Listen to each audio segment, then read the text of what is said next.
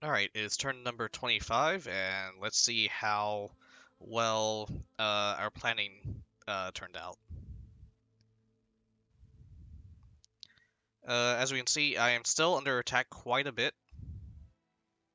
I just got some Earth Gems from Ur, so that's gonna help out as soon as I figure out what to do with them. Let's see. We need more men to breach. Siege. Walls are damaged over here. But our Marigon's god is going to be walking in. Uh, and that will definitely help me out once he comes by. But honestly, Yomi should probably worry about the other threat walking in on him.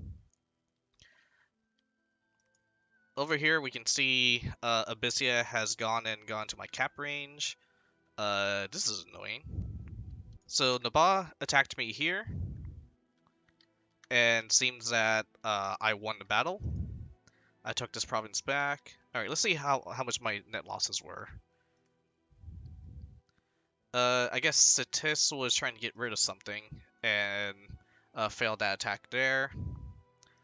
Over here, yeah, I just didn't have anything to fight Abysia right there, and unfortunately, yeah, my large province defense did nothing against Abyssia's army. Alright, my traveler managed to recapture a province, and I'm just going to pump the PD back to 10. And have him take down this province, take this province back. Now, over at Rotterland, seems Rotterland is attacking some of Marignon's provinces. Not much we can do with that, but Rotterland seems to have mostly a Doom stack going on. Make that 2 Dooms.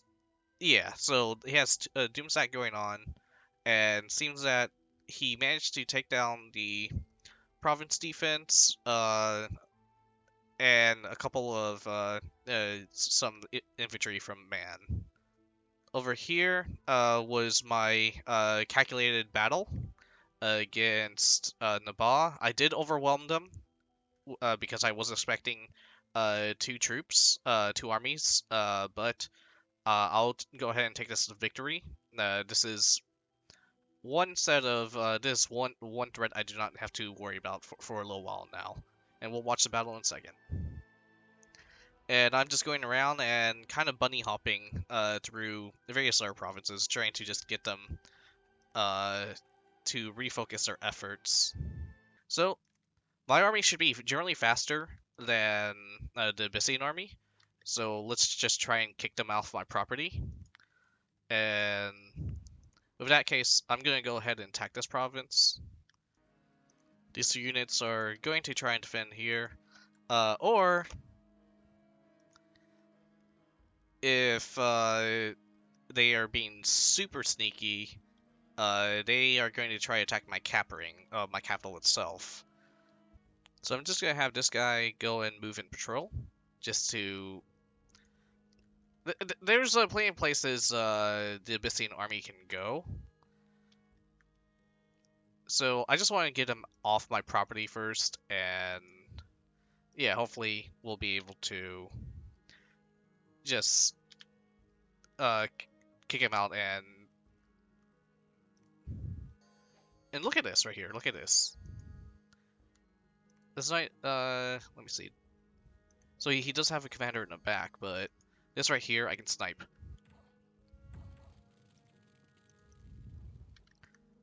So I'm actually going to send this guy right here. And let's start watching the battle with Nabah.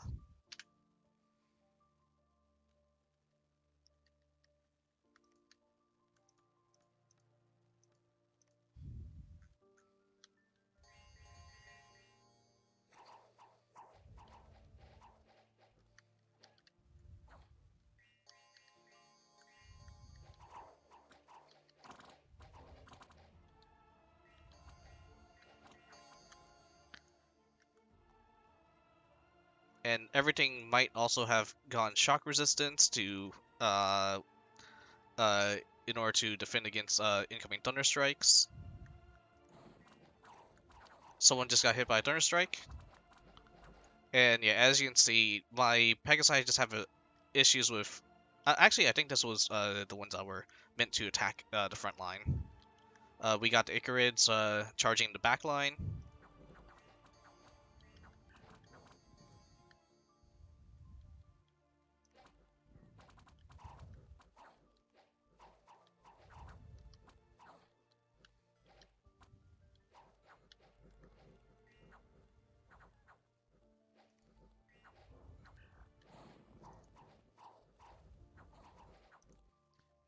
And over here, the Windlord managed to charge in to the back. And is now attempting to assassinate their rear-line commanders. We can see awe is actually taking effect. They're having trouble attacking my Windlords. And my militia have also rushed to the commander line. The commander has been killed. And the Zerg rush gives me the victory.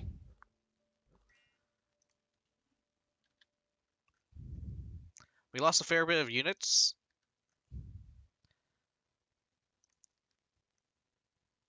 I lost several of my mystics, unfortunately. But the amount of mystics I've lost equate to amount of equate to their Soldier Recruit mage right here. And in the Icarids I've lost and the Wind Riders more than make up for the Mount John guards that were brought in. And in Province of Finns, it's just gonna come back. Yeah, everyone that died was my communion slave. This right here is a battle Ur fought against Yomi. He sent out 25 of his holy dragons. He has only 2 commanders, essentially. And it completely decimated the bulk of Yomi's military. And let's see how this stampede worked. You can see down here, all of the units are attempting whatever they can to get their buffs out. But immediately, these swamp dragons are charging forward as they have already been hit with a divine blessing.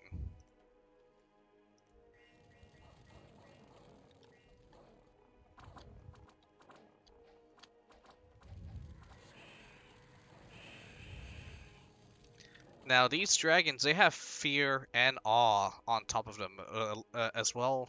They don't have regeneration yet, but we have massive resistances. And they also have 3 attacks per turn. So we can just see they are completely chewing through that front line. Even using Yomi's more elite units.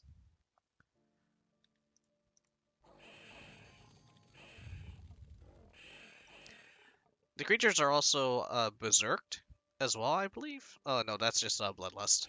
But there is awe on top of these Oni spirits, and they, quite frankly, do not care.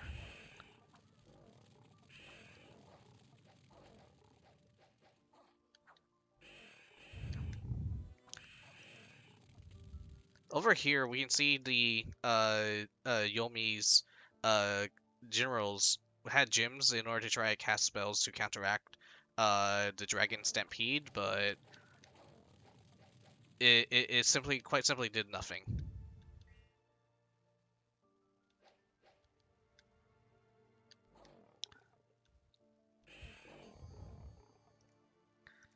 And taking absolutely no casualties, just stomps through Yomi's forces. For science, we're going to take a look at Rotterland's formations. That's a lot of cavalry. And Rotterland is not exactly splitting up his forces. This is the bulk of Rotterland's military. It seems that Rotterland understands to defend their rear line. They seem to have several ogres here in the back, waiting to take in any rear line attacks. We have a Virtue over here, who seems to be the supreme commander of this military. And we have particular units I am not really aware of. These are all mod units, I believe.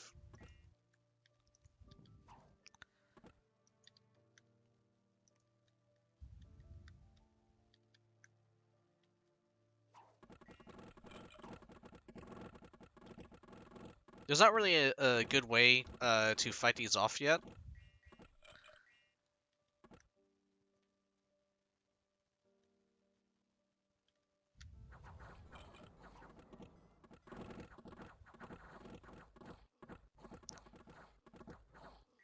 But because Rotterland is not splitting up their forces, they are going to be quite predictable to deal with.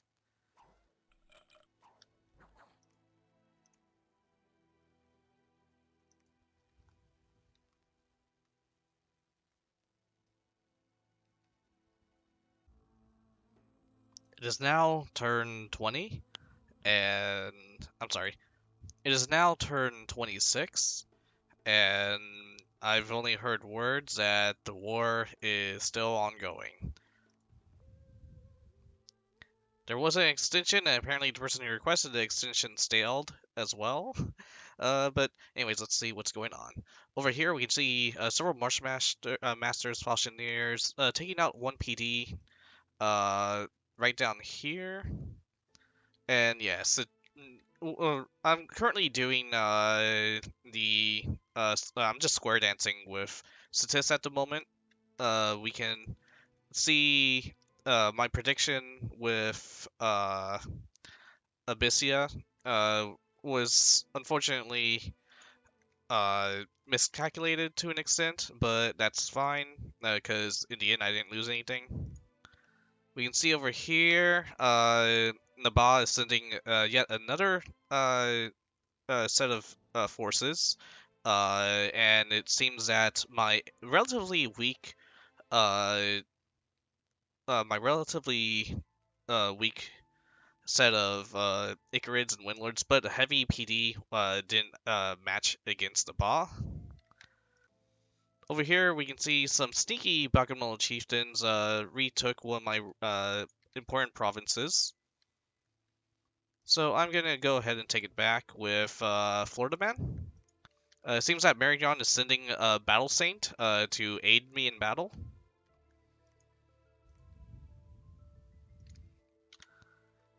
Over here, I lost this province that's supposed to give me a decent amount of income, but it is what it is.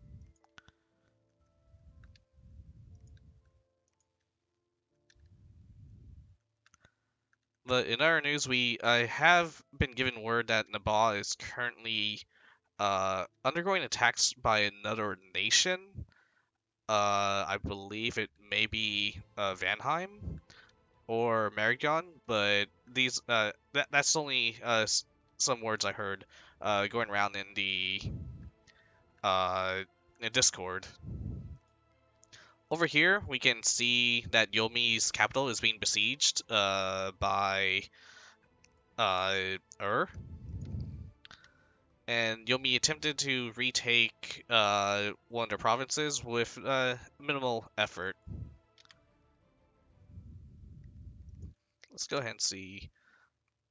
The Swamp Dragons just dominate the...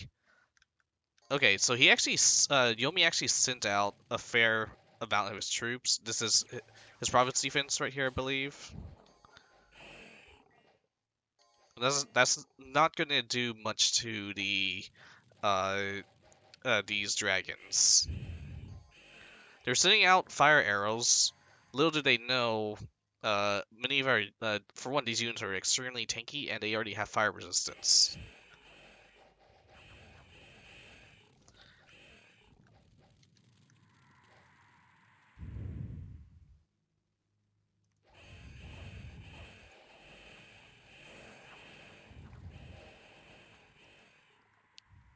Right here, this folk, which I honestly think, yeah, if Yomi wants to have any chance of survival against Ur, they need to send their Dione into the melee.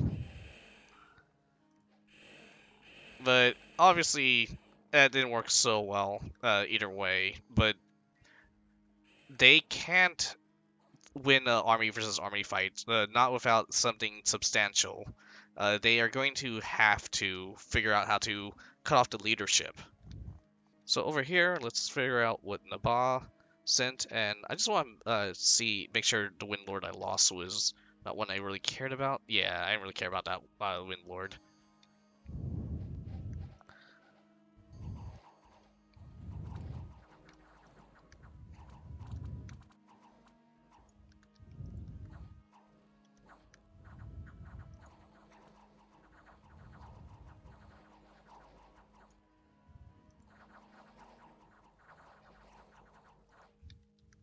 Yeah, unfortunately, didn't go any too much here, but this will be sorted out once I send a better army out at them. I do want to see how well this fight went off, by the way.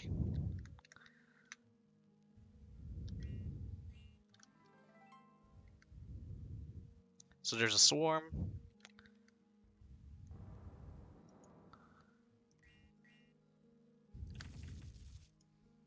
And okay, they're mindless, so Cat's Fortune was not going to do anything.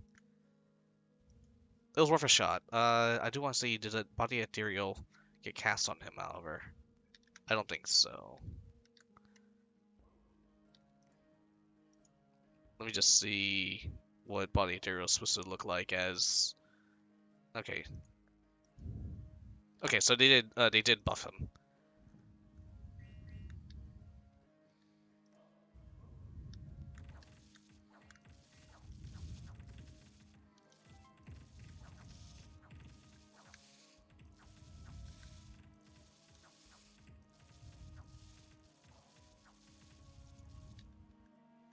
Yeah, it looks like just about all my units survived as well.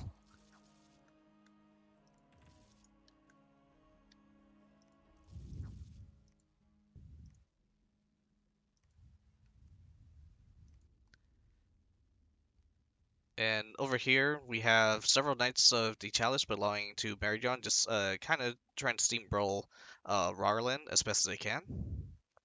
And Rotterland, there's Argartha. I was wondering when they'd show up. Rotterland, it has basically been pushed back to nearly absolutely no resources. The second Rotterland loses these armies, that's it. They cannot recruit anything else. They don't have the resources to get them. They can definitely get the money or the gems, but they'll need their teammates' cooperation on that. So I'm going to try and trap Nabal again. I'm going to ignore Abysia in the meantime. And there's no fight here, so Abysia is just trying to evacuate as soon as as fast as possible, actually. I'm going to try and let them go for now, because I don't think they want to fight my army whatsoever.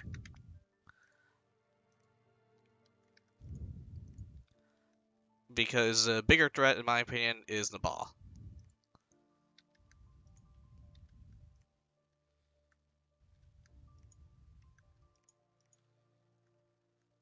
And everything else that's kind of happening, right? Yomi is just a nuisance.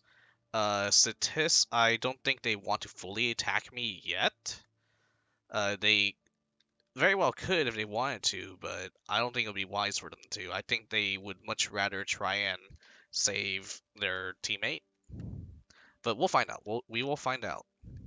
And plus, they have to. They're currently fighting Zabalba as well. And let me check my research. And about I want to say 4 more turns, I will have Alteration 6. And then I can start giant forming my units. But the second I have a ability to teleport units here will be extremely useful because I want to cut off these advancing armies. And right now it seems to be a prediction game in order to move my units where I want them to go. for attacks. And we can see it looks like Naba is moving a couple of units here to try and achieve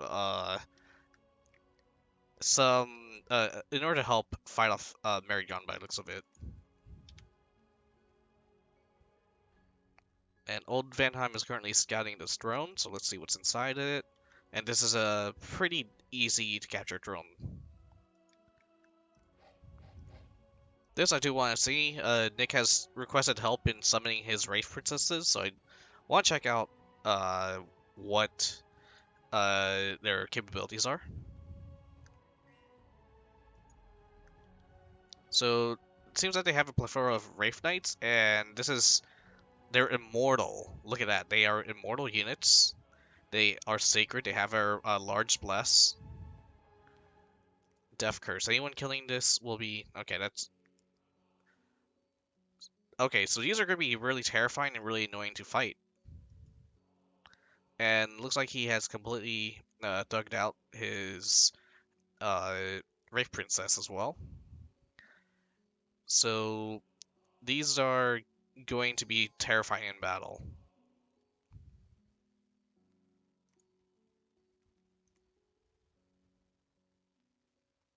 Alright, let's just go ahead and see what the scripting is. Did he change the scripting yet at all? He has not.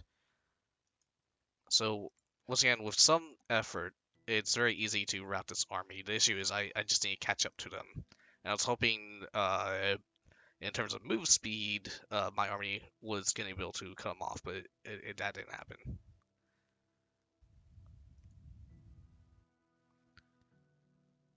Alright, this is LA Ctis.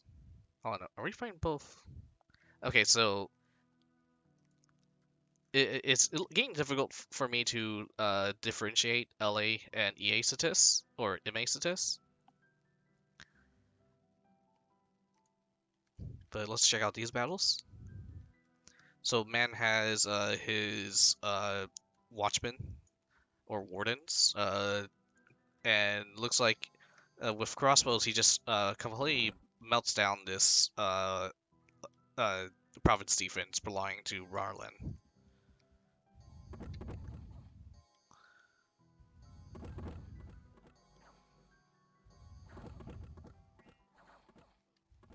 Looks like he lost a couple of units, but that's fine. And here we have late age statists going in. Oh, and they're the ones who have all these Fauchinaires.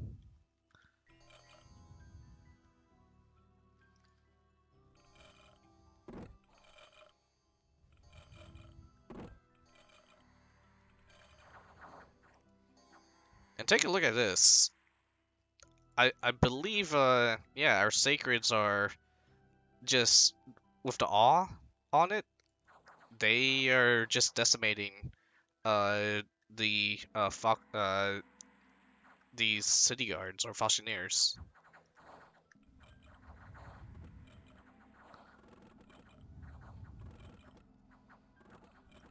And then using Pull from the Grave, we can deal with the undead horde that's coming from the Marshmasters back here. Or the Tomb Kings. See, I'm getting these names mixed up.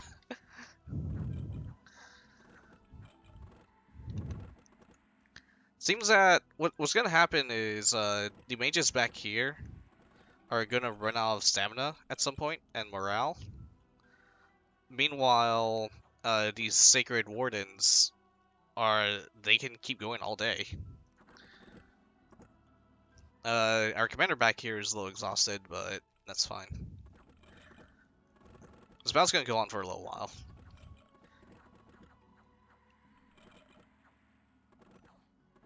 And over here, it seems that the wardens have run out of crossbow bolts and have decided to run into the melee.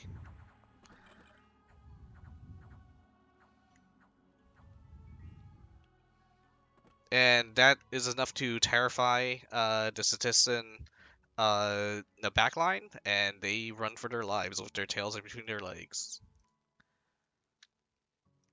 And I believe they probably routed either into the capital or into Agartha's territory.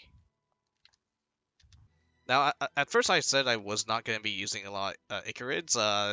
Well, turns out I'm going to be using a buttload. Because I need the mobility.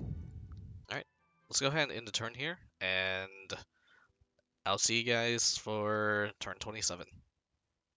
Or the next turn.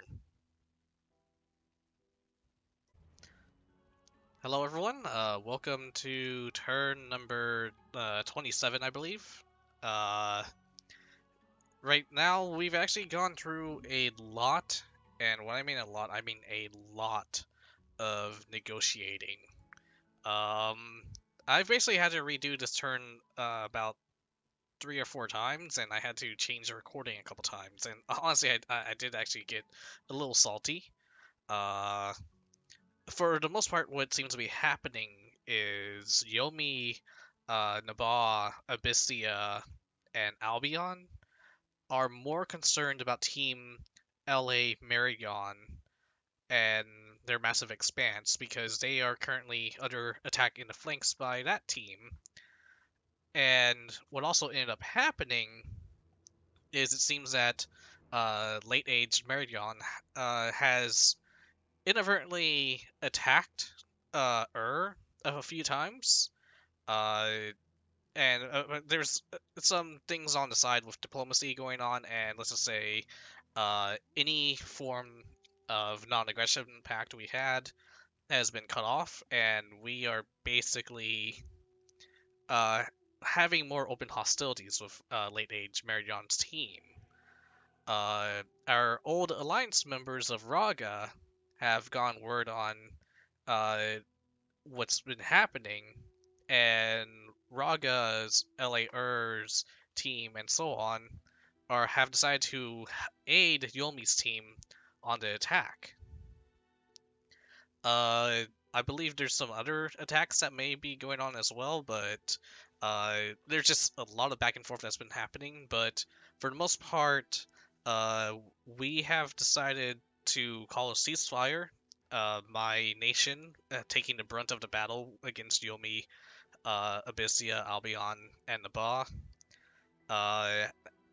They've decided they get to keep the territory that they've claimed, or the ones near my cap circle, and I get to refocus all my efforts on fighting Ctis, Rotterland, and Agartha.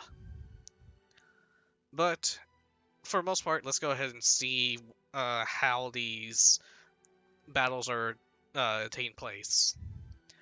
Over here, we can see that Marignon, with 8 paladins, a witch hunter, and several knights of the chalice, have taken down the province defense of Rotterland, and Rotterland's capital is now being sieged again by Marignon. Down in the lakes, we have Nick Knight's late age man team with his completely terrifying Wraith Knights. And they are basically claiming the lakes for Undead Britain. We can see this is the province defense right here. I want to say that's probably 30 points in province defense.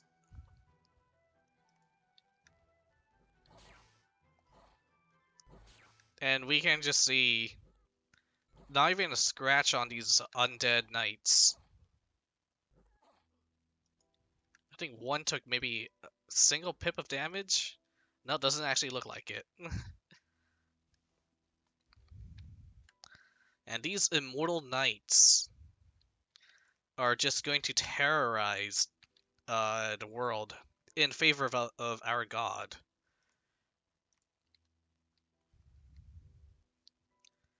Over in my provinces, we still have Abysia being a nuisance, and this right here is right on my capital ring.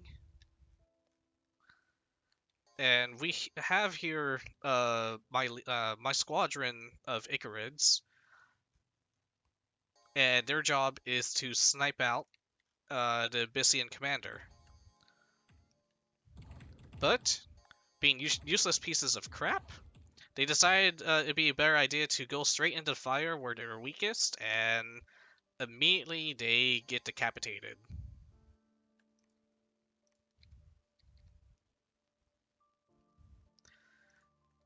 Meanwhile, on the Battle of Yomi, uh, wow, Yomi attacked Ur but was defeated. This is Yomi's main army, it seems, on their capital, 150 units, several Oni bandits, White, Shades, Tengu, everything he had in their disposal, led by one commander on Ur's side.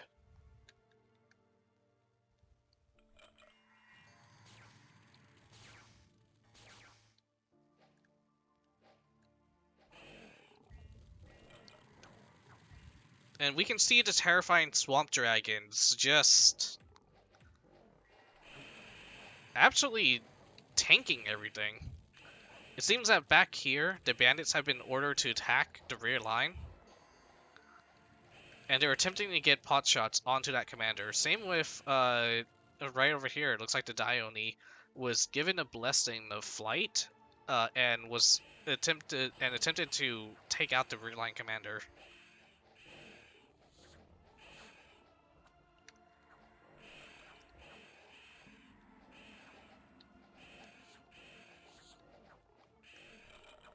We can see the dragons completely decimate the front line of Yomi. And over here, the Dione is having trouble killing these swamp dragons. It seems to have wounded one, but they can't really do much other than that. Looks like one has been killed by the Dione. Another Dione seems to be trying to rush, but is stopped by the dragons. This one was not given the gift of flight, and it looks like it has succumbed to the fear and the morale drain caused by these dragons.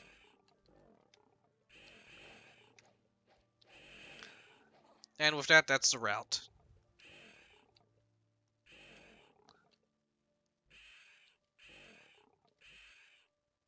It looks more like a Pyrrhic victory. It seems that the commander for Yomi on Earth's side was actually taken out by a snipe, but these dragons seem to be essentially berserking.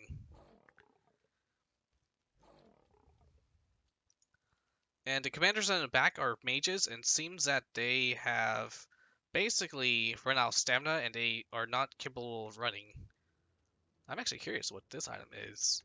This master bears the face grin of Oni and is a chant of wild Oni magic each month, where they get co-Oni. Okay.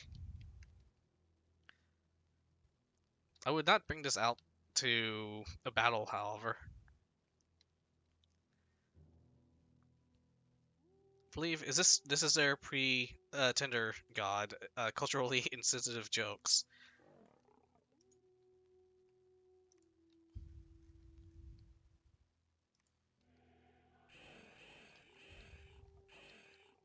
Oh, it looks like that only died by poison, unfortunately. Well, actually, no, it probably turned into ghost form and then retreated. But yeah, right over here, we can see. Actually, yeah, possibly that Dione died in that battle. One Dione was killed, several small troops, most of the Ko-Onis, which were, I guess, they were randomly summoned by the Pretender God, have maybe that's a Pretender God. Most of them have just retreated out of fear. The Konoha Tengu were all vanquished, and same of multiple undead units that were summoned. Meanwhile, only one commander from seems was basically sniped out, and three Mushus were killed.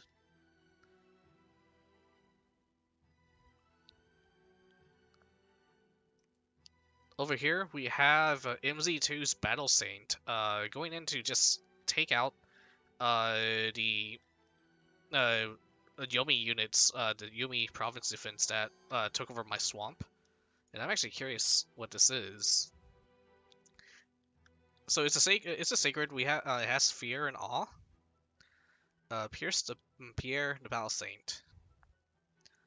He has a promotion. It gets turned into another unit when it gains enough experience. Interesting. Inspirational. Dominion Immortality. The Great Many Saints. I'm just reading through this real quick. So I think this could possibly be a summoned unit. And I'm extremely curious what his actual plans are for it. And apparently, yeah, he's just going. He's just using it to go and take out small province defenses. Of course. And then he just buffs it himself.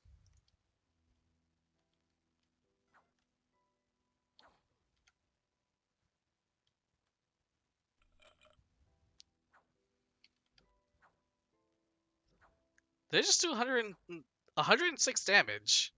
Hold on. The Flaming Sword. It does 3 times damage against undead and demons. Okay, fair enough.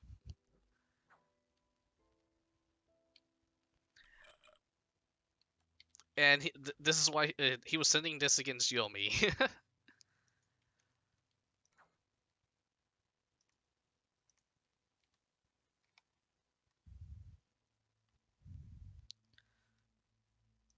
Over here we have another one of Abyssia's annoying movement armies.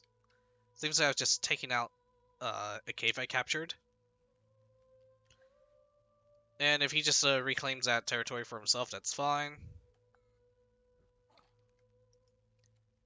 So taking note, he is bringing salamanders, and really, to deal with them, I just need to make sure I bring enough fire resistance.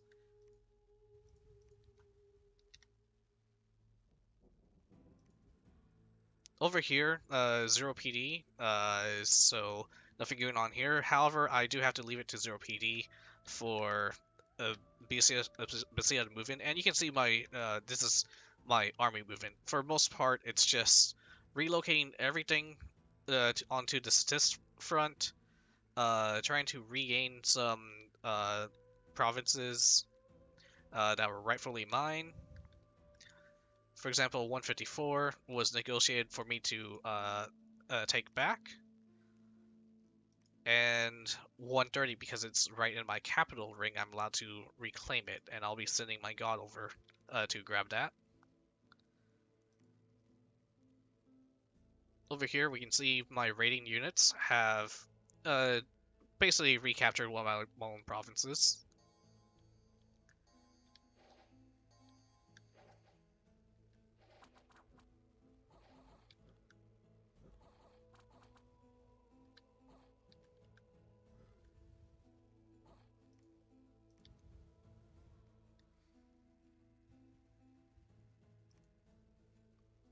On Ur and Yomi, the Mushus were just decimating the province defense. And right here, this is actually what sparked hostilities, I believe. Marignon has attacked Ur, although inadvertently, I believe was their argument. But Ur mentioned they were there prior. So some of the hostilities going on there.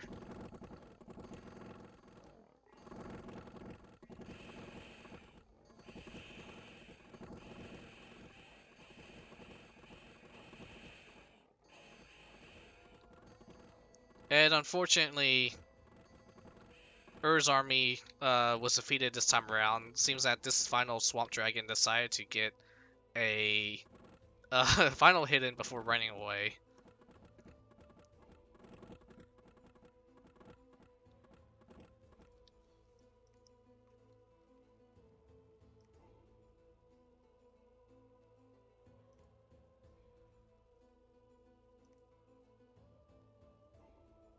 Here we can see how Agartha allied with Ctis and Rotterland are faring.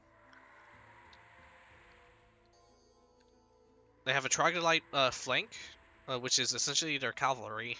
They have magma childs, which are one of bread and butter units. They have pale ones, which are useless.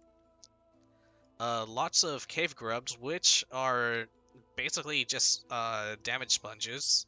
We have cave cows, which are really ugly, and they have corrosive spit apparently. And it's AoE 1, so that's something I do not want to deal with in the front line. They have a commander here in the back, and then they have their mage and oracle in the back as well, which seems to be their this army's main commander, I believe. Well, technically, both of these are their main commander. This is not something my army will be able to deal with very easily. I will have to bring enough Pegasus riders in order to try and ignore the Great Olm Mind Blast attacks. So, but I'm not sure how long it will take Agartha to fully reinforce this line. If some army is able to take this out, it'll be a while for them to be able to come and reinforce it, I believe.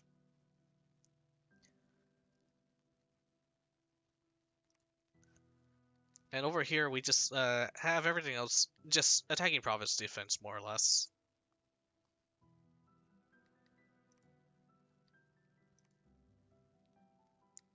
Right here, it seems that a massive Bakemono army I saw earlier finally showed its face. And they basically ran into my main army with a province that I pumped way too much province defense into.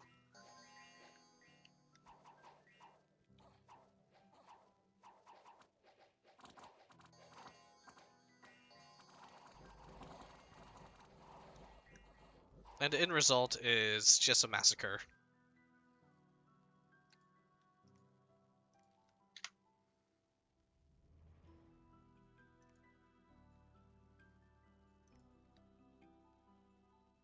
And unfortunately, I did get the mercenary troops here, which I did not need, but that is fine. I'll use them in the future. And we can see, once again, I'm moving all my units onto province 129. I'm going to reclaim 130. I'm going to let the Abyssian army retreat southward back to their lines. Or I'll take 125 if that is the case. We'll find out what their pathing will be. But I believe they want to basically reunite their militaries here.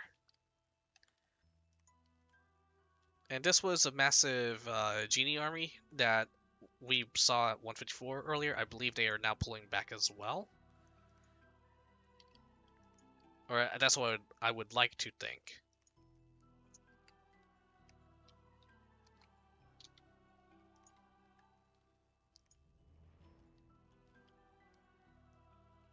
But other than that, there's not much else to say, I believe. I'm going to be recruiting more Icarids, more Pegasi, but I guess one thing I am going to be trying, I'm recruiting chariots. Now these are my heavily armored chariots. They're not the ones with the bow, with the short bows. Short bows actually cost less resources because they are less heavily armored, but they do cost 10 more gold. While these chariots are just a little bit more heavily armored. They cost 9 more resources. I will be trying these ones out. I'm basically going to send them in and bless them with body ethereal and see if they can wreak havoc by trampling on some lizard people soon. We got some spearmen being recruited here. Over here, I recruited more chariots, and they are going to be working with this army right here. This army is going in to reclaim my province from Marignon, and we're going to keep them on hold for attack on Yomi and attack on Marignon when it comes to it, but for most part they will be on standby. And all my forces are going to be they're going to try to make it back into province 129, and I'm going to try and re-equip all of their magical items.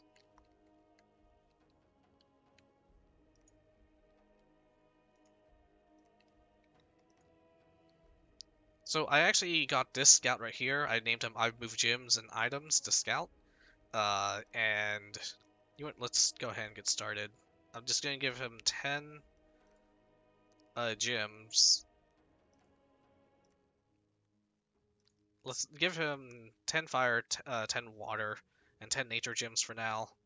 And he is going to be following my army around and supplying them with gems as needed. I given him the ranger boots I could not equip on my guard earlier, so he should be pretty stealthy. Yeah, it should be a stealth boost of plus 20. Let me see. I just want to double check. So yeah, he has a 70 percent chance of not being spotted, and hopefully that helps out quite a bit. He's been ordered to retreat in case anything happens, so hopefully I do not lose these gems to a random snipe. And one thing that's not going to be useful against Ctis is the salt I created. So the salt will be moved into storage as soon as it can, and we'll just have it ready to be used on future armies and future conflicts. After I recruit this Oread, I'm actually going to start recruiting a couple more mage engineers so I can possibly get some of my more interesting construction spells working in the future. But for the most part, I'm going to rush to Alteration 6 as soon as I can, go straight into Conjuration 5 so I can get Howl, and then we'll get our construction back up. Alright, I think that's it for this turn. I'll see you guys for turn number 28. Hey, what's up everyone? We are now on turn number 28. Last time we had peace treaties go on about, so let's see what's going on. Hopefully, Abysia is only moving their troops through the agreed territories. But I am fully expecting Ctis to maybe attack, but it looks like they're not.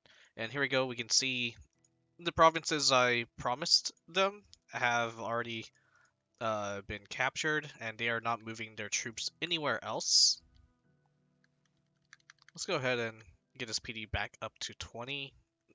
Massive cost in gold right now, however. And yeah, one of the main downsides is they've captured a lot of my greenery. And because we now have a peace treaty with Yomi, I can't go and swoop in this territory. But Ctis, Rotterland, and Gartha are ripe for the pickings. And as we can see here, I'm currently preparing my troops to go in and attack. We even have Marignon, and I think this is Man, actually. This is Man's army is currently moving to overtake the water provinces. So let's go ahead and read the messages. I captured 4 blood slaves, nice. And Nick Knight's army with a Sacred Long Dead, interesting, are going in and just capturing provinces. I do want to see. That's really interesting that he gets Sacred Long Dead. I'm curious how he summons them.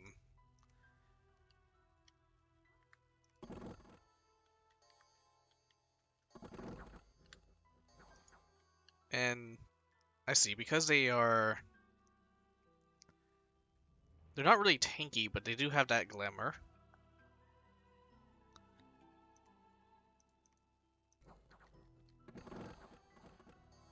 And I'm just gonna...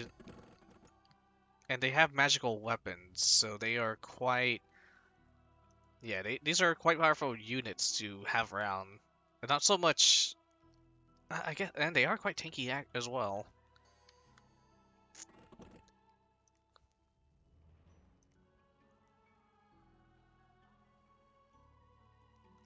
Let's see, over here, yes, I believe this is, yeah, that's Abysia. Let me retake that province. Over here, with a low amount of PD, Nabal let me retake my province. It's not that great in old Arcoscephale. Now that I have more sloth scales, I guess that was a little bit of a dip in my uh that's probably why I don't have too much gold, because it was a 100% negative on tax. Let me read this. Fragor has been traveling through the land.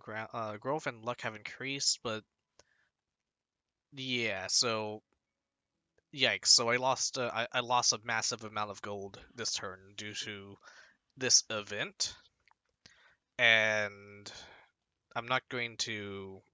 It may take a little while for my scales to go back up to normal.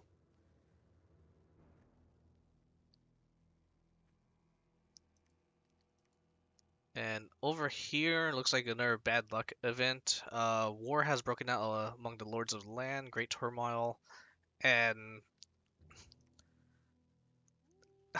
yeah, so we lost another decent gold producing province. This province was giving me about, I'd say, yeah, close to 100 gold. Now it's only giving me 60 gold because all the sea people were fighting each other.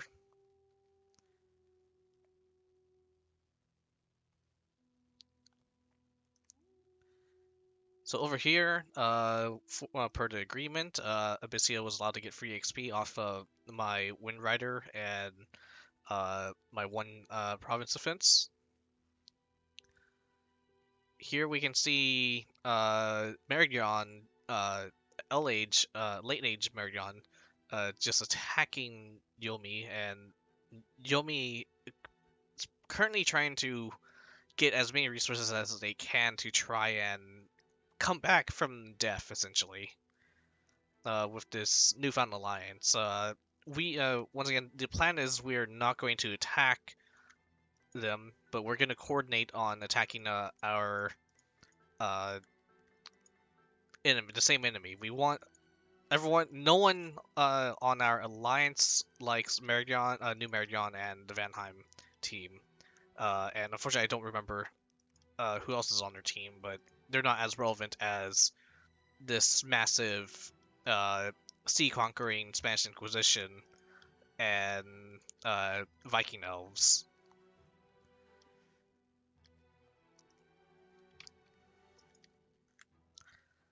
And right here, I believe what's going to happen with Ur, they're, yeah, we have Ur's Florida natural wildlife right here, and he's going to be grabbing his sacreds and possibly either walking in onto Marignon or just pulling back all his troops.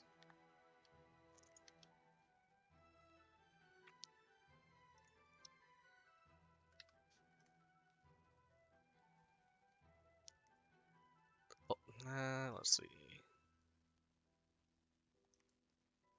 No idea what.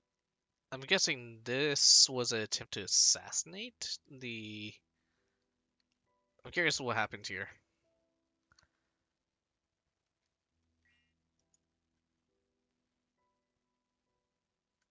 Defense organizer? I'm gonna guess this was a scout that was moving around and just happened to walk into the province that was captured by Nick Knight's very terrifying Wraith units.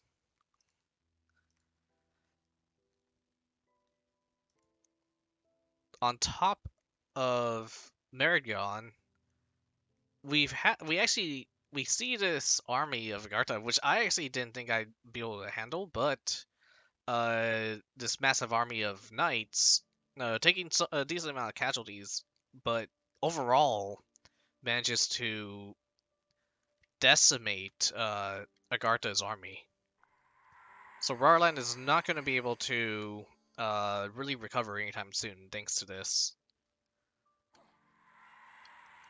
Yeah, the ancient Ohms, with the Mind Blast, really something I do not want to deal with. But MC2's army had just enough units to essentially tank out the Mind Blast.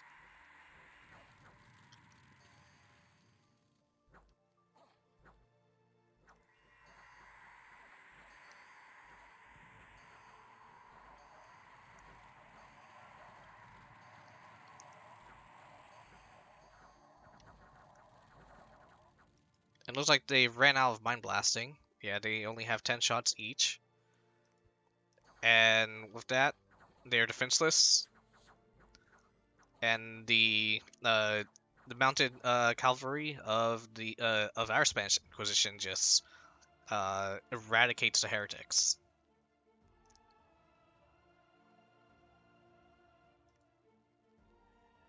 And over here, it looks like this Wraith Lord is Thug chassis. Yep. With armor-piercing weapons, a astral shield, essentially, and marble armor, which gives them stone skin. That's extremely useful, so they are going to be resistant to a lot of uh, a lot of damage. They have 25 protection. Not the best HP pool, but enough to get the job done.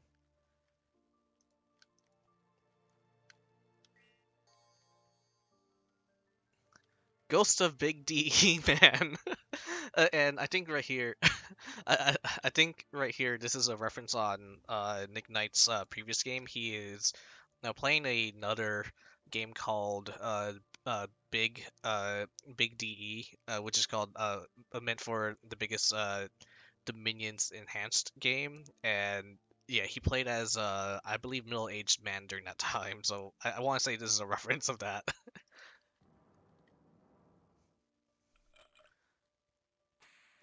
Interesting, summoning a horde of skeletons. Ah, probably to tank out the water blasts.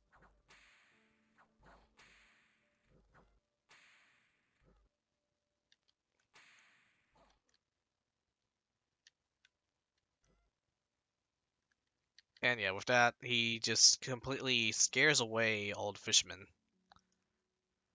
Yeah, with fear and awe, Province Defense is not really capable of dealing with this, but I believe the water strikes could have done damage to the Wraith Lord.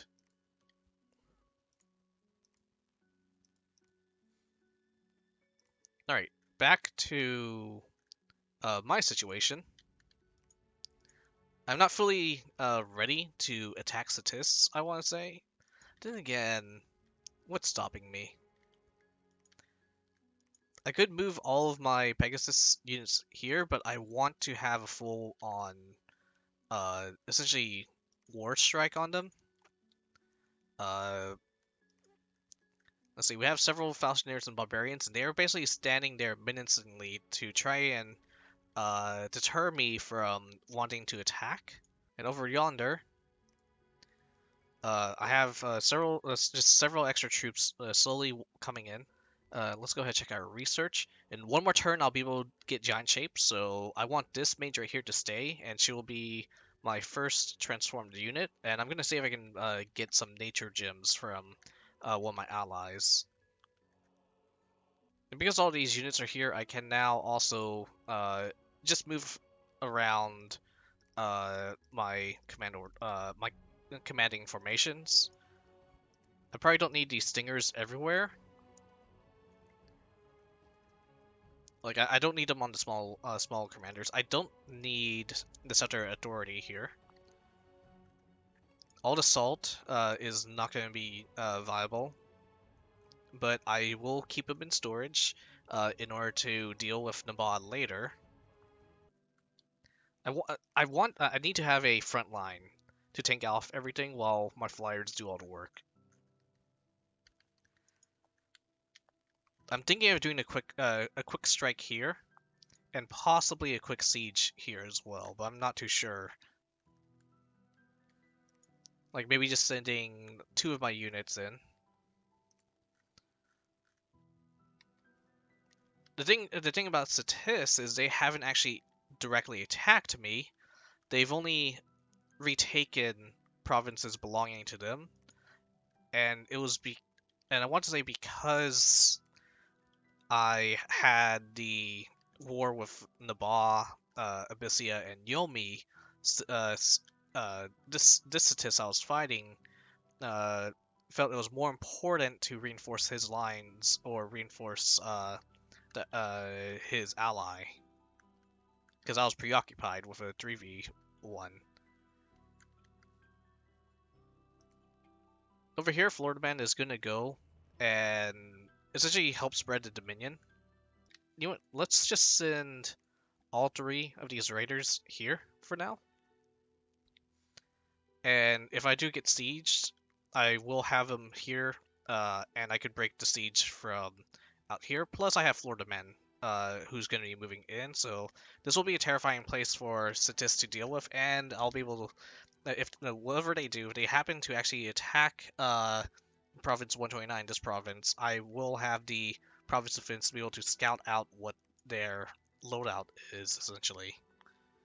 This is something I need to see. A large number of living soldiers are transformed into rock-like beings of primal elemental power. Those affected will swell in size and gain strength and HP. Stony forms will be highly resistant to physical attacks and the elements, but it will cause them to burst and break any armor they're wearing, leaving only pieces providing minimal protection. Even forged armor using gems will be destroyed by this effect.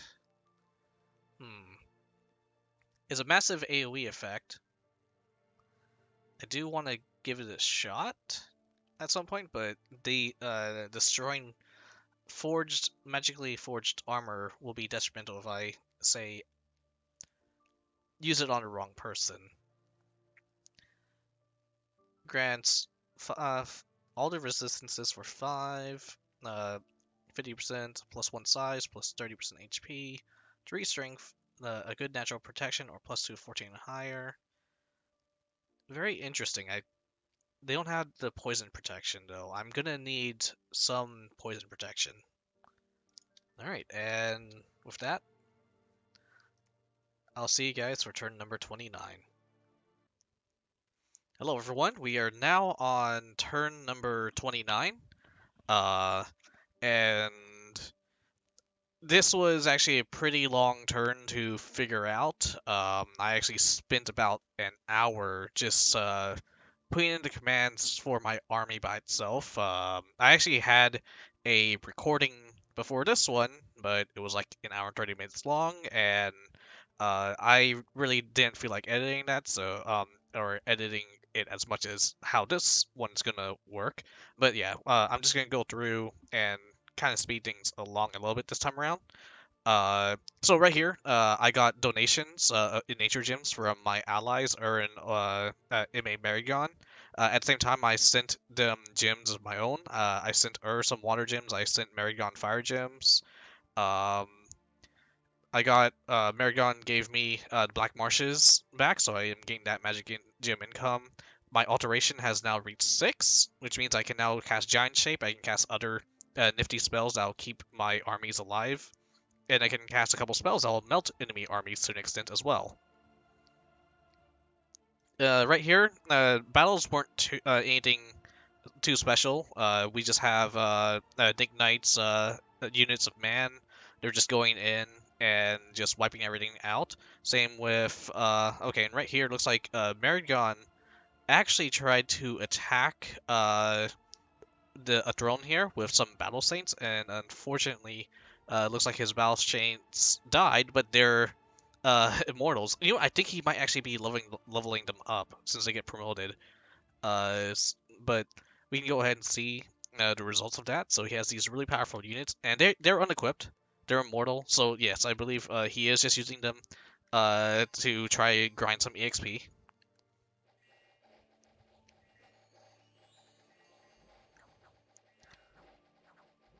One of them just ran away. And we can see, yeah, they are fighting off the enemy quite well. At least holding them off, so they're somewhat tanky. And imagine with like actual equipment, they'll be extremely powerful in like just overall capable of defeating armies, I feel. Let's see, where do you look to that? Over here, I sent several units to just capture a province from Ctis. It was overkill, but it secures it for me. And the thing with Ctis is they are basically paying no attention to me. I think they still think I'm at war with the neighbors, and I want to believe they also trying to focus on saving their ally, Rotterland, which is currently under siege by Man and Marignon. Nick Knight's Wraith Princesses and Wraith Lords are just soloing provinces, and right here Ur is also just capturing some indie sites. I believe he's retaking, yeah, he's retaking a province from a bad event. Me on my end, the province I took back that's in my cap ring, I shoved 20 points in province defense, was attacked by knights, and the defense did nothing. So that's annoying. That's really annoying. Uh, we can go ahead and see, yeah, right here in my cap ring, 76 gold down the drain. So I'm gonna have to recapture that, and I'm sending some units to go and take them back. I just got this guy. He recaptured 106 from Abysia, since we now have a uneasy alliance, but an alliance nonetheless. Over here, sitting my mages are currently sitting on top of the castle walls, and we're just watching late age Marignon and Yomi dish it out. And at the moment, I'm actually rooting for Yomi, since we have this once again. We have a bit of an alliance going on now because Marignon's the massive threat, late age Marignon to be specific.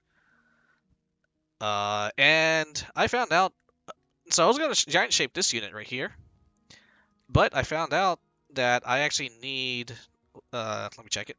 I need alteration number, or I need nature magic 4. I only have nature magic 3, so I'm changing my research to go straight into construction 4, so I can build a booster that will give me nature magic 4, and I'll start getting my giant mages. Right here, I'm just getting another mage engineer, recruiting the usual units to go do what they want to do. I'm just sending this mage out to site search since now I have some breathing room. And you can obviously see I am now sending all my units to attack Ctis. And we can see we can see Miglin is pushing into the Ctis as well. So we are going to do our best to eat up this entire enemy team, and then move on to broader horizons.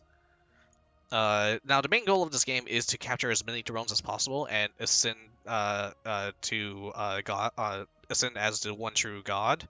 So we are going to do our best to grow as big as we can and then snipe out the drones as fast as we can, so we can end this game as soon as possible. And things can drag out, as some of you may know. We can see I have this massive army just sitting here on this fort. They all equipped. They are all scripted. I got these mercenaries who I never really got to use, unfortunately. But I'm gonna kind of send them out on a suicide run in a way. Right here, I'm going to try and siege these forts. We can see Ctis is moving all their units to try and protect Rotterland, but they're not paying attention to me, so I'm going to tell them, hey, by the way, I still exist. Right here, we can see Man and my ally Marignon has just completely conquered Rotterland. Right here, we can even see a confluence of Marignon Knights and Man Knights, all just kind of like partying right in front of that castle, siege equipment and everything. And this castle is going to go down soon, but I believe, reading the team chat, unfortunately, our alliance is partying a little bit too hard here, and they're starting to run out of food, so Man has decided to let Marignon handle this battle, and yeah, most likely will succeed in capturing this fortress.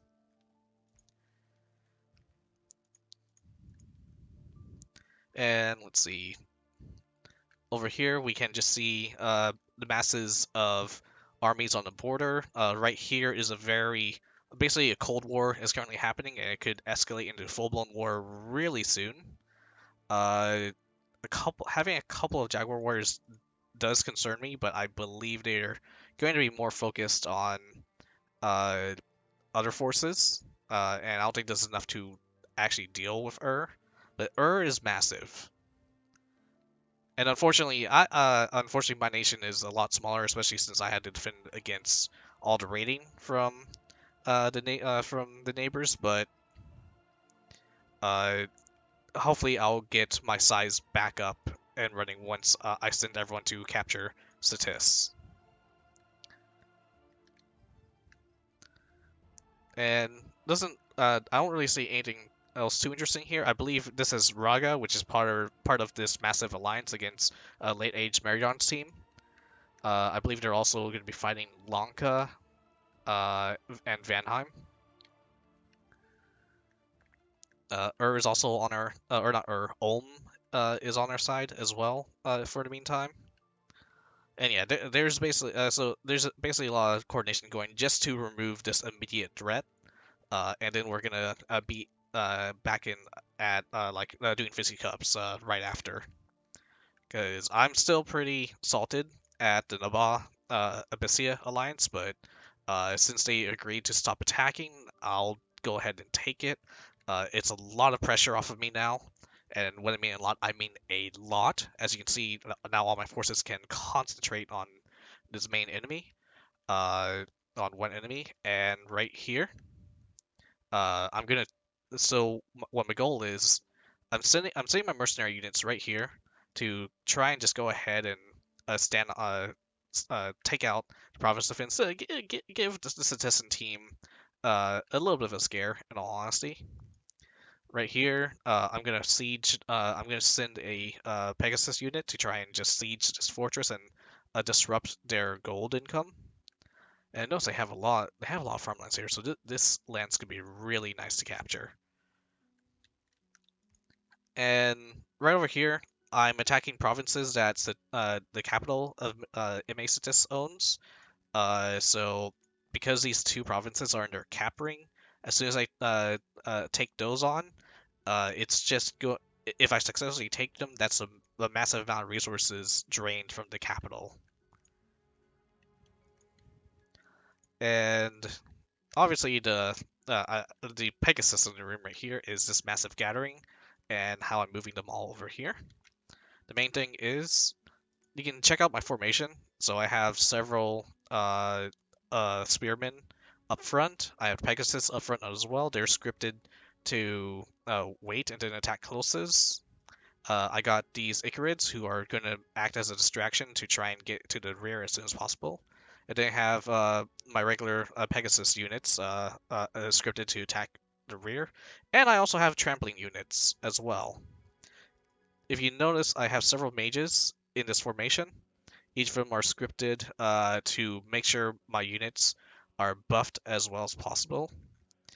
This fella right in the center is going to be casting Iron Warriors. This guy's casting Body Ethereal, Iron Warriors, Warp Armor up front, and this mage might have some abilities too, but I think I just want Warping Armor. This is going to be really good to remove any heavy armors that this is most likely bringing. This guy, he is commanding his squadron of flyers. He has a stinger, so he'll hopefully snipe out, with a lucky attack, kill some heavily armored targets in the back line. He's also commanding the tramplers. Over here, this guy is commanding once again the same rear line attack units, and then this contingency of Pegasi will be meant to attack the closest, so I want them as tanks. Right here, I have a communions going. Like as you notice, I do have a lot of astral mages, but not all of them are going to be using communions because Body Ethereal is a quick cast spell in a way, and it will basically just and I don't need more than Astral 1 to do them. So like I don't find too much reason to have my mages here like in the communions. And plus, communion slaves will explode immediately, like if I have too many masters. So this fella is going to be a communion master. He's going to cast Battle Fortune right here in the front. The Battle Fortune is going to give a decent AoE of units luck, so they are less likely to die. He's also going to be spamming Body Ethereal if he can. I have an Ur Communion Master. My Lizard Shamans are coming into place. They are larger than usual, so they have 16 HP, size 3, because they're sacred, which is really nice. They will. This guy will cast Personal Regeneration, which will transfer onto any Communion slaves, and he's going to spam Wooden Warriors to try and make my units a little bit bulkier.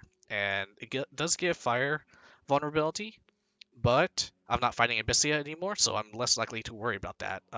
Against Ctis, I'm more worried about fighting poison. Over here, this mage is casting False Horror. Honestly, I never used this spell before, so I just wanted to try it out.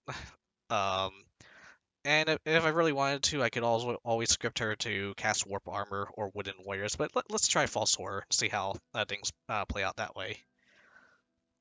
Body Ethereal here. He has Fire Magic as well, but I think, yeah, there's not too many great spells, I feel, with Fire on down this line that I can really use. I guess, yeah, Unforged Iron Armaments would be nice, but I'm already casting Warp Armor a bunch, so just Body Ethereal and then Frozen Heart to just try and take out a couple of units here and there. Let's see, Body Ethereal, and then I have him actually going into the Communion Master after 2 casts of Body Ethereal, then casting Destruction to get rid of armor. Most importantly, I have this mage right here. She is casting Elemental Form, and I'm just gonna be stacking several. Yeah, I'm just gonna be stacking several buffs on them, and they are gonna be extremely tanky. Now, killing ability, I don't think my soldiers have too much killing ability, but that's where destruction, warp armor, and everything will come in, and hopefully my sacreds attacking the rear line commanders will make battles go by faster. And yeah, that's basically how it is. I have a heretic right here. He's just going to spread heresy on the enemy dominion, so hopefully my dominion will spread better. FloridaMen, I'm actually just sending him to go into a nearby province to site search it, and try to get some def gems going. Let me see what else. I have a couple of mages casting Manifest Albedos. After looking it up, they are actually white eagles that when they attack, they do an AoE attack that basically demolishes undead. Fighting Ctis, they have a tendency to cast hordes of skeletons, and most likely they also have foul vapors. I don't have a counter for foul vapors at the moment yet, unfortunately. But for the hordes of skeletons, these albedos are definitely going to come into play, and they will definitely help clear out the hordes. Let's see, what else? I have this guy just researching for now. He's forging owl quills. And looks like research up to wazoo here. And yeah, this province that's been recruiting lizard shamans is really useful. Let's see, you don't need that. Let's go ahead, get Mystic going. And I'm low on gold, unfortunately. So hopefully, and that's because I lost so much of my farmlands due to this war, and I'm just gonna take him back through Ctis. I think that's it, really. One thing I do need to build is a Clam of Pearls.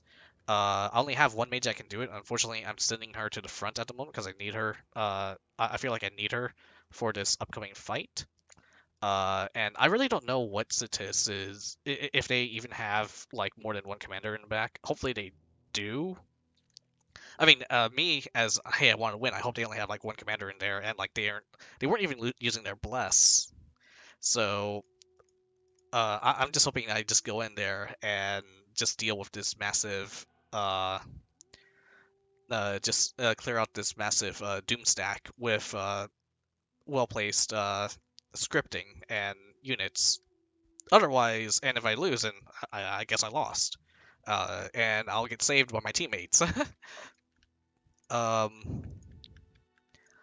So ideally, I'm gonna cut off the statists here, and then I'm gonna start capturing as many provinces as I can while my main army fights their main army. And from that, Ctis will likely not be in a very good position, and I'm gonna have us all these mage engineers that are just like kind of, or not mage engineers, just regular engineers, will be really useful for their castle siege bonus, and I'm just gonna start taking down the fortresses one by one as my team begins walking in as well. We can see Argartha, I believe, is right here, and late age Ctis is probably somewhere around, okay, right around here. And yeah, Rotterland gets conquered. Probably middle-aged Ctis if I play my cards correctly. And then Agartha, late-aged Ctis, and then the rest of the game. And we'll deal with problems as they show up, such as late-aged Marignon, and any possible potential alliance betrayals. And yeah, I'll see you guys for turn number 30. Hello everyone, and we are now back with turn number 30, and once again I have already gone and did the turn beforehand. This one was a little bit shorter in terms of how long I had to do everything compared to last turn, probably because, you know, all my macros were basically already done, and immediately we can see uh, my team is launching a massive attack against the enemy nations of Ctis, Rotterland, and Agartha. It seems that I have half of the attacks going on. A couple unexpected events, we'll read those in a second. The mercenary group I hired has left, that's A-okay. And let's see, and it looks like someone else has claimed a throne. I'm not going to read pretender names just in case it's one of those names that could get me banned for reading. So over here, for the most part, my raiding parties have been doing a-okay with minimal casualties. Right here, this was against the indie against those knights that decided to attack me. Only lost one Wind Rider, so that's excellent.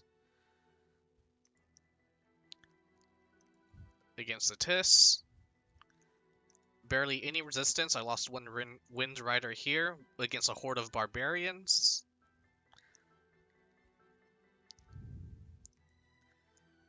We can see Battle Saints. Let's go ahead and see how these Battle Saints like kill these units, and same ordeal. They're size 4 now by the looks of it, or unless they were always size 4. Still trying to get that promotion, I believe. I'm not okay, and they only have like 3 XP. So yeah, MZ2 is just trying to level them up, and I guess they evolve into a new unit. I'm really not sure, but the fact that they were mortal, he can just keep grinding specific armies or like or independent units, and they'll level up eventually. And he's been asking in chat for any way to increase his EXP, like the champion skull, or if our alliance has found any form of uh, magic site that would allow him to gain XP levels. Over at Yomi, we can see Yomi managed to fight off Marignon, which is excellent now that Yomi is on our side. And plus, I have a soft spot for Yomi. I really would like seeing him do good. And right here, the next thing is, why is it that the Marignon only had like crossbowmen on a capital siege? I guess he was not expecting Yomi to actually do anything, perhaps. It looks like he has lifelong protection over here. The Blood Mage up front. And we can see the crossbowmen immediately decimate like the free spawn Ko-Oni.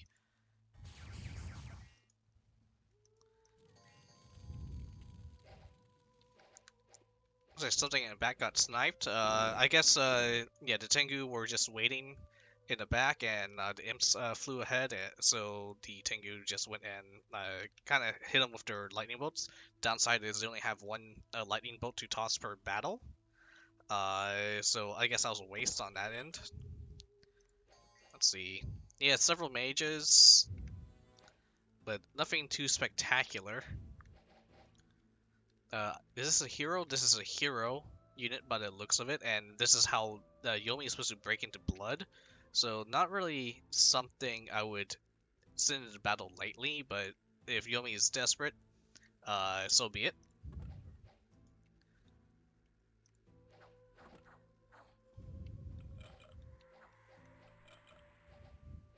And I want to say I believe the Tengu here do the bulk of the work in this battle.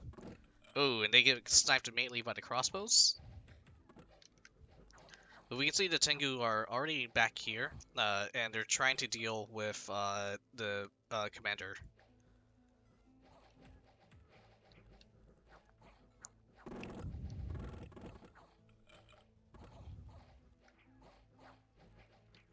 It's taking a while to take out this commander by the looks of it. He's doing everything he can to survive, bob and weave, and I believe right there he was just beheaded, possibly by the Onishogo.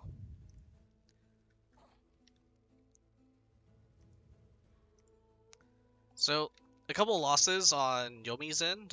It was a free spawn, one set of bandits, the Tengu, which unfortunately are a extreme loss in my opinion.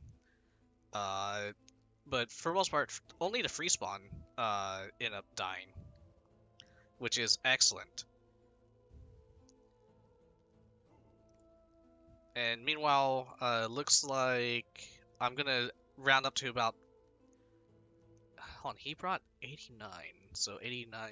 So this is 1,000 gold, roughly that Marignon brought. Uh, we got a hero and a bunch of free spawn. And yeah, I want to say Yomi had, yeah, in terms of economics, Yomi has got a massive victory over Marignon here.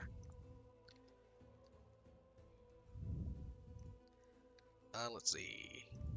Over here, Wraithlord is rafing, and the Wardens are actually pushing into the cap ring of Agartha.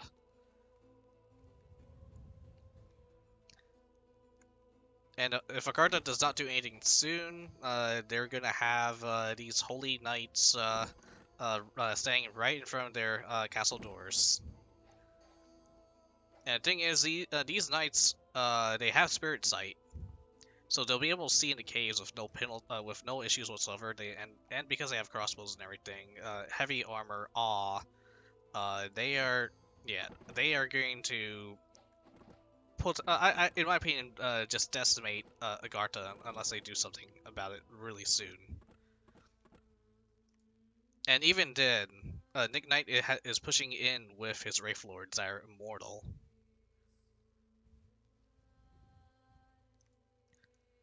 Over here, we can see Naba going to war against late age Marignon. Pretty good formation here, and we can see he adjusted his formation for Marignon before he had units in the back here that was protecting his mage, but it looks like he doesn't deem that necessary in this case. And we just have a massive line. If late age Marignon starts bringing, actually they will bring in flyers because they are going to have imps being summoned. Uh, I would still have maybe at least one or two guards in the back there. But over here, it's I want to say it's a pretty good formation, but another thing we can see is he's not blessing them, and he's just solely relying on them casting their own. They're basically just holding Drew stats alone, and a really good player who can see this and easily counteract it. Like, for example, if he went against me and I saw this, I would just send like 3 squads of Pegasus riders just to jump in on to the Malika here, and then this entire army's routed. Or another thing is, yeah, everything's not blessed here. If you have a proper front line, you could get rid of. I mean, you can do something to maybe cast mist or something that would obscure all these arrows, so you don't have to worry about them. You could just bring in like some magic to deal with all the John guards, you know, and if you're not careful with a formation like this entire army's just gonna die immediately. Like they're winning, they won this battle obviously, and this is only against province defense. But like if this happens to jump across another army, or even a thug chassis that has thunder resistance and high defenses and AOE attacks, I don't think Nabal would be able to fight that. So eventually we'll see who prevails in the end. Because Nabal is currently my in quotation marks ally, and going against late age Marignon for like in this alliance, I'm gonna root for them. Some unexpected events. Death gems, nice. I've been needing them. And over here, several soldiers have joined my army. Okay, the downside is I have to pay for upkeep now. Some barbarians attacked the province defense of Nick Knight and took it over. That happens all the time. We started destroying the fort here, and yeah, we can see I've captured several provinces on Ctis's end. I'm currently under capping again. I'm doing my best to take over all their economic regions. They are still ignoring me. They just moved over here. I'm currently sieging here with a commander. He's just gonna stay on top of it. And something, and yes, I have a skeptic moving in, and he's just going to bring that Dominion down. This guy's going to be sneaking around and trying to remove that Dominion as well. These three raiders, now that they got rid of the Knights, they're going to go and take over as many of these provinces as they can. I also have another unit that's just going to jump on top of this fort in case he tries to break it off. Just to deal with the commanders and be cheeky that way. Let me put one guy right here. I have this champion. He's just going to move over to his fortress to pick up some units. And over here, we have all the lowborn soldiers that were recruited. And I'm going to use them. I'll definitely use them. Like, it's not militia. It's actually something, I want to say, somewhat decent. And we're actually going to look into my massive army battle in a second. That went against the PD, and see how the blesses worked. In terms of research, I have now hit construction 3. I'm going to be hitting construction 4 next turn, and then I'll be going up conjuration and enchantment, and I'll just figure things. I'm really not sure what I'll be doing with enchantment, and I haven't even touched evocation yet, and we'll figure it out as we go along. Over here, my Melissa is just waiting to build the temple. And around, I'm actually recruiting more Melissas because I need this disease, all this healing for the Dominion of Ctis, because they're just going to be diseasing us as we're marching through. One thing to note though is Nick Knight forgot to move his troops off this fortress, and MC2 is actually pretty salty at the moment because several of his a good chunk of his army is now diseased because of the low amount of supplies. Since yeah, they're all it's all just been eaten and dried up there.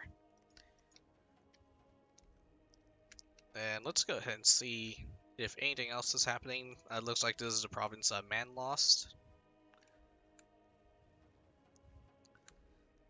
Unfortunately, we don't have scouts everywhere yet, so we can't see all the battles, but let's see. And we got Jaguar warriors here.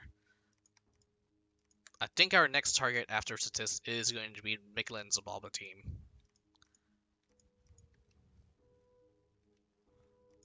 There's the god belonging to Aaron Zeminir. And I don't have much else to say in that regards then. So I just changed the scripting just a little bit for this army, and that's just right here. This guy is now going to be a Communion Masters, and I'm going to have him casting Legions of Steel, AoE 25 plus 3 protection to all units in his AoE, so a good chunk of him will be buffed, and he'll keep buffing hopefully once battle fully commences. Let's see. And I'm moving the White Eagles, the Albions, with the Purifying AoE attacks against Undead. And they are ethereal. They have low protection, but I'll try to buff them before they go into battle. And yeah, hopefully they'll help out. Like, they're not going to be perfect, but they'll definitely help in a battle, especially if Undeads start getting involved. And she's going to be casting protection on everything around her. And once again, it does give fire, a lower fire resistance, but I'm not dealing with fire at the moment. Over here, and yeah, for the most part, she's just here to help heal my units. And let's go ahead and check out the battle over here.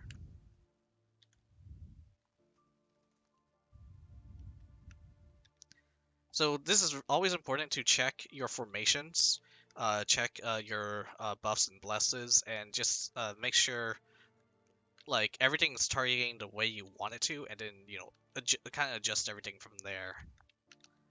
So we can see all my Pegasus, every single one of my Pegasi are just kind of crowded around here.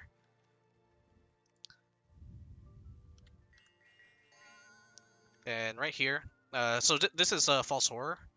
They have 1 HP, they have no protection, they're ethereal, they kind of teleport around, but they have this, I think, I'm really not too sure, it says magic resistance negates 0 damage, but then it says 10 right here, so either they do damage or they don't, I'm not too sure about that, but the most important thing is they are fear units, and the way MZ2 said to me, the false horrors are basically going to Scooby-Doo some enemies. So, once these false horrors kind of show up in mass, the entire enemy army will hopefully like be too scared to fight. And over here, okay, looks like these units actually got blessed by like Barkskin or Wooden Warriors, I think. So extremely weak to fire now, unfortunately, but super tanky now, and they're flying. Over here, we can see my front line. They got hit with Iron Warriors, so they have 25 protection, and they're ethereal. Now I haven't put a tournament to giants yet, so we won't see all the stats I want to see, but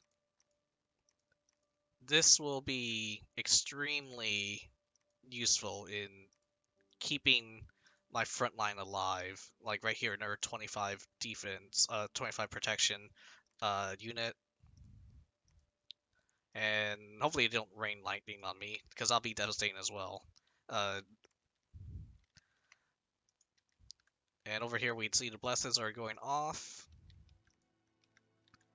I turned this guy into ethereal chariot, and let's keep going.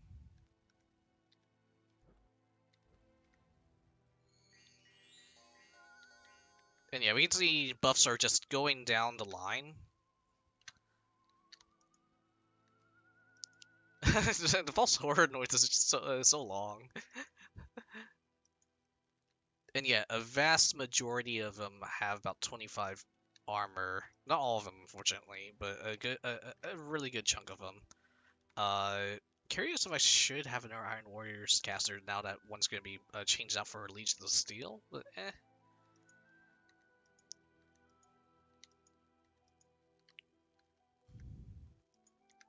But for the most part, my front line is definitely getting buffed the way I want them to. Uh, Unfortunately, I think Body Ethereal is kind of missing the mark around here, since not all of my chariots are being buffed. Yeah, it looks like the mages decided to buff themselves instead.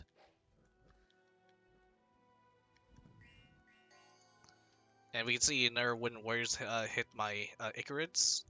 And it seems that they also hit some of my Wind Riders, but I'm not too sure, because they kind of flew off before it went.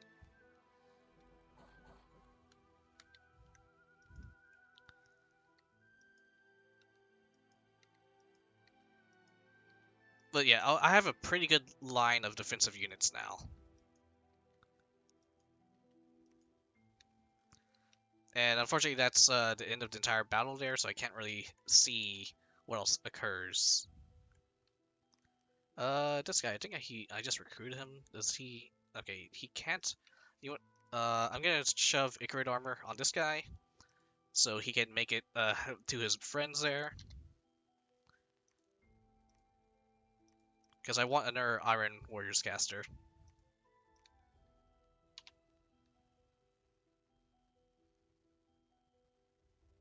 And let's just see what else he can cast, just in case. And he can cast Frozen Heart as well, so that'll be how he handles incoming enemies.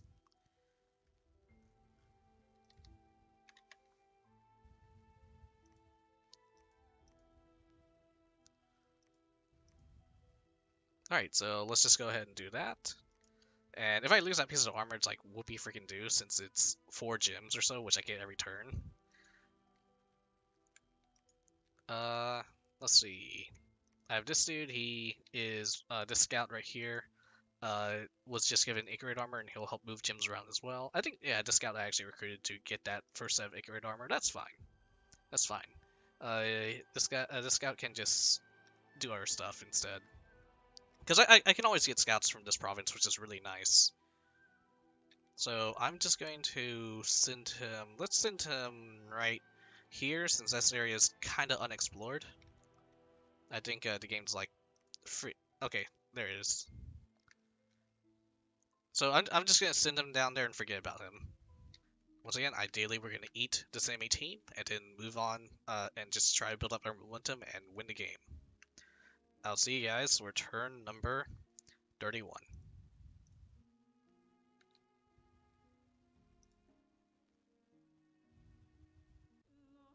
Howdy, y'all. We're back here with turn number 31. And once again, I've already did my turn. You see it's been marked as unfinished. I'm still doing a couple of team coordination things. For example, sending gems, magic items, so on and so forth. Uh, but for the most part, my team has basically been saying "holy shit," and we'll see why in a second. Boom! Look at all these messages right here. All attacks on my end. I haven't read everything yet, but alright, so our construction has hit level 4, which is wonderful. I can go ahead and start building really good magic items, especially to establish giant mages. And by the way, giant mages seem to be getting nerfed the next update for Dominion's Enhanced mod. So this is not going to be as viable as it currently is, but might as well abuse it while we still can. And yeah, Conjuration 1 is done, about dang time. Can't really do anything much of it, but is the fundamentals to get doing really nifty tricks later. Looks like someone claimed a Throne of Ascension. Manifesting the White Eagles to deal with undead. I found 2 magic sites, thanks to FloridaMen.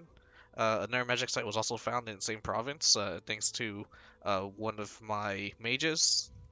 And right here, I'm starting to get death gems now. I can recruit a witch, but I don't know. Earth and nature, sacred, kind of useless for me, I'd say, because I already have my nationals that basically just do this. But I get a nature gem, so that's nice. And another earth gem, also nice. I'm actually, yeah, my magic gem income in this game is pretty nice.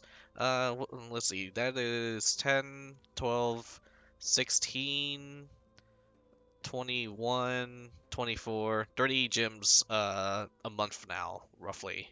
I hope I did that math right. On 12, 16, 21, 24, yeah, so 30 gems, a month, which is not bad. And also getting blood slaves. You can count roughly like 3 blood slaves as 1 gem in a way. And yeah, so we're getting a couple of those. Unrest is going up in this province, so I will do a patrol in a second. I can't really do one now. They'll just have to deal with it. And over here, you can see my attacks on Ctis. I am just chewing through them. They don't really have much province defense, which is, I mean, not much of an issue on the PvP perspective. But at the same time, you still want some province defense to ward off like these light raids that I'm doing. And well, it's just letting me kind of attack Ctis indiscriminately and take everything they own. Looks like right here they managed to push me back. So yeah, they took something back. That's fine and all. Uh, Looks like they are using a single marsh master. They have some death gems. Uh, and I guess those are bodyguard units right there. Yep. So yeah, perfect for taking down light PD. And I'm assuming they're also bodyguarding now. We can actually see I have some crossbow users trying to snipe out that commander, but they missed each time. The lizard folks swatting the crossbow bolts out of the sky. But yeah, right here, pretty good strategy to just take out some light province defense. And yeah, they are just defending this guy in order to prevent my flyers from getting in the back. But it's not gonna work if I just overwhelm these bodyguards and the undead that he'll be summoning. And we'll see that in a second. Or in a few minutes, rather. Man, played by Nick Knight, just dominating, not much to say other than that. Uh, Over here, Ctis attacked a man and won. Let me see where this is at. Okay, so I think this, yeah, this one says his main armies. Let's see, we have several long dead, a snake. What's this? What is that? A sacred serpent. Interesting. Okay. And all these Falchineers, looks like a divine blessing has gone off. How many holy units do you have in here though? Because they mostly look like long dead. Yeah, this is all just undead. Soulless? Royal Protection? Wait, no. Please don't tell me this is your actual strategy. I mean, I guess that's fine for taking out, like, province defense, but... You know what will deal with this really easily? Like, 4 or 5 priests. I mean, I guess, they're putting MR on it. In that case, what will deal with this quite easily is, like, a trampling unit that will set to attack rear and just take out these dudes in the back. And then what? He has one commander right here.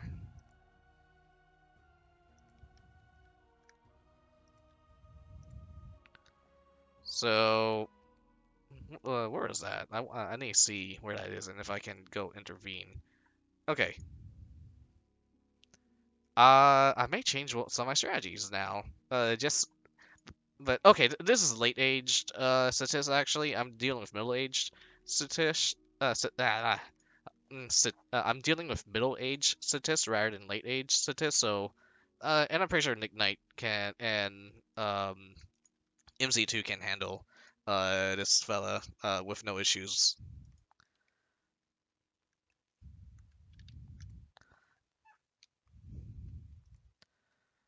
Let's see. Over here, we got some Battle Saints just jumping into the grind. And, oh, looks like, yeah, okay. So, and they're just trying to get promoted. I'm really not sure what will happen once they get promoted, in all honesty, but I guess that's what we're gonna try and find out.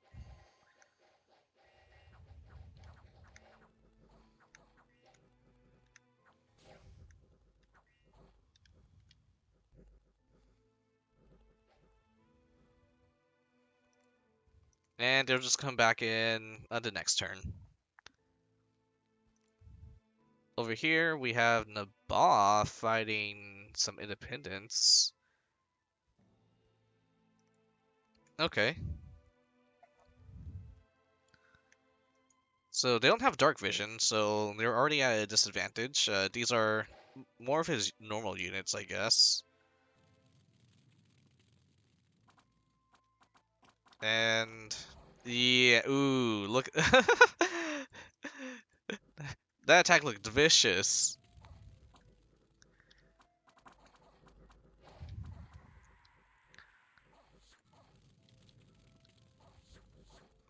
Okay, and we can see right here Nabal has Falling Fires, which is actually a pretty good spell, especially when you cast it in mass. And, oh, looks like he shotgunned his own dudes. But yeah, these guys, they can't see anything that's going on in front of them. You can see their attack skill is only a 6, so that's 40% less than average. No defense, which is actually kind of typical when you're in a melee. But they're not gonna hit anything. Their precision is 7, which is 30% less than average as well. And then we have this Harvester of Darkness here, this Grim Reaper with Def 5. And oh yeah, no, this little patrol screwed. That little venture that they were sent on, yeah, that was literally a death wish. Let's see. Over here, Yomi, they seem to be slowly gaining their territories back, and I'm rooting for them. We can see, yeah, the crossbow men are just dealing with the free spawn chaff at the moment.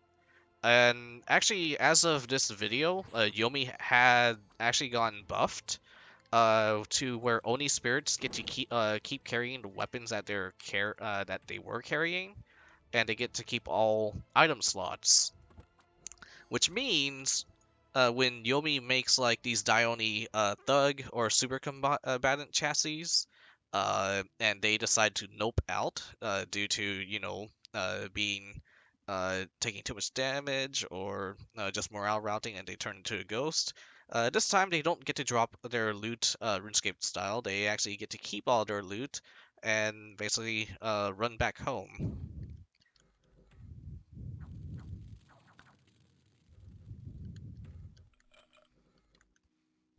And we can see the Tengu here also doing. I was gonna say doing pretty well at jumping in back and fighting, but immediately they got the crossbow built into the heart. I think what he should do if he wants to really use these units, uh, and he has to have alteration. I believe he has alteration. I didn't check the spells he was casting, but he should definitely, before sending these guys out, maybe have one of his only Shogos, like just try to buff his uh like Tengu here. Like one thing you can easily do, just give him cast Iron Warriors and cast Body Ethereal on them, and that will make them last a lot longer. Like just tell them to chill out for a little bit. Uh, hold on, let me watch that battle again. Uh, Yummy. I think it was this one. Yeah, it was this one. So let's see what spells is Yomi casting. All right, so that's Iron Skin right there. Summon. what was that? Kosen Jobi? Not, okay, and that's a Kosen Jobi, fair enough. Let's see. Iron Skin. Actually, not sure what this is. If I wonder, is this a spam spell? That's neat if it is one.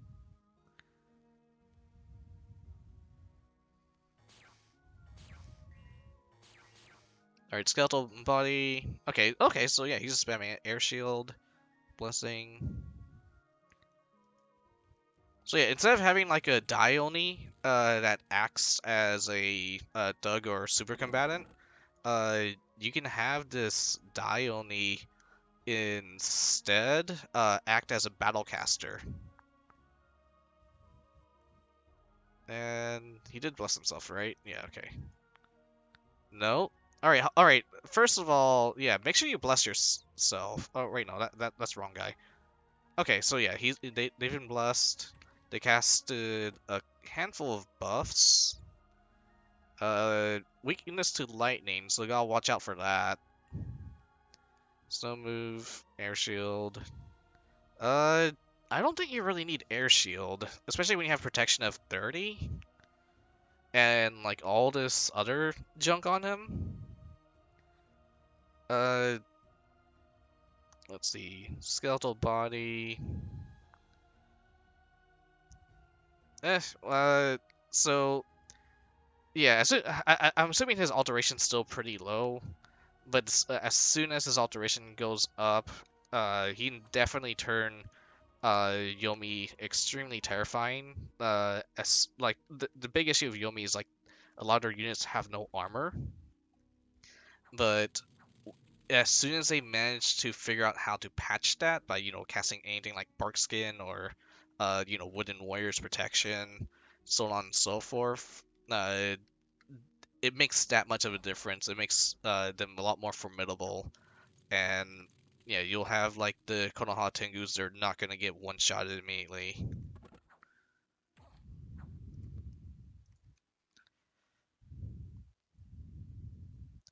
All right, let's see. Up next, I actually get involved in three different battles right here. Um, so first of all, I am invading. Looks like I lose one of my chaff units, and I just take out the PD. Simple as that. Second one, the third one is with Agartha, and he just has like uh this oracle sitting there. I'm guessing they can't go inside the fort or something because it's technically not their fort, so they're just sitting outside. And yeah, right here it only has 8 HP, size 4. It's diseased, so it was ready to die. Oh, and it immediately just dies to a false horror. Yeah, that's good to know that these false horrors, and yeah, they have these blinks. They can teleport to any square in combat. Uh, and yeah, so immediately just gave him a couple of whacks, and yeah, it just knocked him out. So these false horrors actually do have killing potential. And another thing that's useful about them is, well, they only have 1 HP. They're ethereal, but they teleport to the back line like immediately. But they also have the sphere. And the way MZ2 put it is, well, they can Scooby Doo enemy units. So yeah, the fear will just tell them to go away. And this is the battle that we will be taking a good look at. Uh, so I brought more gold compared to this guy, right? That's important to say. So sacreds, my sacred's a lot more expensive. He has a lot of falchineers, but I have about equal number in my Cardises and Icarids and Chariots, roughly equals the amount of Falchineers. Desert Rangers. He has a lot more chaff units. He only has a couple of mages. Um, I have three really powerful mages here. This right here is just a healer. And then I have all of these mystics and shamans. They are buffing my army. And let's go ahead and see how this plays out. And he has Keeper of Tombs right here. I guess his Blessing and Reborn. So I guess not really too powerful of mages, but I feel like this was supposed to be one of his main armies. So he has this is a pretty good formation here. He tells his army immediately to march forward. He has these sacreds, but he does not bless them actually. He has several units just kind of waiting in the back, which is smart if he knows he's fighting against me. Because by now everyone in this game should know that I'm going to attack them with the rear with my commanders. So yeah, they're slowly marching forward. Pretty cool position and whatnot. Immediately you see my troops actually became size 3. Their armors exploded. But now they are all slash resistant, blunt resistant, and pierce resistant, and that's from elemental form, I believe. Yes, elemental form being cast right here. We can see all the black smoke is basically where it's hitting. So hitting a lot of troops, a couple of troops in the front, a bunch of troops in the back. So I didn't want them to hit my Pegasi units really, but it hit them anyways. But we can also see they're getting hit with Iron Skin. They are getting hit with Wooden Warriors, so on and so forth, protection.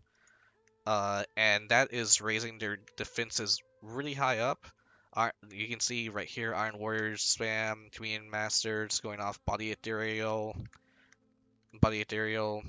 so on and so forth. I am making my front line as tanky as possible.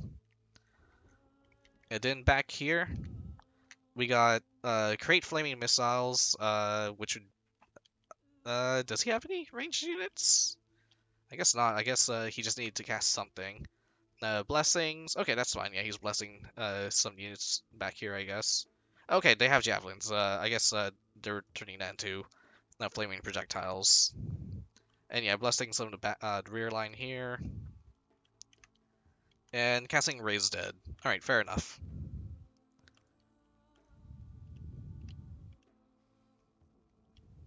And right there, looks like my horrors were summoned and teleported to the back immediately. And it was killed immediately.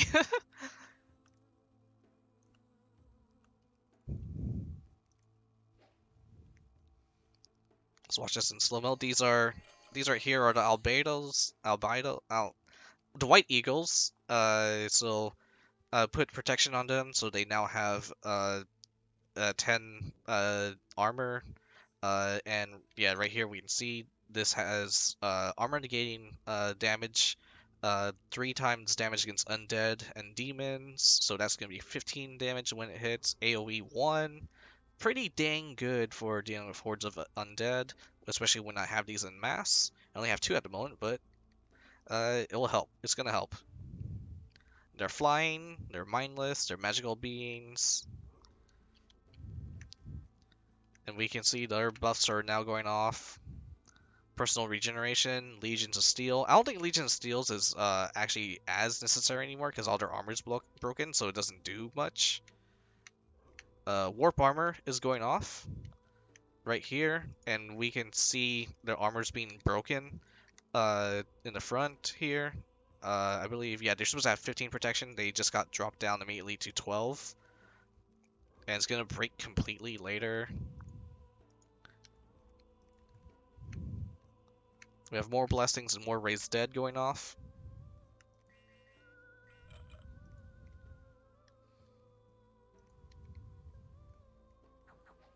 And we're just going to let this go off a little bit more. And yeah, we can see the destruction of armor, like just almost kind of hitting everyone here.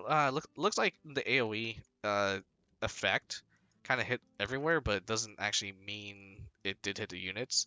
But a fair chunk of them are now with substantially a lot less armor. But most importantly, my front line, a good chunk of them, they have 25 protection. They're ethereal. And let me see. I don't think they're fully buffed yet. These fellas are, yeah, they have been shaped up, size 3. They resist everything. They have high armor. They have luck, and then they're going to be hit with ethereal as well. So they are these chaff units are meant to take a lot of punishment. And then over here, my sacreds, which I did script to handle frontline as well, jumped in immediately, and they are also tanking. I still like the sound effect for uh, like false horror. It's so long and drawn out too.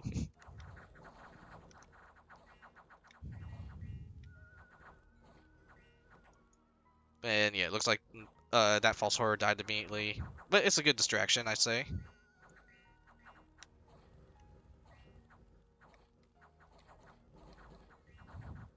And yeah, for the most part, uh, they had that rear line defense, but I just overwhelmed it.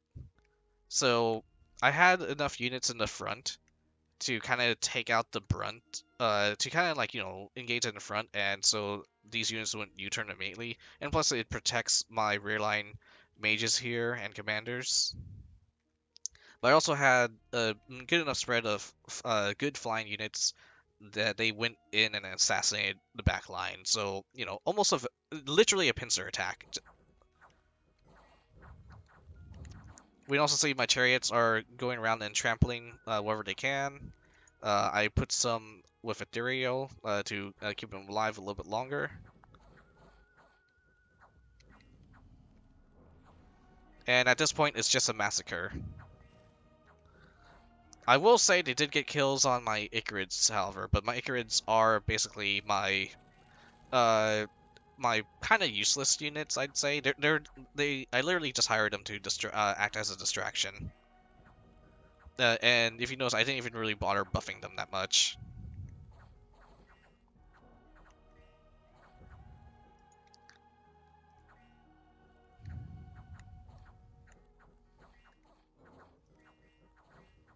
Then back here, now my mages are just having like little party, just kind of casting whatever they feel like, doing having a little fireworks show.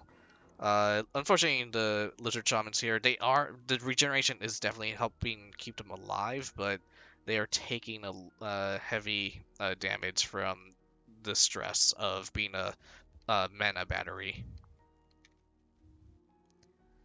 All right,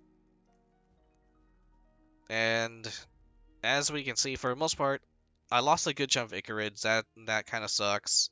But I lost one of my White Eagles, two of my Wind Riders, one of my Icarid champions. I think I had one set to charge forward, and he might have had a magic item too, but it doesn't matter too much. The main point is this threat is eliminated.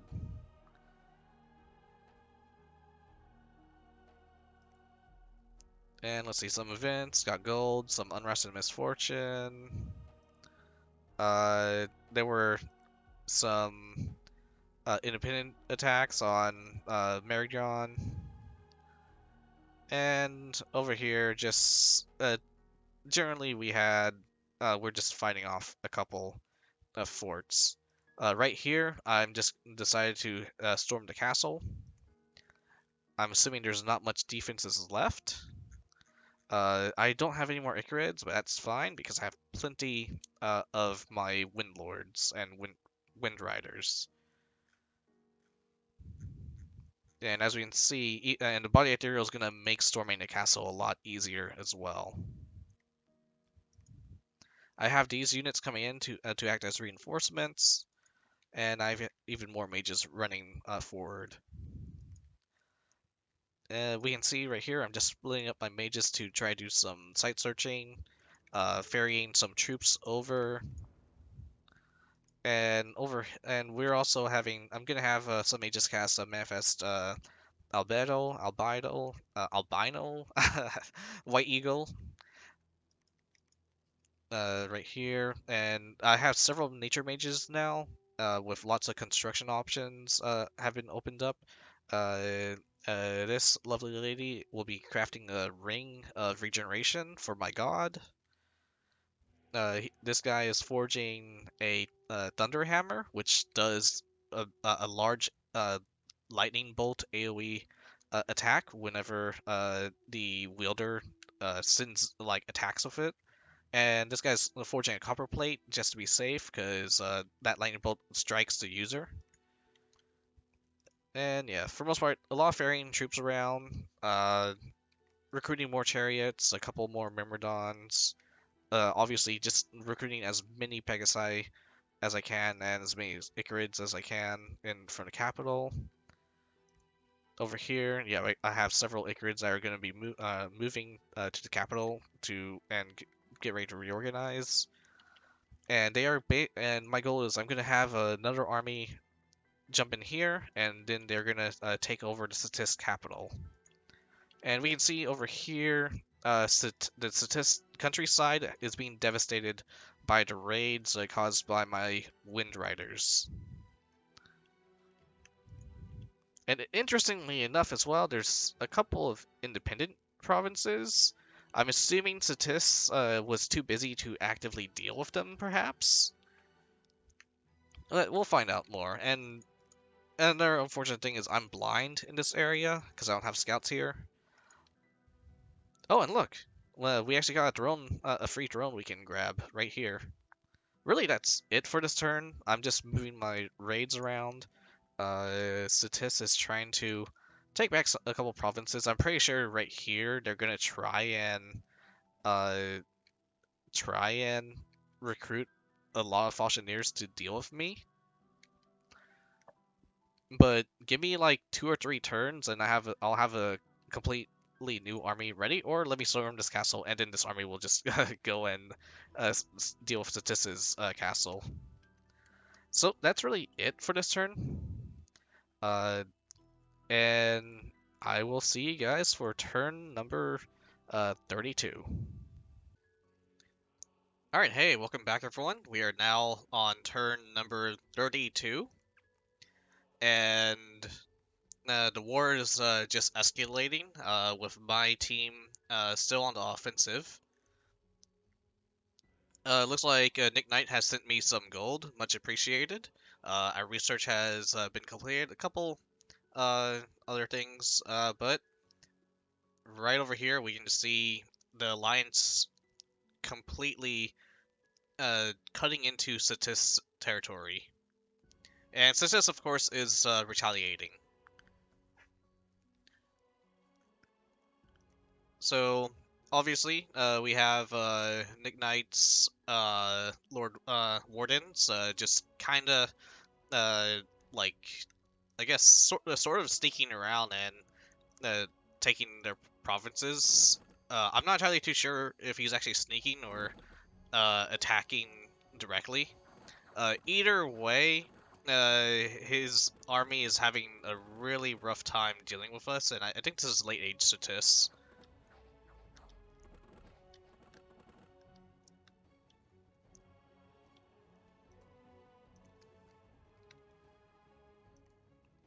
And over here, I'm obviously attacking all the typically low PD provinces, and there's really not much to deal with that. Right over here, we can see the army of late age Ctis trying to take back some territory. And it's just that same massive undead Doomstack that was marching very slowly forward. And as I said, this right here, I'm pretty sure with this backline exposed, like, if I was to send out maybe 2 or 3 squads of Wind Riders, they'd be able to quite easily rout this entire army. And since Nick Knight seems to be the main opponent of this Ctis, I'm pretty sure he has a trick or two up his sleeve to just get rid of these guys.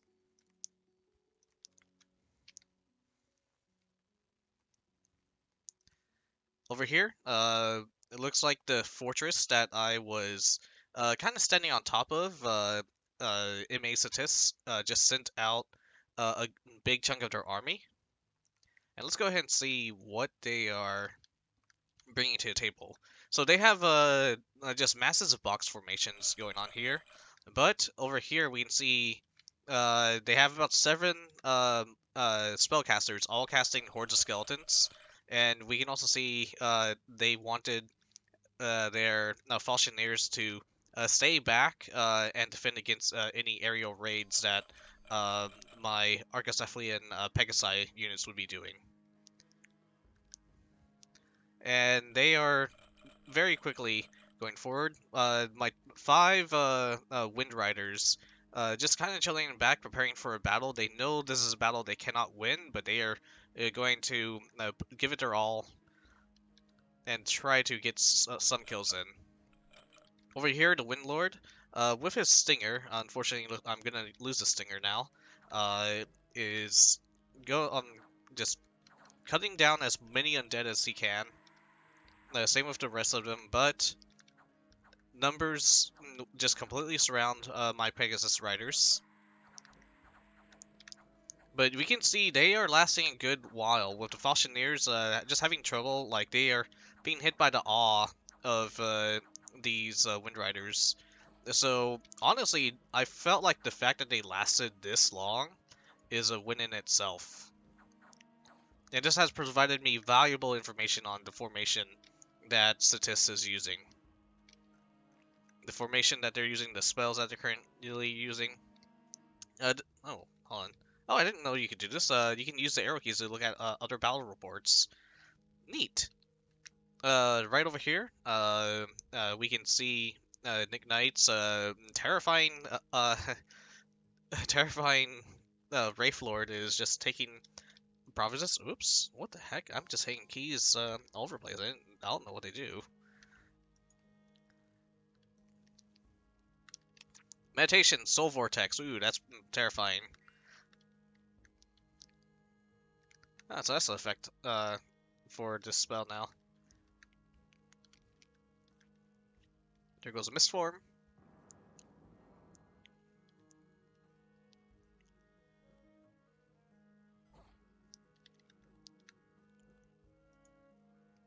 And right here we can see, yeah, the fatigue is not even setting in. Looks like the Soul Vortex is doing its job. The regeneration is keeping the Wraith Lord alive and well. And I'm curious where the other healing factor is coming from. Is that part of Soul Vortex? I'm not too sure. And just very slowly, just kind of duking it out with all the mermen and killing them off one by one. And let's see.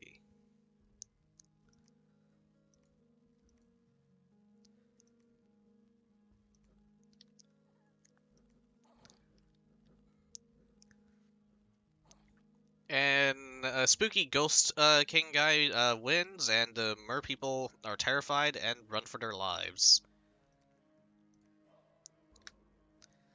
Over here, we once again just have Nick Knight expanding into some independent factions, possibly owned by enemy factions, possibly owned by his own, uh, taken over by events.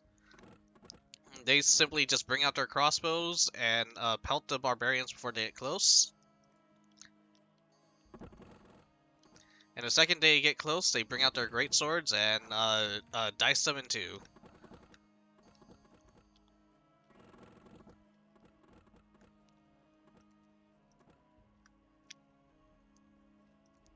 The Wraith Princesses are continuing the underwater conquest of MA Man, or LA Man.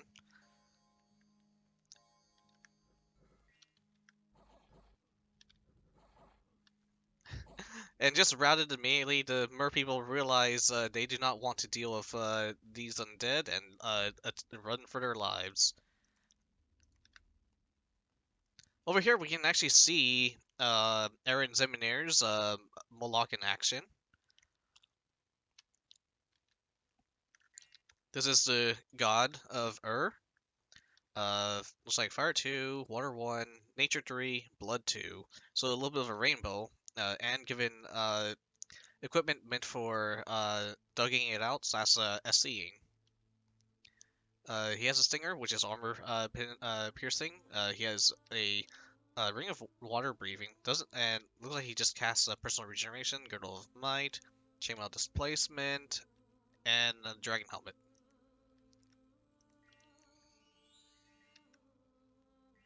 Lost body, liquid body, quicken self, and skill of heroes. Okay.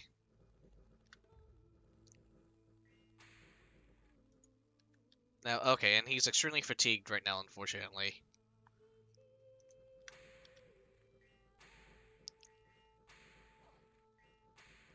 And unfortunately, also doesn't look like it has an actual attack animation, so we can't really tell when it does attack. But it won in the end.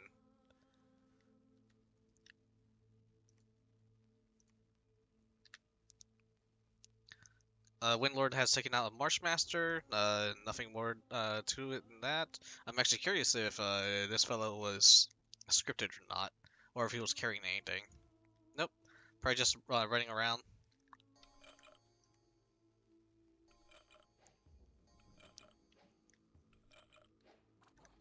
And with that, it is taken care of.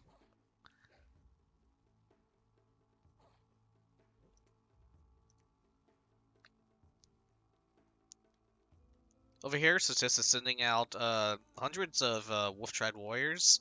Let's just go ahead and see what they're attempting here. I'm assuming, yeah, he just has several archers crowded around their commander. I think I could easily take this one out.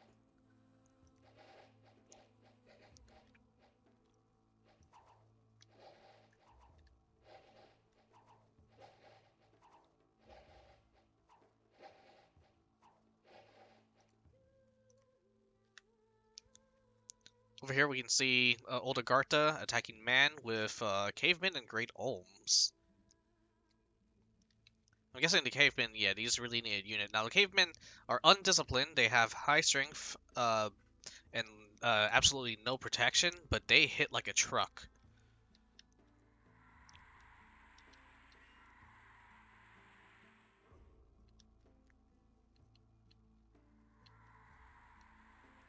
Alright, and immediately the Mind Blast just deals with the majority of the barbarians, and they do not want to deal with getting their brains exploded, so they run for the hills. Looks like Man has another Wraith Lord, taking out more of Agarthan territories. This time in the forest. And roughly same equipment. Gonna bless itself, cast Mistform, Flight, and then it just goes straight for the rear.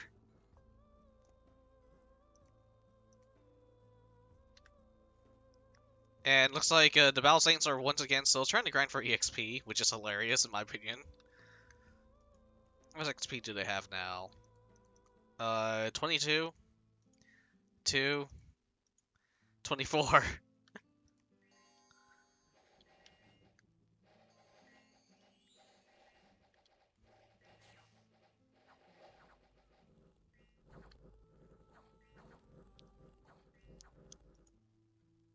Yeah, very slowly just trying to build up those experience points and in order to get the promotion, I guess.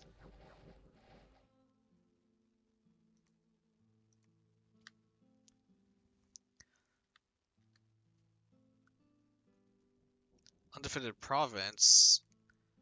All right, let me see. And our undefeated province. Okay, I had just some Wind Riders around here, so it's kind of a little bit whatever. I'm mostly just kind of harassing the citizens. And we can just see overall, Ctis is trying desperately to reclaim their territories.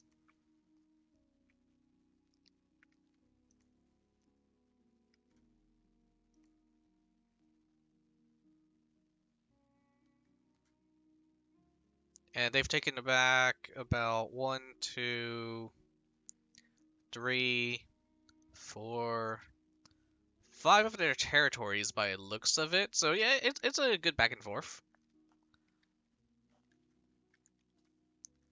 And right here, we can see that they have this massive army. That this was that big horde of skeletons army that they moved, possibly from their capital. And we can even see there's even more units amassing in the capital. I've taken out this fortress. I guess I didn't show that battle. Um, I lost one mystic here, unfortunately, due to a lucky crossbow shot. But there wasn't much to it. This is like what is left of Rotterland's uh, defense here. And we see all the buffs are going off here.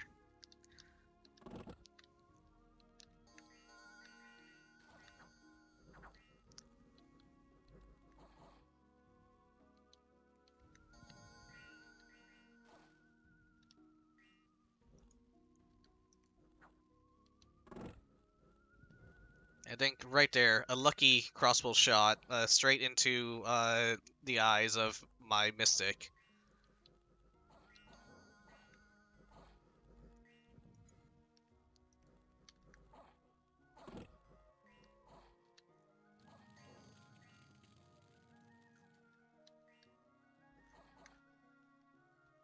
But other than that, quite a victory. I've taken this army managed to take out the first Ctisian army, an Oracle of Agartha. Well, to be fair, it was extremely sickened. The province defense of Windsong Forest, this province, and captured the fortress as well. So a job well done. And right here you can see I'm moving all my troops to try and jump into 127, mostly to try and catch the Ctisian army. Another thing I could do is potentially run them to straight back to 129 Ephesobor, this province, but my army will split up. So what I want them to do, because I want them to stick together to try and win this army versus army fight, and I'm hoping that the army, like every faction, will converge here. But this army could also, depending on what Ctis wants to do, they could move their army back to recapture their cap ring. They could try beeline it for my capital, or they could just try and play defensively. If I were them, I would possibly either try to get rid of my army here, under the impression that I won't have a way to reinforce it, and which is a little true. This is actually my biggest army here. It'll take a while for me to um, muster up another army like at this size. But I do have all my reserves back here, slowly being moved around. But but another thing is, as a contingent plan, right here I have FloridaMen. He's site searching. I'm not entirely too sure. Yeah, Ctisian's alliance has not seen FloridaMen in action yet. He will jump straight into battle as soon as this army moves in. Um, Unfortunately, he does not have every single piece of equipment I want right now, and I really want him to site search to try and get some Def Gem income. So he's gonna site search real quick. Then he'll hop into a lab, uh, put on some new clothes, and then try and get the jump on the enemy Ctisian army once they're into my dominion. But more importantly than that, I have my first Oread becoming a giant. And I have several mages crafting equipment for her. Well, I have a frostbrand being made. I have winged boots. I have these bristle maces are going to go to Aaron Zeminir because he requested some. Looks like an amulet of resilience for reinvigoration, a ring of regeneration. There's gonna be an astral shield somewhere. Unless I already said that. Oh, looks like I need to make armor. Perhaps I do not have armor being made. Let's see. Oh, and all the white eagles are currently being moved to the front line, and with their AOE one attacks on undead. I'm really hoping it will help deal with the hordes of skeletons. Let's see. I might not be, yeah, I don't have a helmet nor a um, piece of armor being crafted at the moment. So let's see. And you can see up here, I'm running out of gems really fast, which is not too much of an issue, since we can just pass them around in a disciples game. But that just shows tell you like how many gems we are spending to win these wars as fast as possible. So since this is fighting back, so this has become a lot more interesting. But you get we are pushing. We are on the offensive. They are the ones trying to defend, and I want to say it's potentially getting a little desperate for them, especially since Rotterland is completely besieged.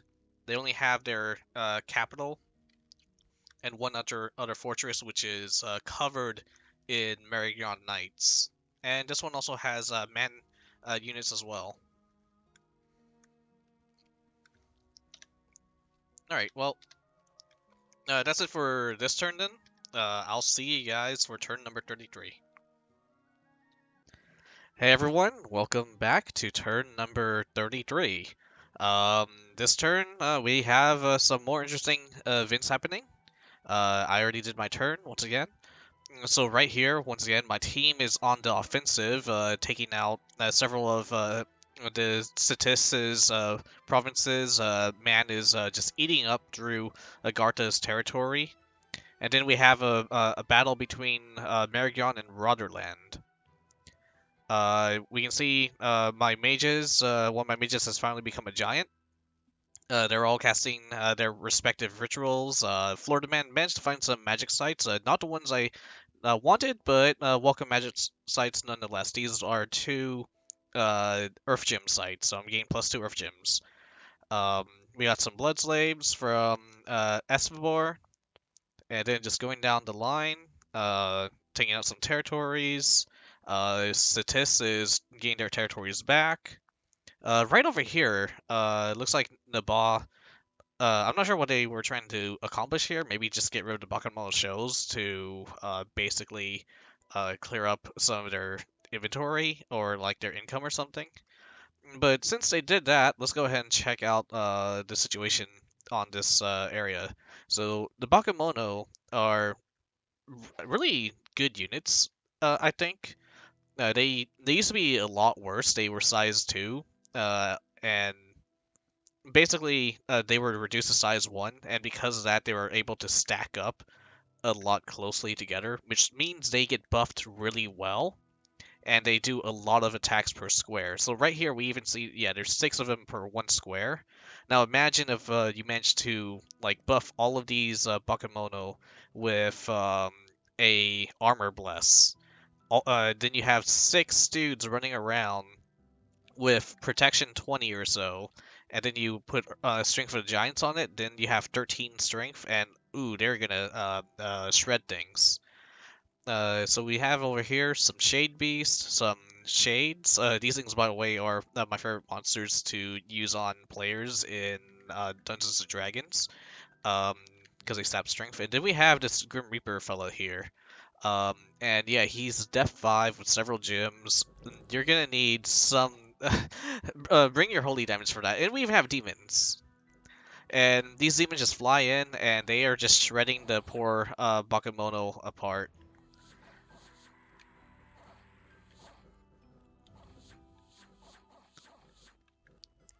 And it's a complete slaughter. I don't think the Bakemono even really scored a kill. And these Bakemonos, their souls have just been damned to hell.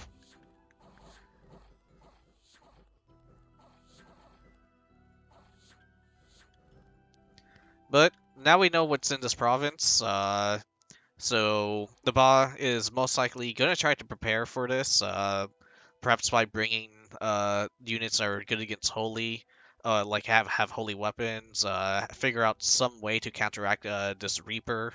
and so on and so forth. And yeah, the demons flying in and just attacking whoever they want would also be an issue.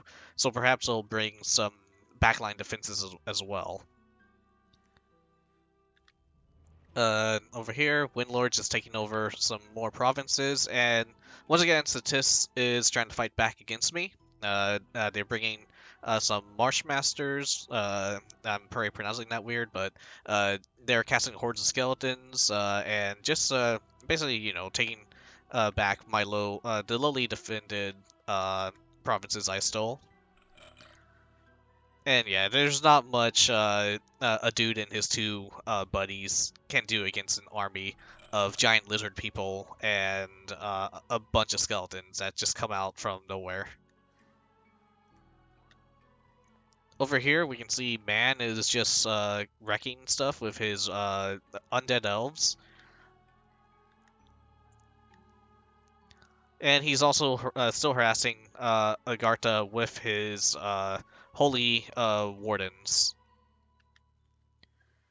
Over here, Agartha is taking their provinces back with cavemen and great olms, just basically mind blasting everything in their sight. And as everyone is mentally destroyed by the great olms, the cavemen just smashes them in like a Galador watermelon. Over here, I had one Wind Rider who was just there to chill out. Statistic out human. They kind of negotiated, and Wind Rider's like, yeah, sure, I'll leave. And yeah, so Statistic got Wonder Fortresses back. Right here, it looks like I was attacking the cave belonging to Ctis, and he brought out 3 of his spellcasters and several Faucheniers and a couple of Sacred Guards. So once again, 5 dudes, not gonna do too much against an army of really big lizard people, but most importantly, not gonna do much against a army of skeletons that seem to spawn out of nowhere.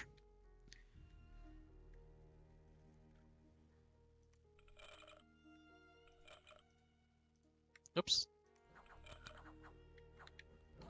And they do get to jump on in the back line, killing one of the commanders.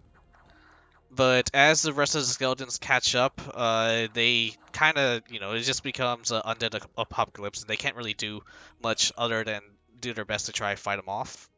And at some point, that the commander seems to have gotten like a axe right in between his eyes or so, and the rest of the squadron has to evacuate.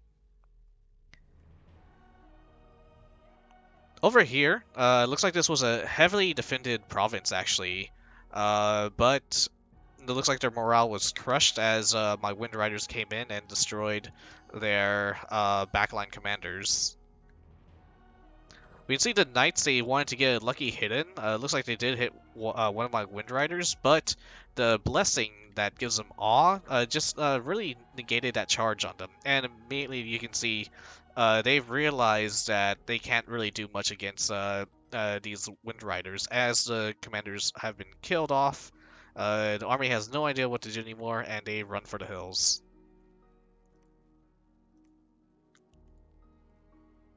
And let's go ahead and see what is going on here. Obviously, it's Agartha trying to get their territory back, and we have a Earth 4 Fire 1 mage just slowly moving about. Looks like he has 1 fire gem for whatever reason, and he's casting a Divine Blessing.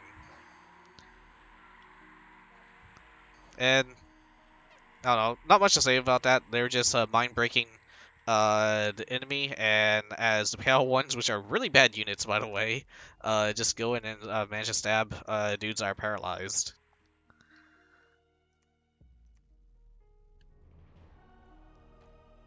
And over here, we have run into a bit of an issue. Espabor, which is my main research province, has been attacked by Ctis. They did not go into the army versus army fight, which, well, I guess that was a little bit obvious, but Now I have to kind of scramble to defend my province with all my research nerds, and really, they can also walk straight into my capital from here. So it is still the same setup they had before. You can see I have about 20 province defense here. It's not going to do anything, unfortunately, even with a really good job with the province defense commander here, just putting wooden warriors on my infantry. So look, their protection went from 10 to 17. That's pretty dang good.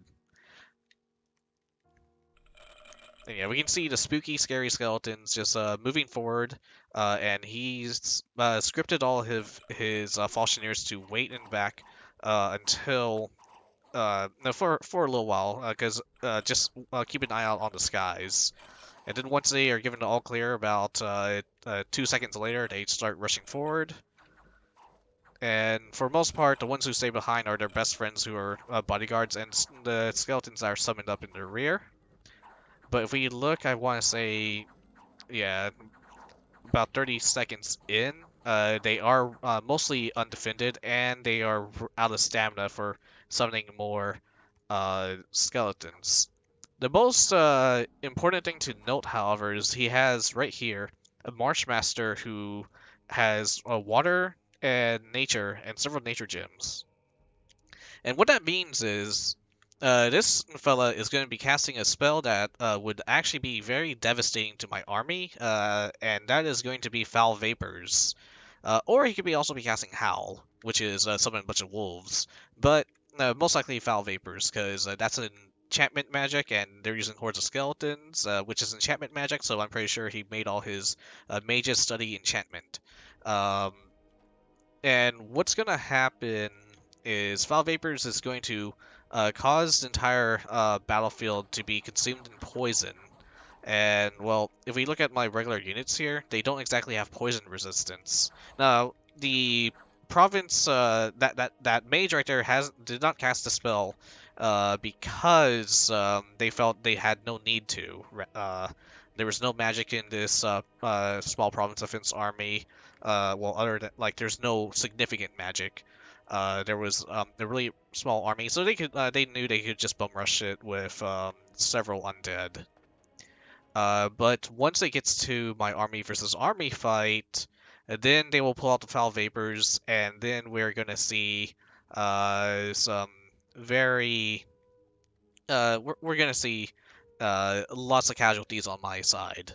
That said, though, my units that are sacred do have poison resistance, so for the most part, not completely, but for the most part, what's gonna happen is my Pegasus Riders and a couple of my mages are going to be a-okay when it comes to the poison. But if my front line is killed off by the poison, and then all my commanders are still in the back, that's going to give Ctis a really a straight line to my main commanders. And as we can see, killing off the main commanders does not do morale any favor. And seeing as how my Wind Lords, they kind of charge first in the battle, like really the great generals they are, they also have a tendency to die first before the rest of the Wind Riders. And so that's the risk factor right there. And it's something I should probably deal with sooner rather than later.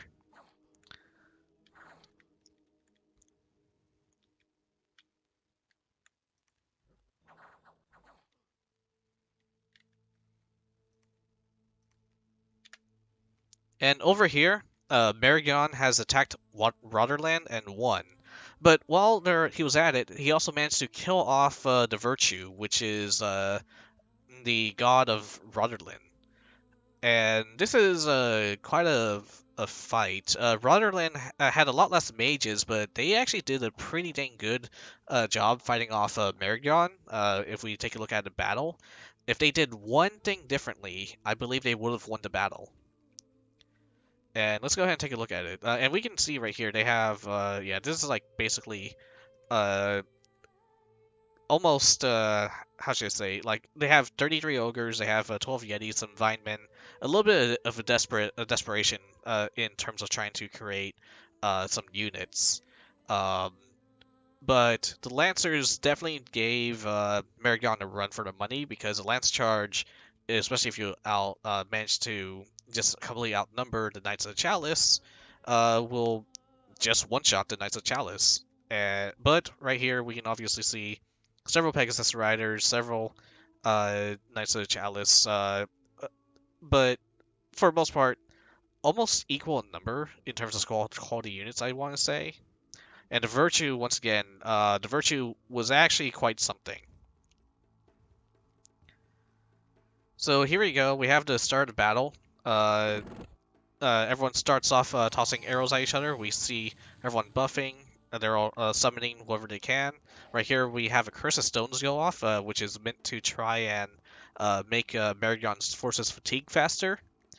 And we can see, and we also have several armies are also starving. And yeah, they're going to be diseased, get more sick and supply, so on and so forth. We can also see the Crystal Stones did go off right here, so the knights are going to be more fatigued. Yeah, they're going to be quickly fatigued. So really good play on Rotterland's part. And over here, yeah, we can see buffs going off. This guy's casting protection on a couple of units, and that is actually a really bad move because protection gives fire vulnerability, and well, we're fighting. They're fighting against a fire nation, and yeah, we can also see right here the ogres are starving, the knights are starving. Everyone is actually starving. They're tired. It's a swamp. There's way too many people here. Man was out partying with fireworks and everything.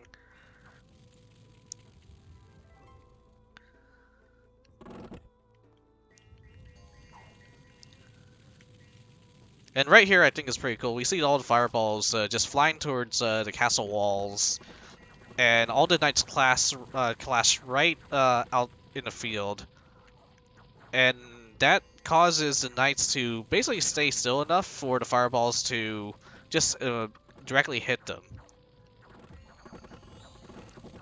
And we can see there's several insects coming out of Rotterland. We can see like a swarm of mosquitoes by the looks of it. And I actually never really seen this unit before. And they're basically pulling out everything they can with what little they have to try and win the battle, try and kill as many of Marignon's troops as possible.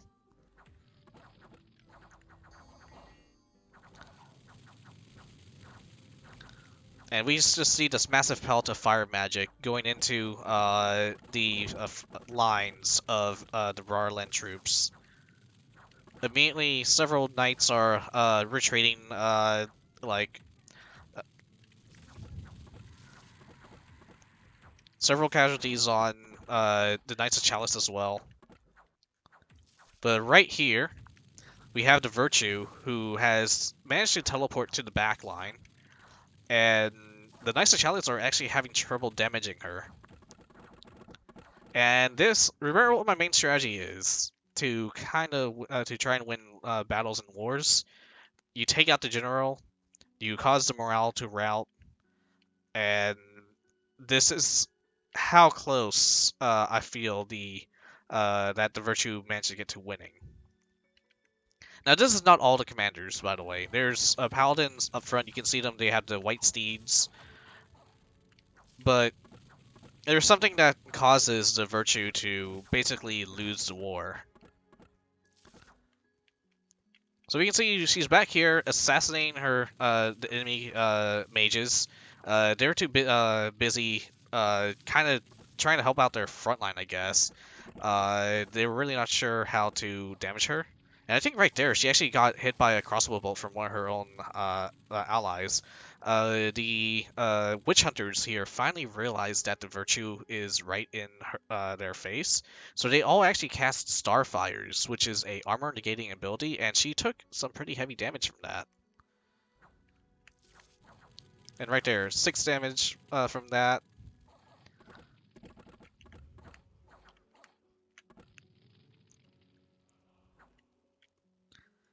And right here. Yeah, she's at 20. She's at 12 HP now.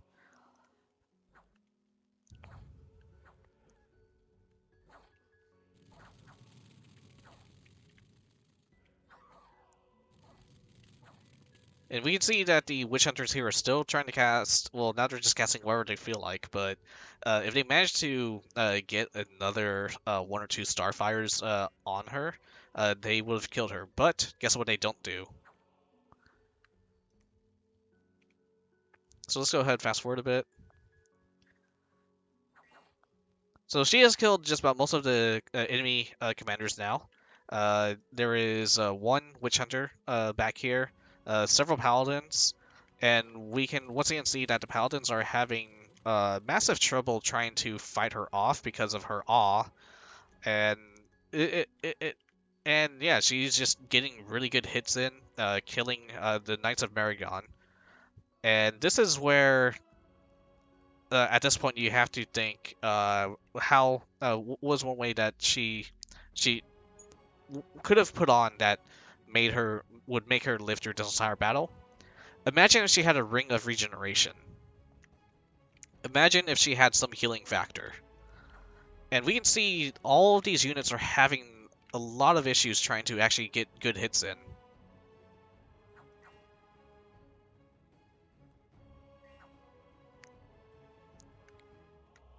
Like, how much HP do you think she will have healed right here?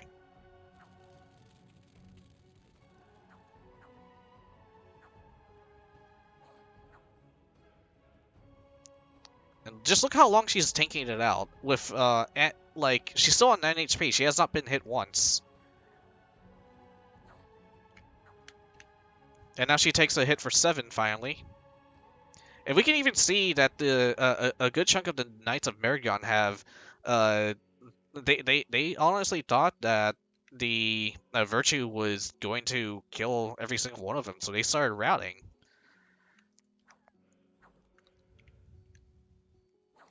The ones who are still standing off against her are a couple of paladins.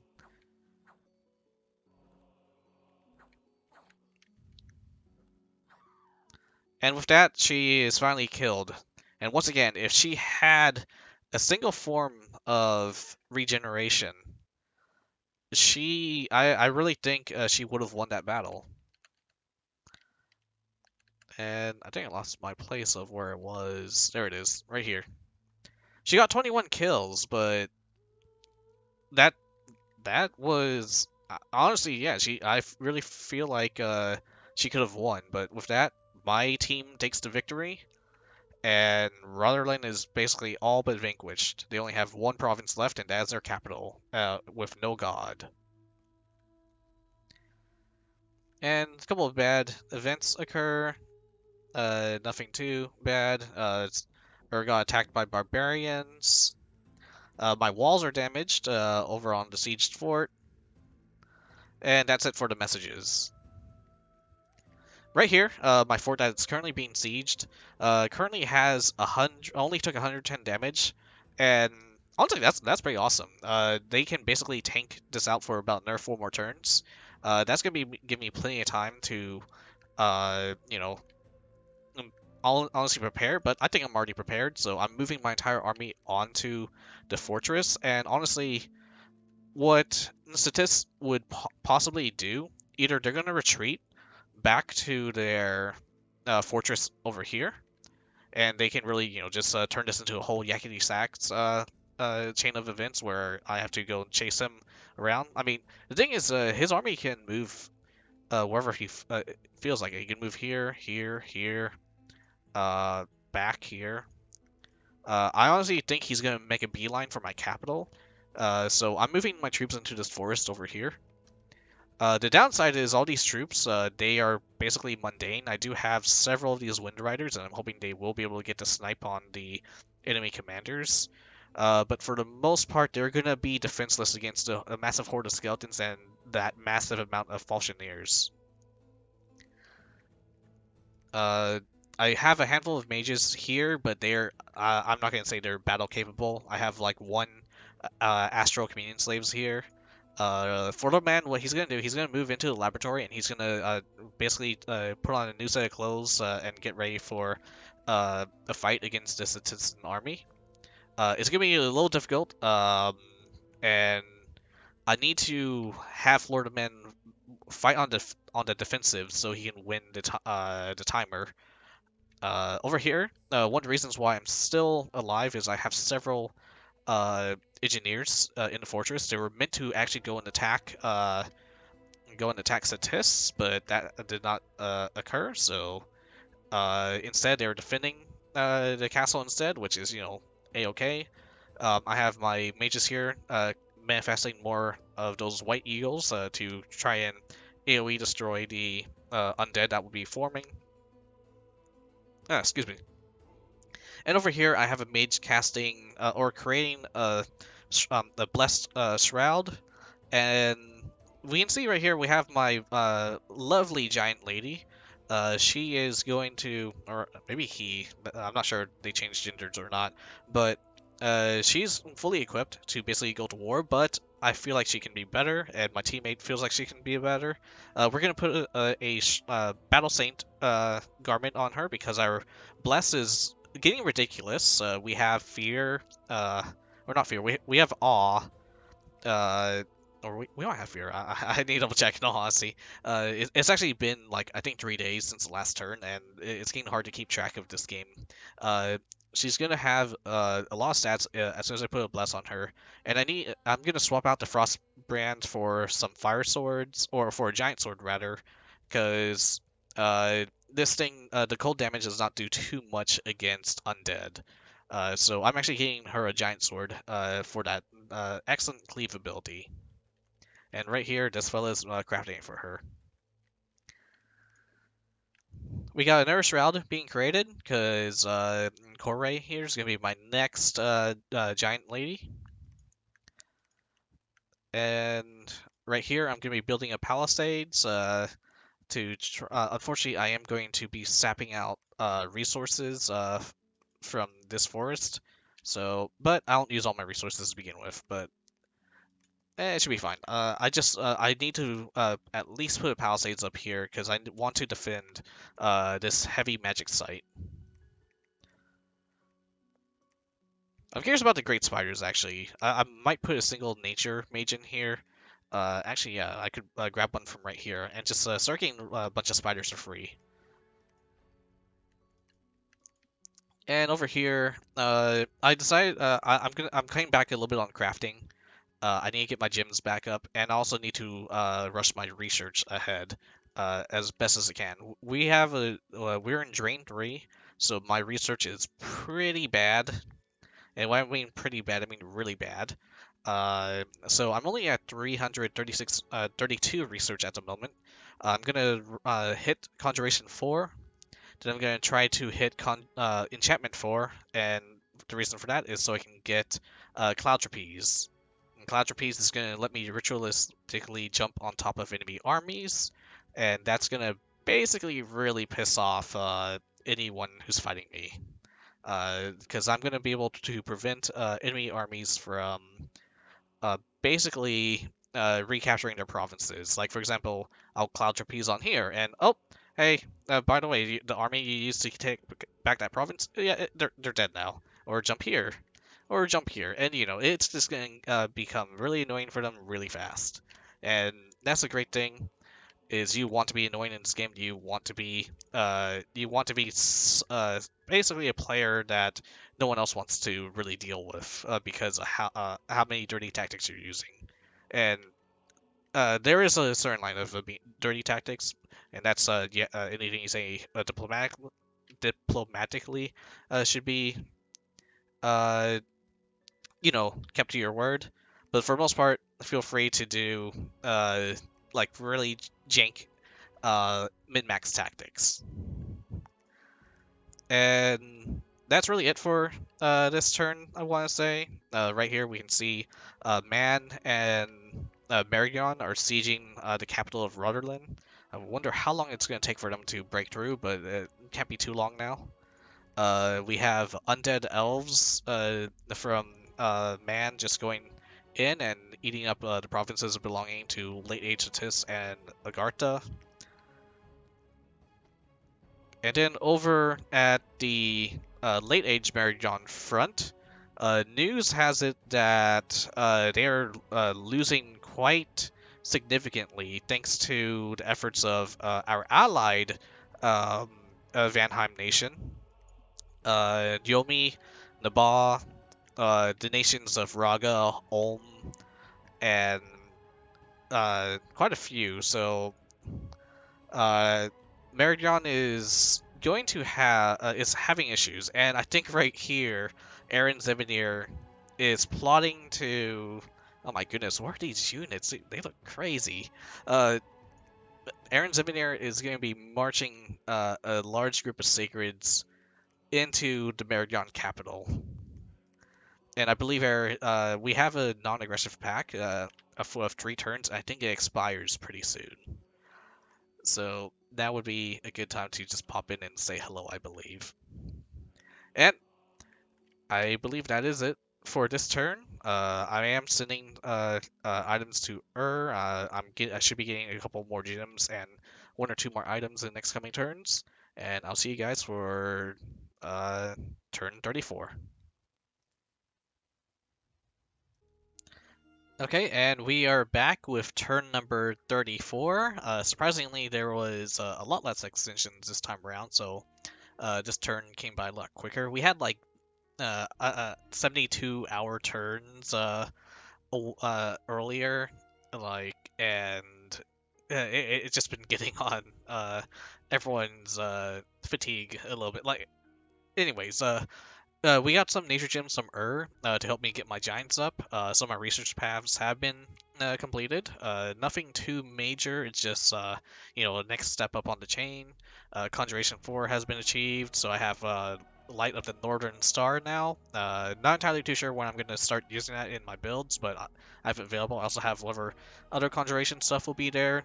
Research, I'm trying to get into Enchantment 4, that's for Cloud Trapeze. Right now I have Gift of Flight, which I might use on some troops, namely any trampling chariots. If not, I'm going to... I don't really need Gift of Flight because I have the Pegasus Riders.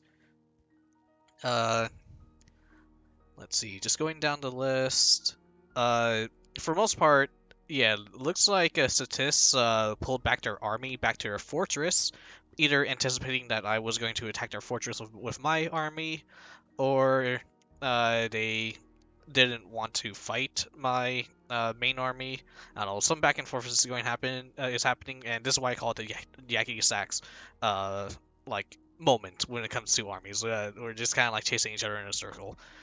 So let's go down the list of battles. Right here we have a Banshee with a Lord Warden and undead holy elves, and they are just mowing down some province defense belonging to late aged Ctis. They have our blessings, which is they're larger than normal. They have glamour. They're stealthy. Something we kind of don't want, you don't really want to face.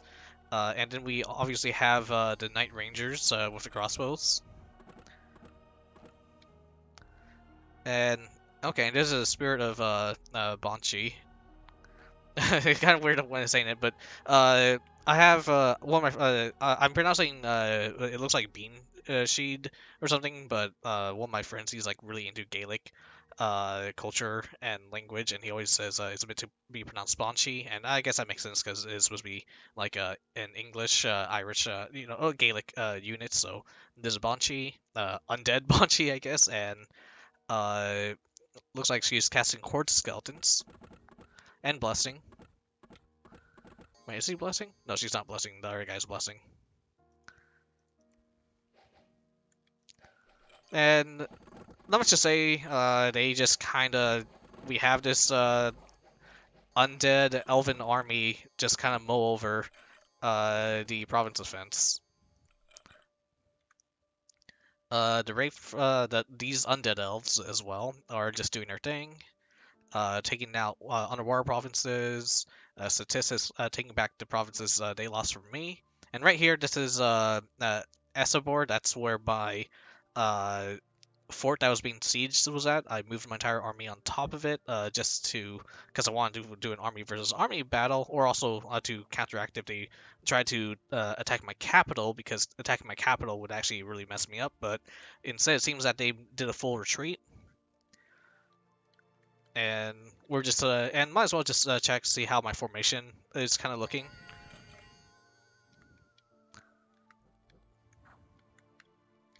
And for the most part, yeah.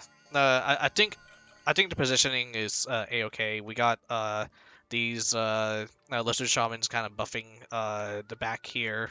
The front line is being buffed by these various mages here. Not much to say other than that.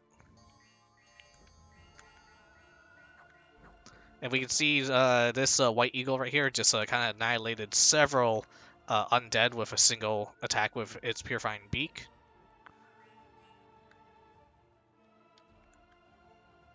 Man, did this guy go berserk? I'm really not sure. But anyways, yeah, that's really it for that.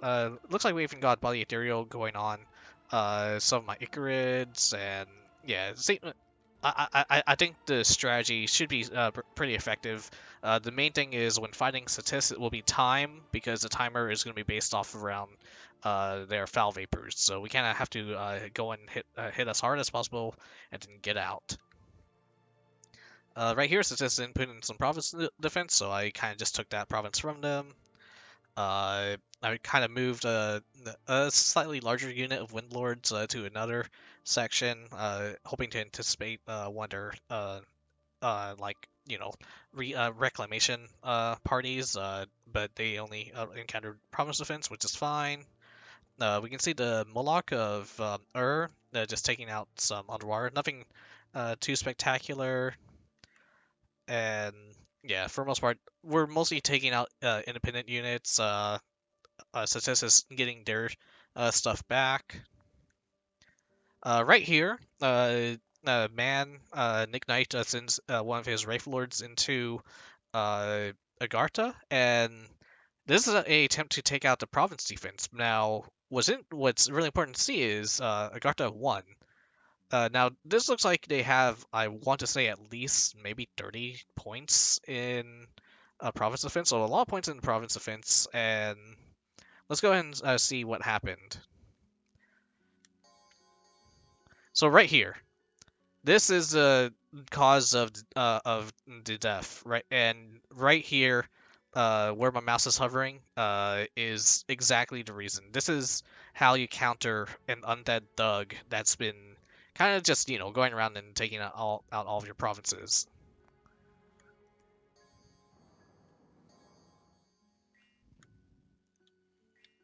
So he buffs up as much as he can, and he starts taking out the units. He only has a stinger and a hoof attack. He has really high attack and whatnot, but it's really slow to kill these fellas. Now, if you see, there's this spell right here, Dust to Dust, has been spammed by the mage all the way back here. And that's what's gonna happen. Right there, it took 2 damage from Dust to Dust, I believe. And right there, 27 damage. So let's pause and take a look at the unit overview. And the Ghost of Big DE Man is the Wraith Lord that was killed. And let me see. We can see all these attacks are being repelled by the Wraith Lord. Just really high defense. He has that Stinger, which also gives him a higher defense, and other stats that will help him, like, not get hit. And let me see. I'm just trying to find the part where it says he takes 2 damage. There's quite a lot, obviously, like massive log, but this understanding this stuff is like how learning how the game actually works is one of the main keys to victory.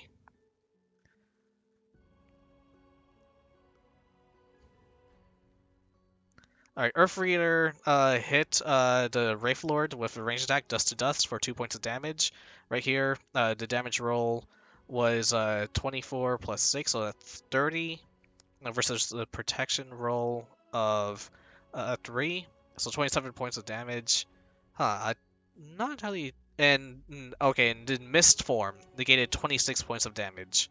So that's how he took the 2 points. And let me see where other dust to dust spells were cast.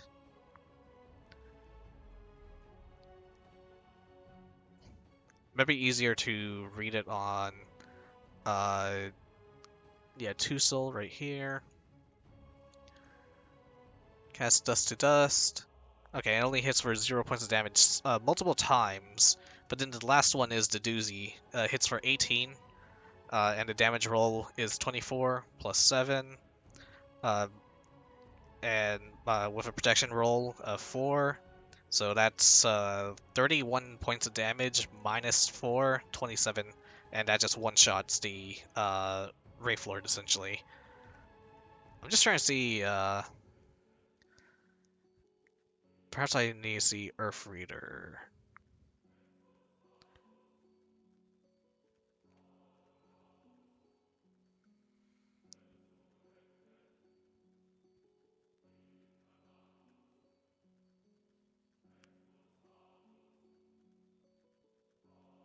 I think the other times it was just a miss.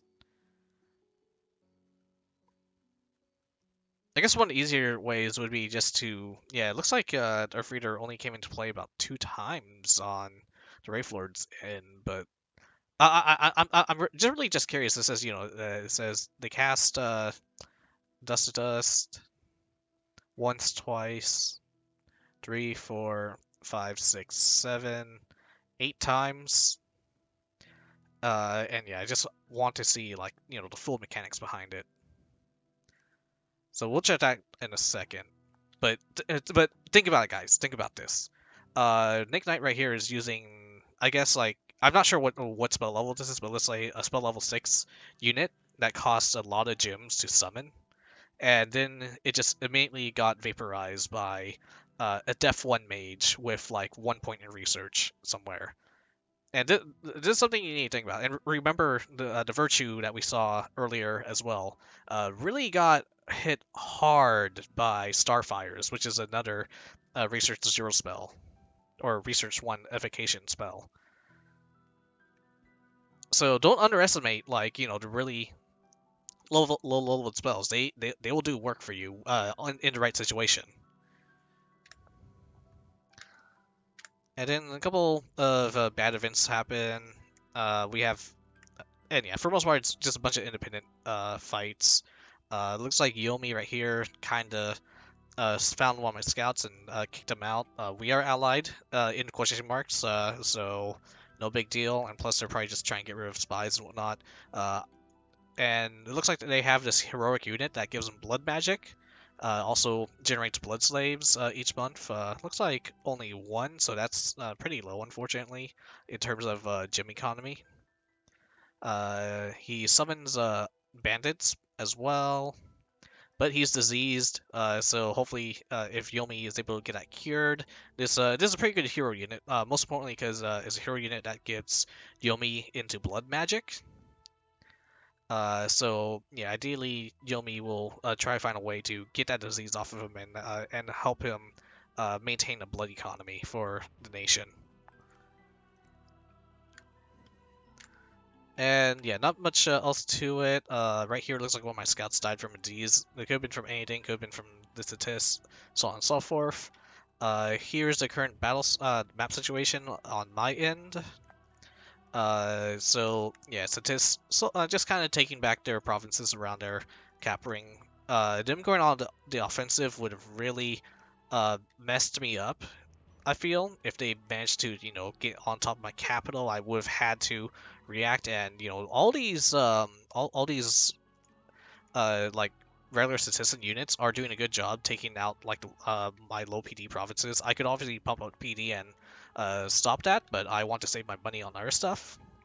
But honestly, I think, yeah, if Ctis actually committed to going on a full offense in a way, I'd be a lot I'd have to spread out my forces a lot more, and they'd have. I mean, they would have. I'll be basically having more trouble having to fight them off.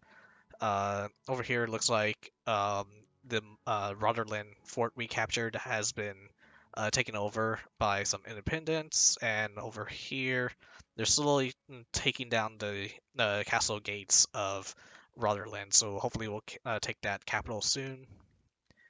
Uh, we have lots of really spooky looking things here. It could be just a bunch of mooks, but yeah, this right here is going to challenge Nick Knight's army probably sooner rather than later. And yeah, we can actually see lots of Ctisian troops moving about.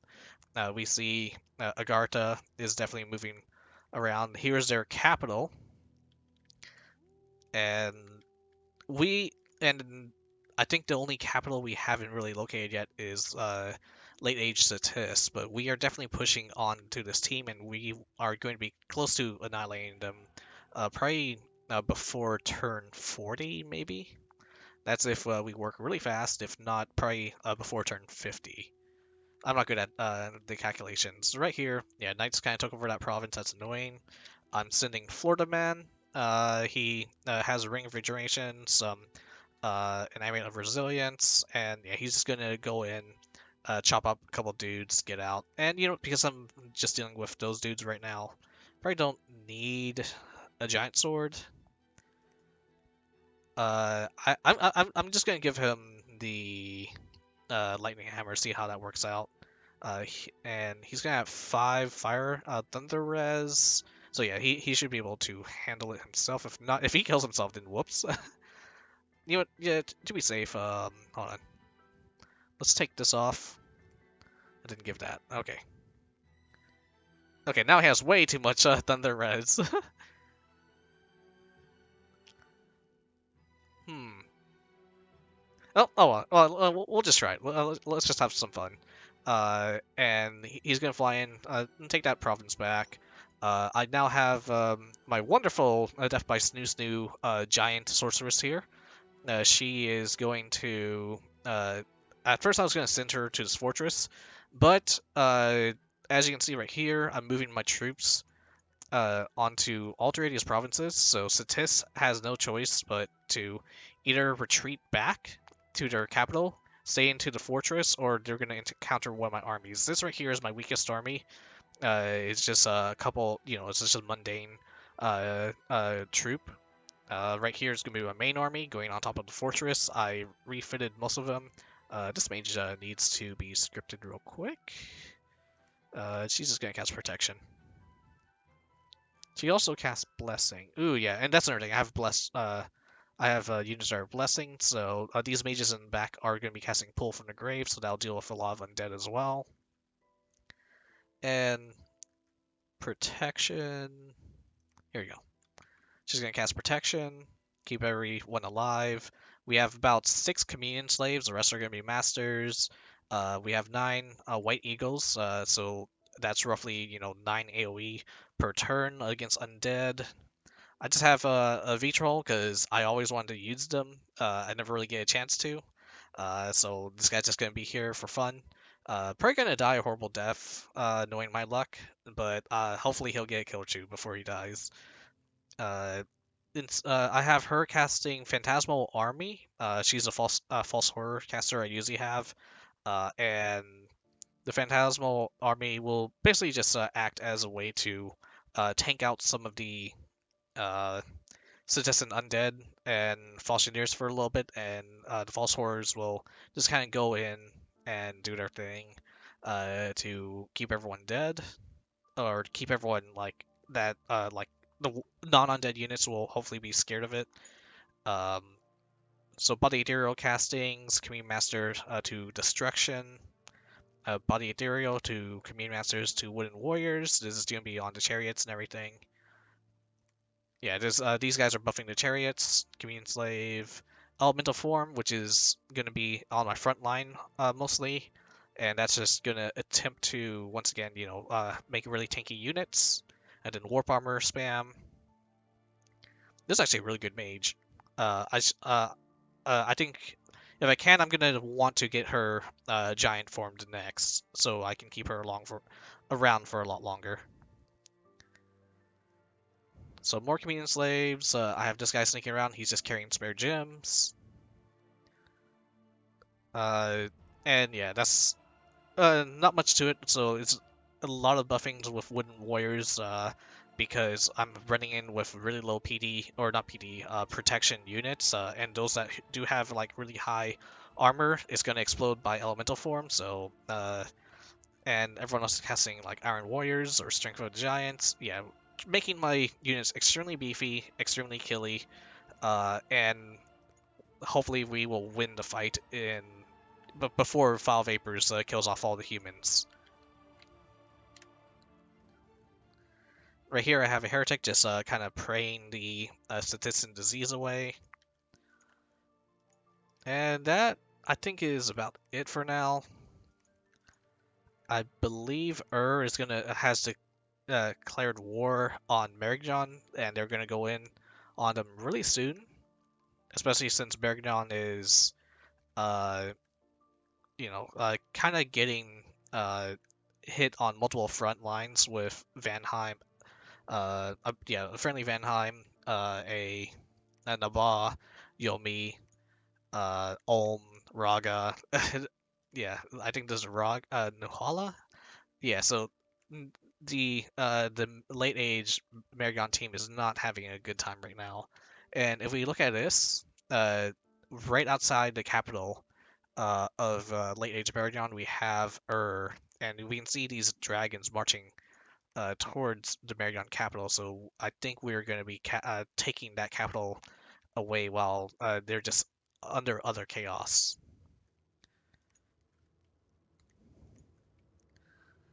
And yeah, right over here, just to double check my giant unit, she's going to be running in with a giant sword, so that's an AoE attack. Uh, Mind Shield, that will stop enemies from attacking her too much. Just a basic helmet. Shroud of the Battle Saint, because our Bless has gotten a little ridiculous with the Awe. We have lots of resistances, and yeah, it's just gotten a little ridiculous. She's flying, Ring of Regeneration, and Girdle of Might, so she'll last a little while. And I'm seeing her right here. So if Ctis decides to attack my province right here, she'll be on the defense, and more than likely she'll survive the entire encounter, and Ctis will have to route via a morale drain. And if that occurs, my main army right here will be on top of this fortress, and they will have nowhere to retreat to, which will mean this army will rout. But more than likely, I believe this army is just going to stay inside, and basically um, wait out the storm, I guess. We have, and once again, my mundane troops are going in here. And really, that's it for this turn. We can also see I have my harassers just kind of running around in circles just to piss off the Ctis. We even see Zabalba fully sieging one of fortresses now. So yeah, two teams are probably going to be eliminated really soon, and that's going to leave about 4 teams total left. And yeah, that's it for turn number 34. I'll see you guys for turn number 35. Hey everyone, welcome to back. It is turn number 35, and I'm just gonna tell you guys right here, right now, I messed up. Alright, so let's go ahead and go through the messages. So Dick Knight has sent me Firebrand. That's gonna be useful in dealing with Ctis. Looks like questionable jokes. The Moloch of a certain team has claimed a certain throne. I'm not gonna read it because the names of various pretenders are not that good for me to read on YouTube. Um, we have my mages doing their thing, getting some white eagles up. I got the giant created, got some blood slaves. So you know, just some usual stuff. Unexpected events, pretty bad. And going through, we'll just go through everything one by one, just see what's going on. Marignon trying to deal with various independent factions that have been taking his provinces. You know, usual the minions. Oh, I need to fight the AI real quick stuff. Looks like man attacked a throne, but possibly, or let me check what this is, because I actually didn't read this message earlier. So he's just running in with all his, I believe these are cap sacreds, and he just summons a buttload of air elementals, and they're just gonna mow down this pathetic little army.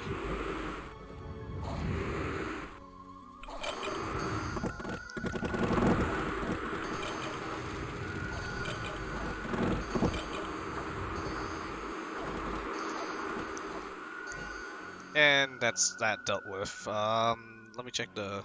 And looks like he's also summoning, by looks of it, false horrors. So yeah, minimum losses. Let me... This was in Shadowland. And, okay, and we've got... Let's see, a Crystal Mage Throne. That is going to be very useful for the team. Excellent, excellent. And over here, well, needless to say, Middle Ctis is not backing down. They are taking as many of their provinces back, and I can't really do much against it at the moment. He's been doing a really good job of taking out my raiders, and it's gonna take time for me to get my raiders back up. And over here, Nick Knight declaring war on late age Ctis, or you know, the ongoing war of late age Ctis. He is taking out whatever's poorly defended, and whatever has a lot more troops in it. Well, his thugs are not really able to do much, especially when they cast Dust.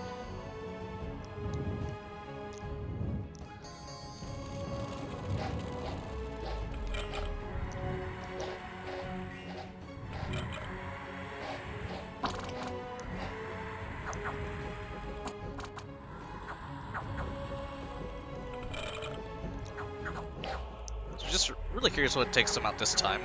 Once again, we are going to see this fellow come back up. He's going to lose a couple of these magic items, unfortunately, but that's how things will play out.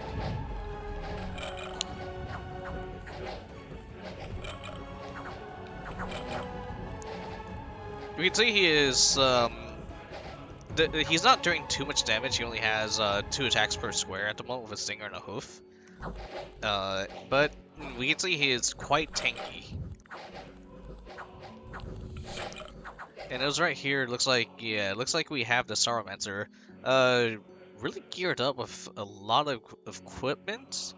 I'm not entirely too sure if all of this is necessary, but I'm assuming the Stinger was picked up from one of Nick Knight's groups, same with the Mind Shield in all honesty, but the rest of the stuff, like the Shadow Helm, plate armor and whatnot, I don't think that's entirely too necessary.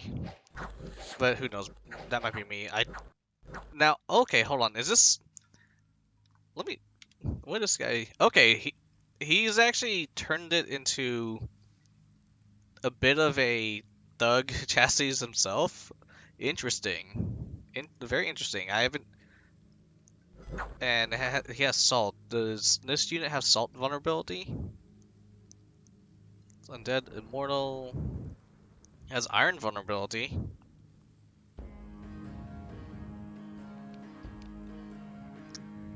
But not salt vulnerability, so the salt was unnecessary. At least I think it was. Who knows? Maybe it's doing something I'm not recognizing. So, we have the Sauromancer here get up right in the face of the Immortal, and he took a massive hit there for 15 damage. I want to see what caused that.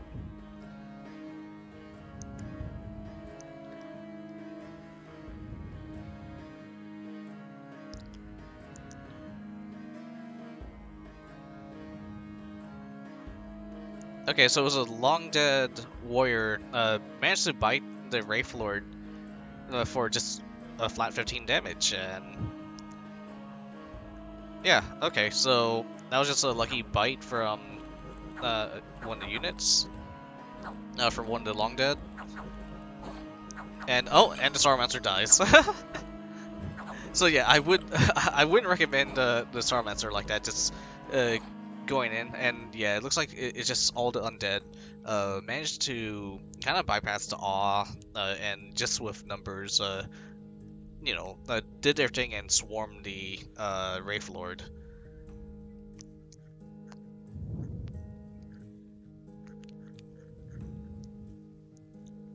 So we have a white mage here. No.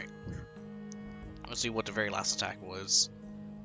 Yeah, it was a long dead. Hit it with a trident for about 8 points of damage. So yeah, it was a long dead that managed to put it into our undead. And what was that Sauromancer that was kitted out?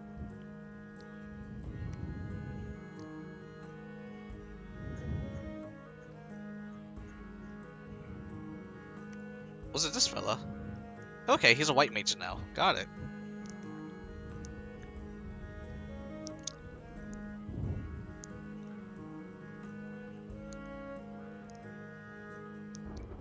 He attacks with Drill Salt. Doesn't look like... I'm not entirely too sure if it does anything, but let's see. Wraith Lord hits him with Stinger of 7 points. And 16 total points of damage. And then... hits the white mage for 9 points. Has a permanent chest wound now for a total of 18 points. And yeah, I guess... yeah, I really don't. I'm really not sure what that Sauromancer was trying to accomplish, unless they really wanted to become a white mage, and possibly lose all that gear. I'm assuming it was recovered by some of the mages, but yeah, I personally would not commit a Sauromancer like that. Interesting strategy, though. I don't know. Maybe there's something to it that I'm just not seeing. And let me see. And over here, this is the massive line of undead with 2 little commanders, and we can see here Nick Knight's immortals kind of just milled through them, losing two of his immortal units that were just well, they're not commanders, so we're just gonna see them come back in a few months. And the Wraith Princess is just gonna continue going about rampaging through everything. But look at that, 150 total kills, 50 with the Princess. Decimated this unit, and yeah, if they had mage support with Sauromancers or whatever else, late Keepers of the Tomb, or you know, just mostly Sauromancers probably. This entire battle would have turned out differently.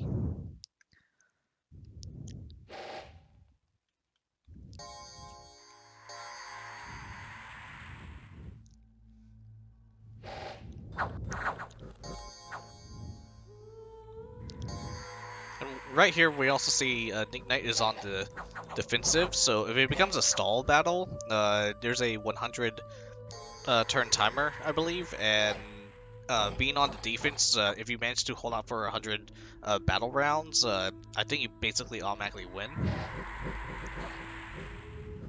And yeah, we can see immediately this line just kind of gets pierced through by the Wraith Knights here. We can see the undead are spawning through the various mages in the back. Yeah, I'm guessing they are just kind of Okay, yeah, they're reanimated priests. Got it. And then we have our princess here. That's just kind of Dynasty Warriors everything back here.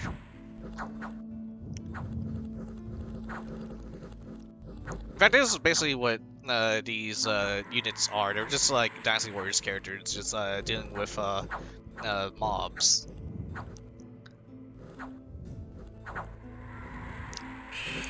And then it seems that one of the Tomb Kings wants to punch the Wraith Lords, but immediately they get hit with a Banefire weapon, and now they are just gonna start decaying. And 48 HP though, that's a good chunk of HP.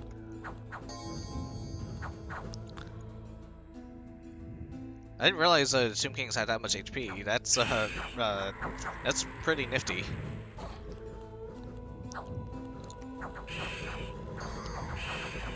And right there with a smite takes out one of the Wraith Lords.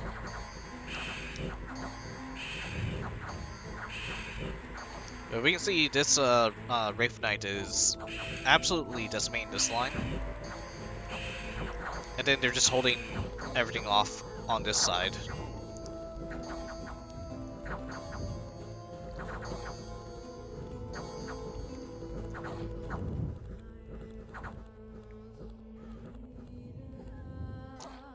And that's this kind of walking stack of undead just dealt with.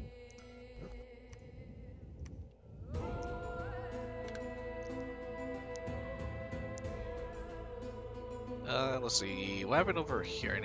I want to double check where this was at. Okay, and this was just a province I defended from Ctis taking. But over here, this was a big army versus army fight, and immediately you can see I was defeated. So he has 9 hordes of skeleton casters with the Marsh Masters, and he also earlier I was like stepping on top of this fort like every other turn with no issues. It looks like he burned, I want to say 500 to 800 gold on province defense alone, and then he set all his everything he had on patrol. So he had that defense. And unfortunately, yeah, we can see my a lot of my Wind Riders have died out, and it's gonna take a really long time for me to get these numbers back up. My White Eagles, yeah, it just completely decimated everything I recruited for the past couple of turns. Like probably I want to say upwards of like 8 turns or so. And luckily a good chunk of my mages survived. It looks like I lost 1 shaman, 4 mystics unfortunately, but I could always, I'm pumping out mystics in just about every fort right now. But yeah, not really happy about these results, but simply put, I was warned, and I did mention that Foul Vapors was most likely going to come into play, and I didn't really have a good counter against it. And that's exactly what happened. Foul Vapors came into play. So, let's go ahead and see what happened. So once again, we have my usual lineup, and this is actually one of the things that causes me to lose battle. And then we have the massive stack of Ctisian Falconeers, PD, like Slave Warriors, City Guards, and Militia. And then he also put all of his Sacreds in the back also. So they are fully... They're fighting Zabalba at the moment as well. So at this point, they've grown accustomed to fighting flying enemies. And yeah, they basically just decided to put everything that would fly towards the commander in the back, everything that's like hits really heavily in the back to protect those commanders, and deal with the front later, because the front will be handled by the undead and all this militia and province defense. And let's just go ahead and play the battle. So everyone tries to get their spells off. I managed to...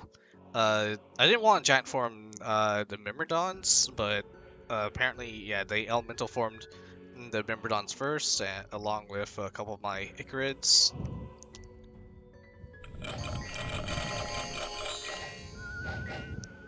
They even put some luck on them. But that's fine. And I basically have, like, really... Yeah, look at this. Ethereal, Lucky... this one's not even... this one's not fully giant shaped, but... Protection 29. So these are really tanky units. The downside is, if you see it... You can probably see it already. The Foul Vapors has affected the battlefield. And there's just not much I can do to... I mean, yeah, I can have all the defenses in the world, but it's not going to mean anything if my troops don't resist the poison.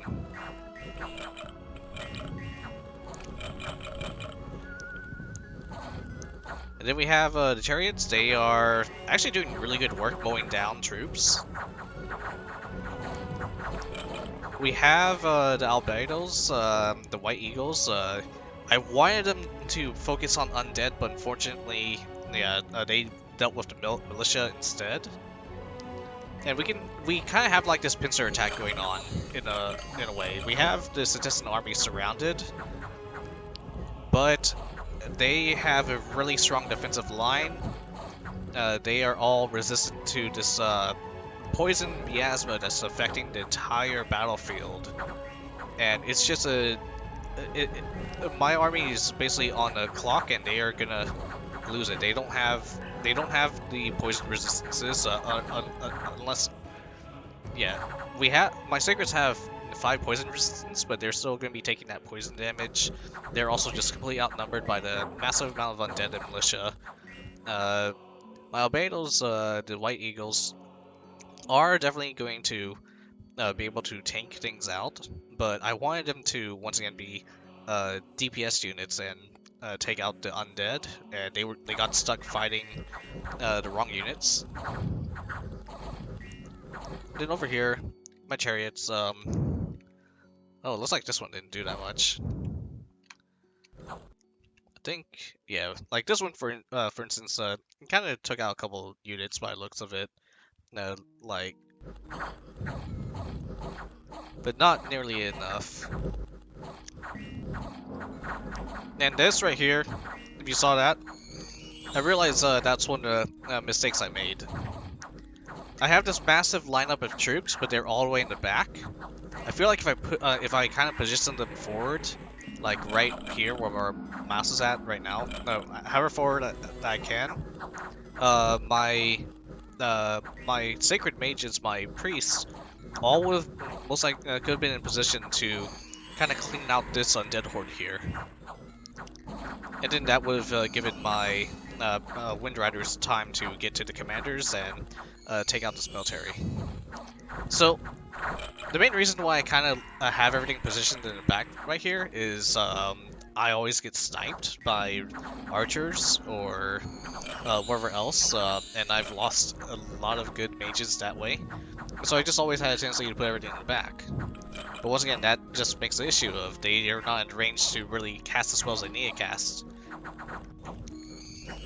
So I'm gonna try seeing what I'm gonna try moving everything up this time or next time, and hopefully that'll work out. Yeah, here we can once again see. Yeah, everyone's just trying to do their best. I'm trying to clear off this wall, but the poison is settling in. And yeah, just fast forwarding.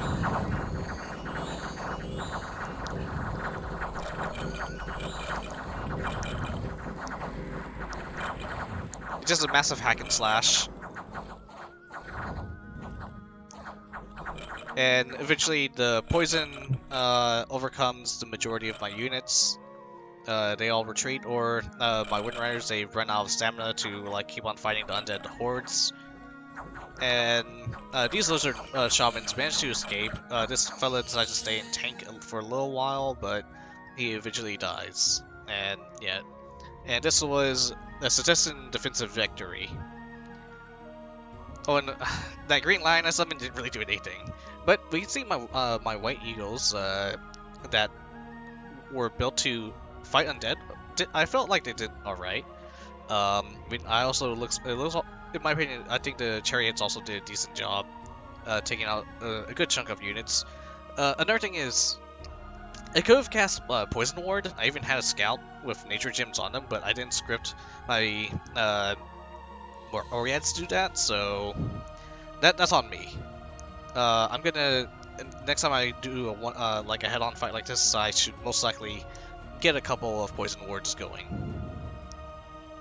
But it is what it is. I've lost a battle. Ctis pulled out in the end, and I have to retreat all my forces now and have him regroup.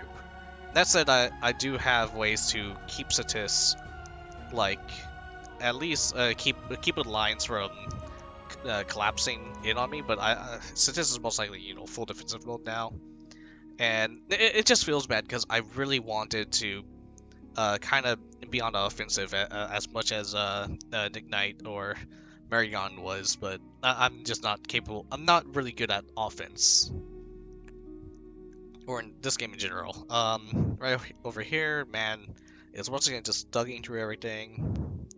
Right here, Marignon is just grinding his battle saints for EXP.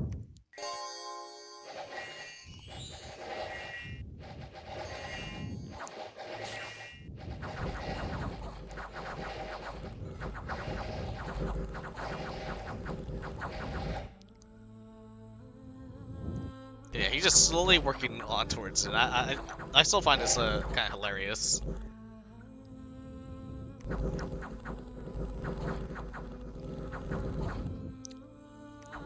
really curious what will happen once he does hit that promotion.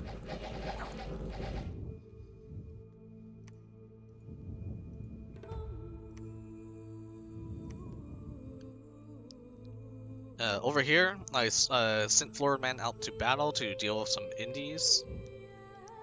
Not much to it, really. I just wanted to make sure, I really just needed to get the province back and, you know, just make sure he could hold his own. And he was able to hold his own.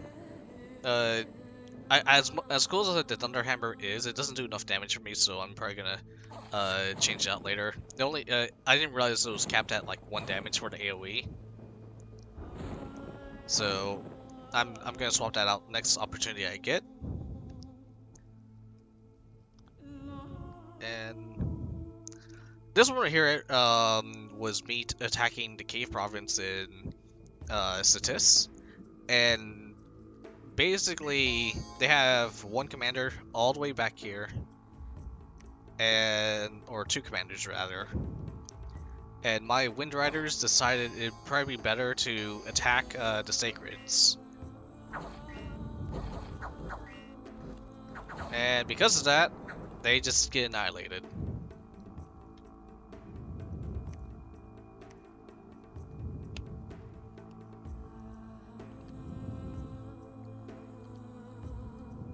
And right here, it looks like Zabalba is attacking, I believe they wanted to attack Argartha rather than Man. So the team Zabalba is basically eating the same team we're attacking. And more than likely, Team Zabalba is going to be our next target.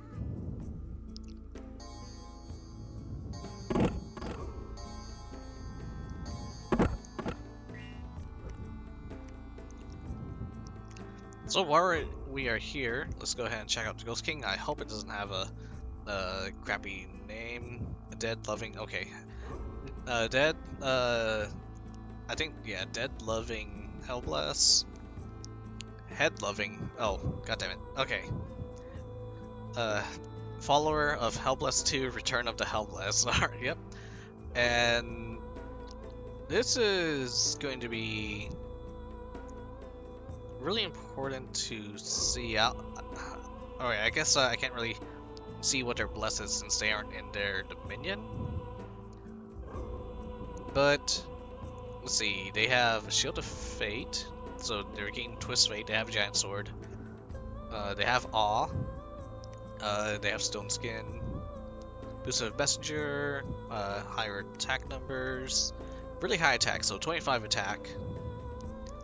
And he's just gonna mow people down with the Giant Sword. But his magic resistance is slightly low, in my opinion. So that might be a way to deal with him later. And he's also undead. Oh, he's vulnerable to salt. So to deal with this fella, we just need to get a bunch of salt and just kind of toss it in his face.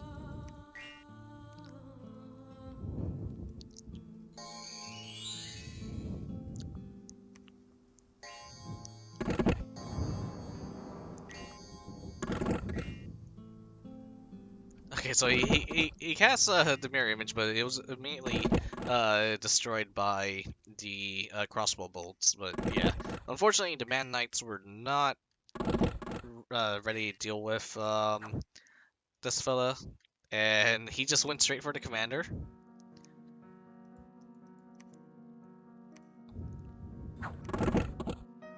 And immediately he kills the commander.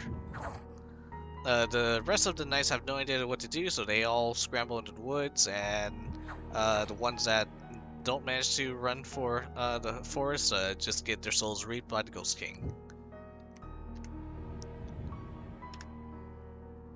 And that's it for the battle reports. And here's basically what I'm going to be doing. So I think this was a unit this was a unit that defended against one of the Reclamation Party members of Ctis. I'm going to be sending him to them to try and just take the fortress here. I had units dispersed over here. Let me put 1 PD in there before I forget. And I wanted them to all regroup into the fortress, or at least into this province. But because of the Myrmidons and the Tarbaces, they can't do that. So what I'm basically having wrong way. So I'm basically having the troops that have to move on foot. They're going to just kind of go for a Hail Mary attack on top of the capital, and I just want to have it sieged at least for a little bit. So this is claiming all these farmlands, and that's not good for me because they are getting back a lot of their money and economy, so they're going to be able to recruit a lot more of these like, you know, the false engineers and Ctisian infantry. Looks like he got another commander right here as well, and most likely he's going to start upgrading this to a fortress, but I just don't have the manpower to keep him fully occupied, at least not yet. Zababa is still sieging this fortress, and over here is, unfortunately, I don't have good eyes on it, so but more than likely, yes, Ctis has a decent economical provinces around here, and yeah, they're all going back to that capital. Over here, and yeah, so what I'm going to be doing is I'm moving all my troops back into this fortress because we need to regroup. The ones that did make it back into this fortress, I'm having them research or forge various items that I'll need for the upcoming turns. For example, I desperately need a Climate Pearl, so you know my Battle Fortunes and whatnot can be cast a little bit cheaper over time, and everyone's trying to regroup here. But I also have my beautiful giant lady. She's going to be site searching here, so she'll be on the defensive battle if Ctis decides to attack this province. FloridaMen is going to move and patrol right on top of that province, keep an eye on it, and hopefully he'll be able to deal with masses of undead just kind of being everywhere. Once again, the Thunderhammer is not going to be that great for dealing with undead, but hopefully he'll be able to hold out for 100 plus turns and force the retreat on Ctis.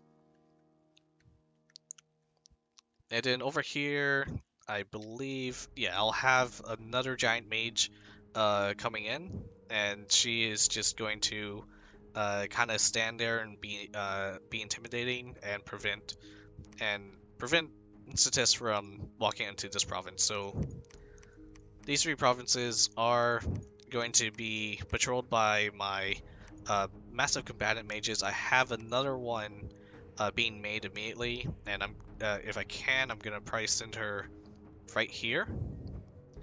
As if I manage to maintain this province, and hopefully, yeah, we'll get a full pincer attack on this fortress and be able to, and at least be able to keep it occupied for a bit while, and give me enough time to move troops to capture the rest of Ctis. We need to cut off its entire economy so he can stop recruiting more troops.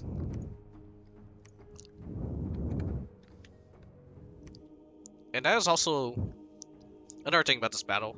I managed to take out, unfortunately, not that many of his sacreds. His sacreds are pretty terrifying to fight off, but I did take out about half of his falchineers. I want to say he has maybe about 100, yeah, we'll round up to about 100 falchineers going about, so that's a lot less to deal with. And now that I have these giants coming in, hopefully they'll help clean up what's left.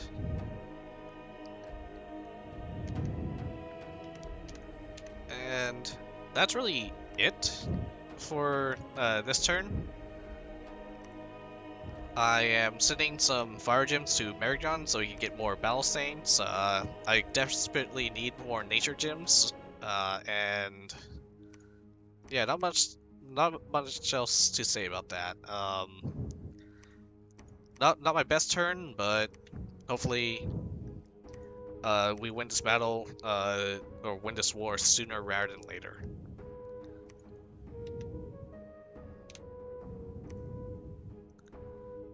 And I'll see you guys on turn number 36. Hey everyone, welcome back. It is now turn number 36, and last time we were defeated by MA Ctis's defensive battle with Foul Vapors. My army was basically completely scattered, and we decided to push all our units back to the fortress to try and regroup. It is at this point, honestly, my nation is at its most vulnerable, and Ctis, if they really wanted to, they could have pushed a attack. I sent my troops once again to try and perhaps attack their capital just to act as a distraction, because I'm fearing a impeding storm from their units back onto my fortress, and honestly, I was expecting a full tug of war. And what ends up happening? It makes Ctis stales the turn. Alright, so let's go ahead and take a look. As you can see, I have not been attacked whatsoever by Ctis. We can see my rituals have been going off a-okay. I site searched with one of my mages inside the fortress of Asphebor, and I found 3 nature gem sites, so that is excellent news. That's definitely going to help my giant army come online. And right here, I'm just going to say right here, right now, Nick Knight as MA Man is freaking terrifying and just devastating late age Ctis. So let's go through every single battle. Right here, late age Ctis, just uses a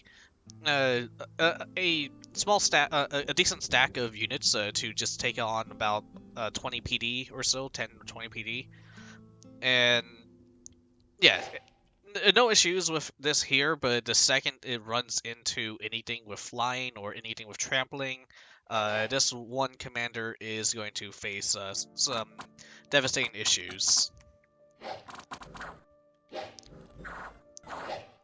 They very slowly make their way to the back, and the Volscineers are very DPS heavy units, and yeah, they just slice and dice the province defense with no issues whatsoever.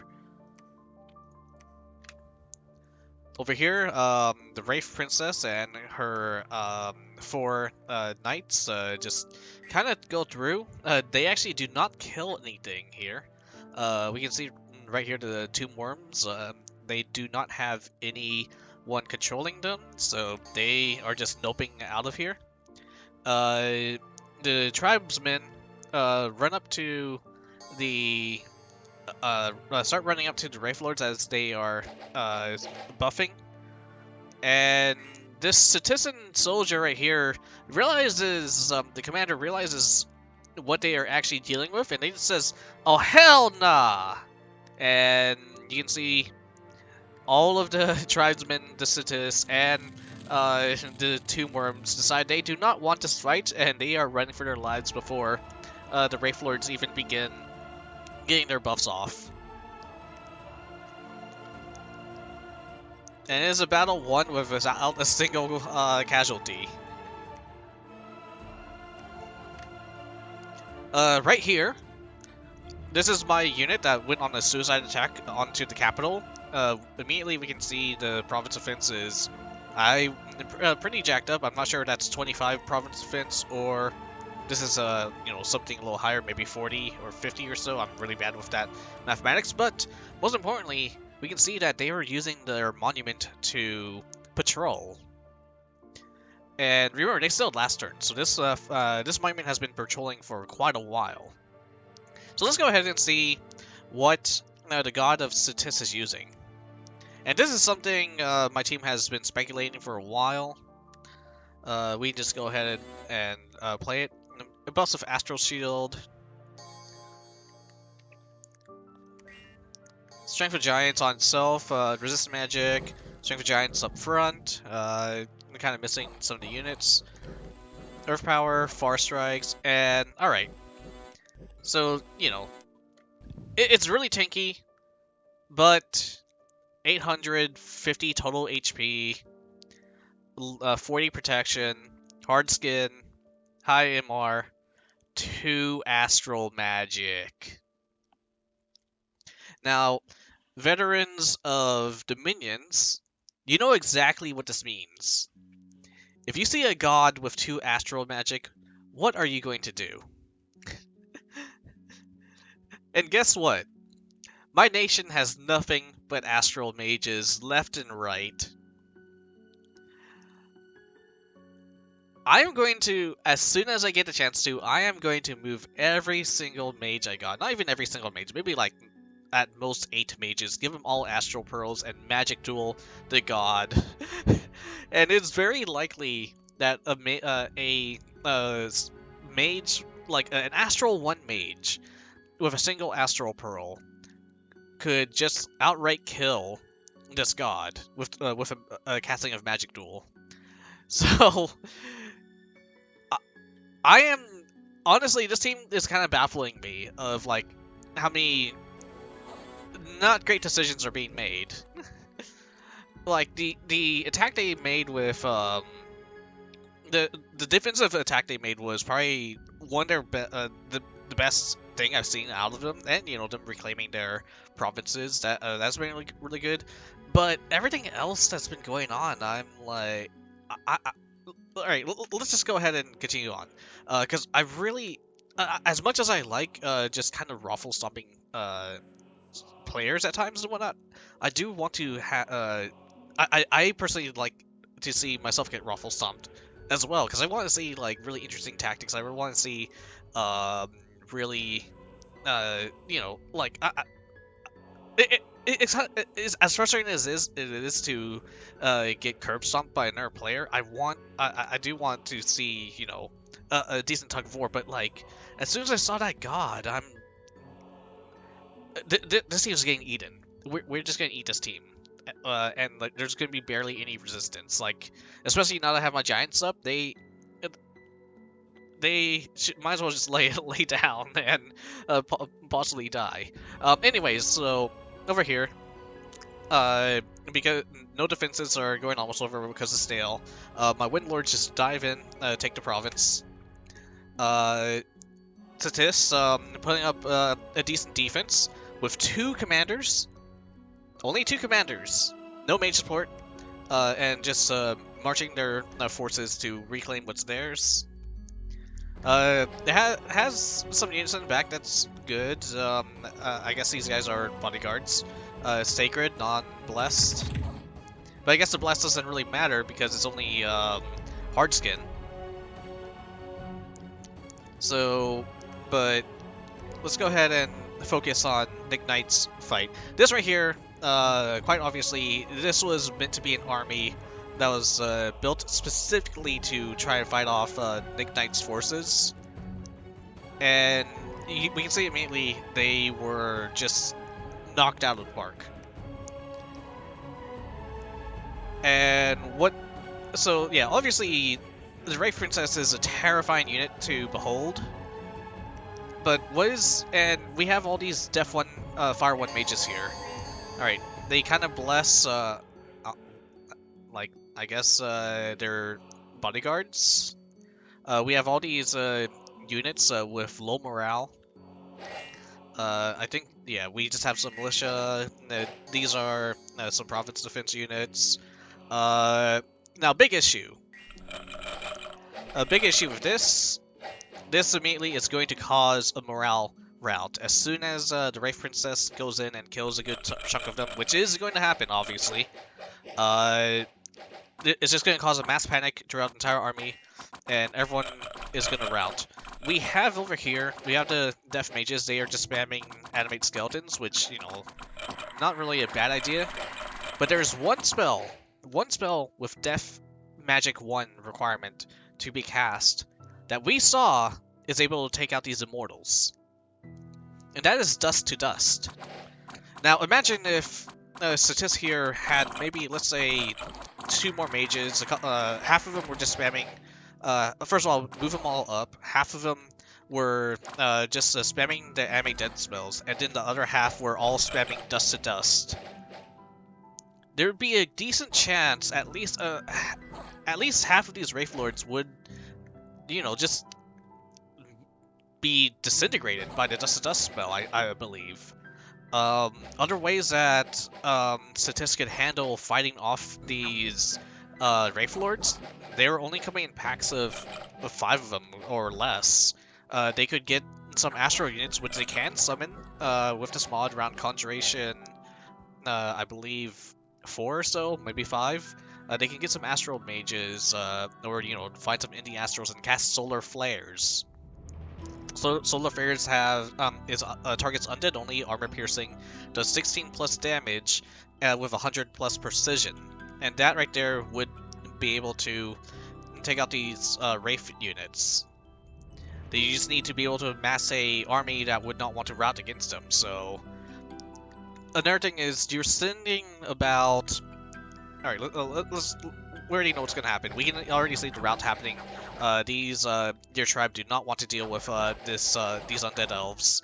The rest of the Ctisians have already died, and at this point the mages realize they're all alone. They have terracotta soldiers up front too, because they're desperate for something to act in their defense. Now the thing you have to realize, a single Wraith Princess right here is worth 60 air gems to summon by itself with this mod, right? And then Nick Knight himself added, let's see, 10, 13, so 18, 28, 38.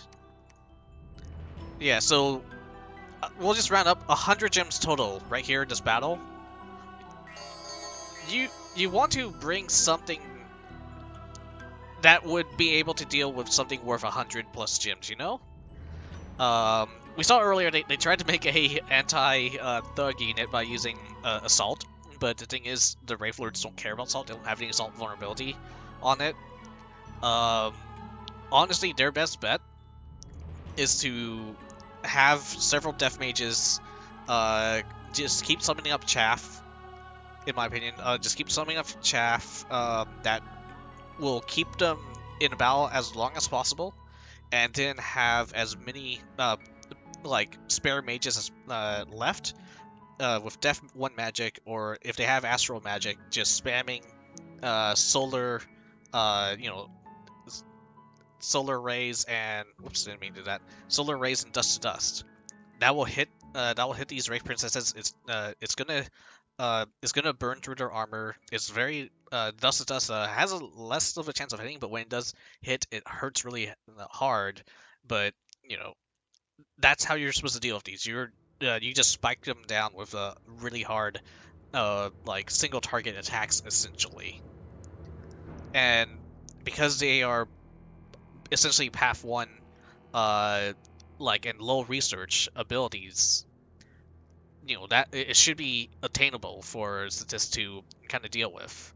I'm really curious if the upcoming turns they do that, or if they are just going to essentially bend the knee to us and we just keep on ruffle stomping through their territory.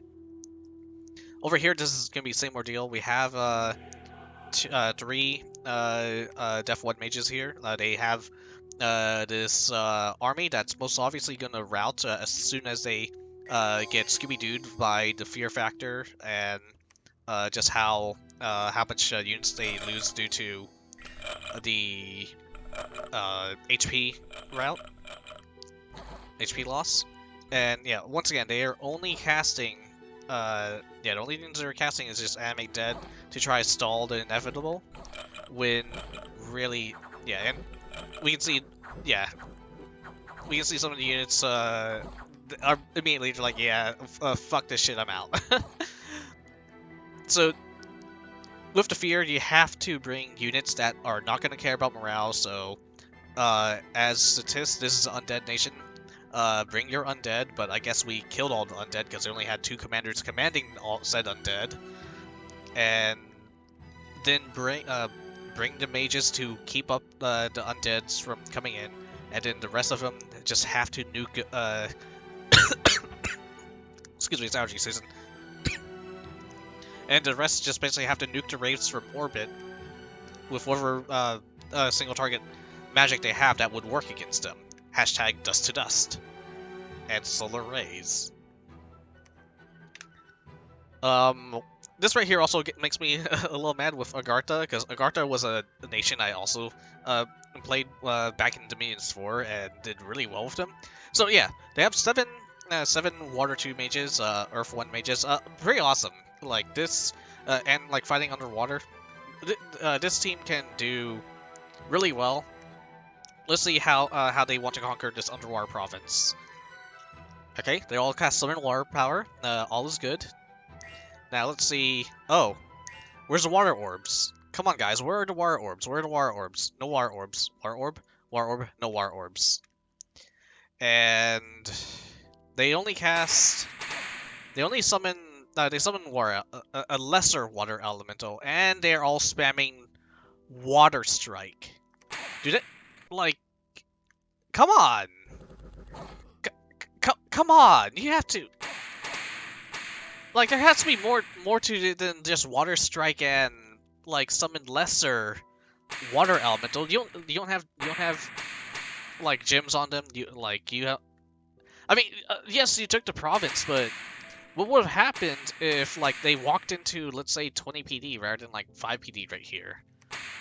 These water elementals would not have protected this back line, and the Tridents would have immediately just went into the Olm Sages and, you know, just kind of stabbed them right in the heart with no defense. And now they cast Iron Will, because why not? I mean, that's AI scripting, obviously, but you have to reinforce your mages. You have to give your mages equipment to work with. And you should also give them spells to, like, you know, you're at Water 3 now. There has to be something more useful you can do other than, like, cast lesser water elemental and Water Strike, which is Evoc 1. Right over here, I had a bad event. Some troglodytes decided to attack. Found some nature gems. You know, some other bad events. This right here is a little annoying, because now I lost some Earth Gem income, and I'll deal with it later.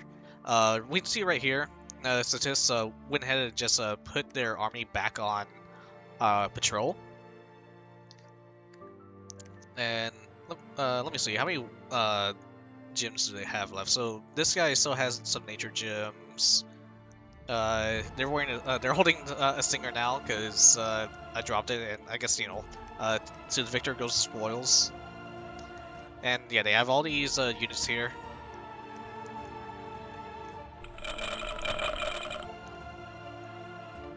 And you know what?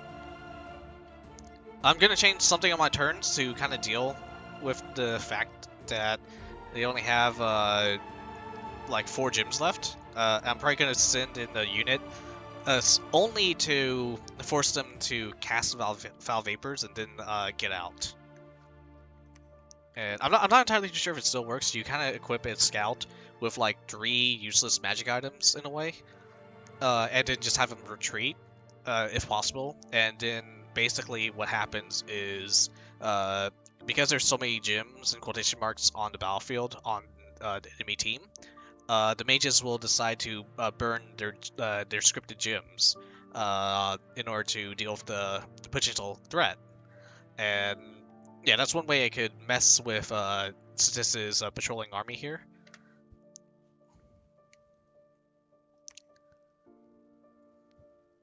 And right here, I just had my Septic. He was trying to get rid of the minion, and he got kicked out. They just found him. He was hanging out with my scout here. The scout got kicked. Scout got spotted immediately. Septic saw what happened, and yeah, he was the second one to be chased out. We started destroyed gate, battle afflictions. Yeah, so that's about it for this turn, really. It's yeah, a little disappointing. Nothing too exciting. Right here, Ctis is being sieged by Nick Knights, Wraith princesses, and okay, and I think this is meant to be a force that's going to try and oh wow, yeah, Nick is just on top of just about everything now. And they're desperately trying to kick him off, but we all know how things are going. And I believe the capital of Ctis, yeah, this is the capital of Ctis right here, so we are pretty close to outright conquering them. We don't have eyes on Aglart at the moment, but I think Team Zabalba is currently eating them. And and also right here, MZ2 says that the gates to Rotterland have been destroyed this turn, so he's gonna storm it. This on turn 37, and I'm just gonna say, yeah, like we're just kind of curb stomping this enemy team.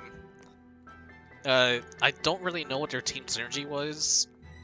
Like, if they went full scales, I guess that's great, but they could have definitely did something with the bless. There's like no synergy going on between the team. I don't feel too much coordination.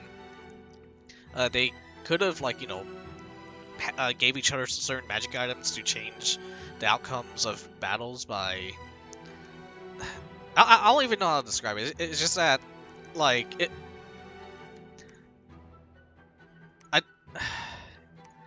there's a lot they could have done to prevent what we did, essentially. And, like, I don't know. I guess I was expecting something a little bit more challenging, and I didn't expect things to be this. I don't know. I didn't realize we would be this big a difference in like in quotation mark skill level. I don't know. Sorry, I'm just like ranting at the moment. But yeah. Anyways, the way I'm gonna move my armies about is because Ctis is kind of concentrated right here. I'm just gonna ignore them. Honestly, there's no point in me kind of dealing with this army at the moment. I think yeah, I'll move a scout in or something with like a couple of magic items. Let me see. Like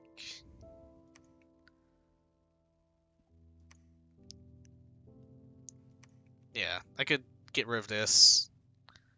Get some salt. Yeah, don't really need this either. And I'm just gonna have him do that. Hold for about maybe 3 turns and then get out of there. You know, let's hold for 4 turns. And these are items I don't really care too much about. A little bit more on the Icarid harness. But what is Ctis gonna do if they manage to get one of my harnesses, right? Scepter Authority, and Enchanted Salt, he can't really do anything with it for me. So I'm just gonna have this guy. I don't want him sneaking in. I actually want him attacking. And yeah, he's just going to make them burn a couple of nature gems. At least that's the intent. And if he dies, it's whatever. And if they don't use magic gems, okay, whatever. I just wasted what 15, less than 15 gems on just checking something. And not that big of a deal, especially with our economy booming a little bit. Over here, MZ2 has been site searching for me, and he found apparently these 3 provinces, which thank you very much, MZ2. And over here, Ur is very totally going to walk in on Marignon. Wow, this is actually a pretty terrifying looking army right here. There's a lot of crossbowmen, flagellants, Diabolist. He is going to, yeah, he patrolled out these units here. And what we found was an assassin with living mercuries, and for some reason the battle replay is not working properly for me, and then a succubus as well. And can I? Okay, so right here it's an assassin with living water bottles, and it's very quite simply it's just an assassin that's gonna really mess up mages and commanders. But he patrolled it all the way. And right here, okay, now let me view it. And this is a succubus with an ethereal crossbow, eye of aiming, and lifelong protection. I'm very. That's actually pretty interesting about the eye of aiming and ethereal crossbow. Lifelong protection will most definitely be something formidable to fight against. And she fires the crossbow and misses immediately.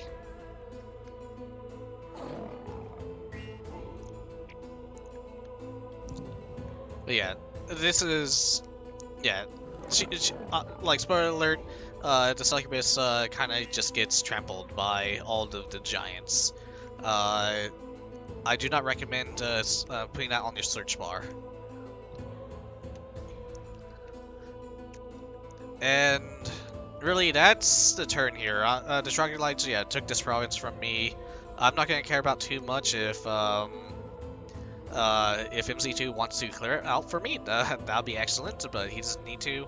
I'm focusing on getting my research all the way up. I'm gonna be hitting Howl on Conjuration 5, and then I'm gonna go up to Evocation 3 to get Magic Duel. And Magic Duel will be obvious on who I'm gonna use it on. And really, yeah, that's it. That should end it for this year, which means by the time, as I'm finishing recording this, I'm currently editing everything from turns 13 to 24, and yeah, you should see these turns sometime later. I may start pumping them out. I may start pumping out turns like in intervals of 3 or so, because these turns are starting to get really long. But yeah, yeah, you'll see. Go ahead and yeah, if you like these videos, please hit that like and subscribe button. And if you have any suggestions, feel free to say stuff in the comments below. And I guess I'll see you guys in quite a while. um, you'll have a wonderful day.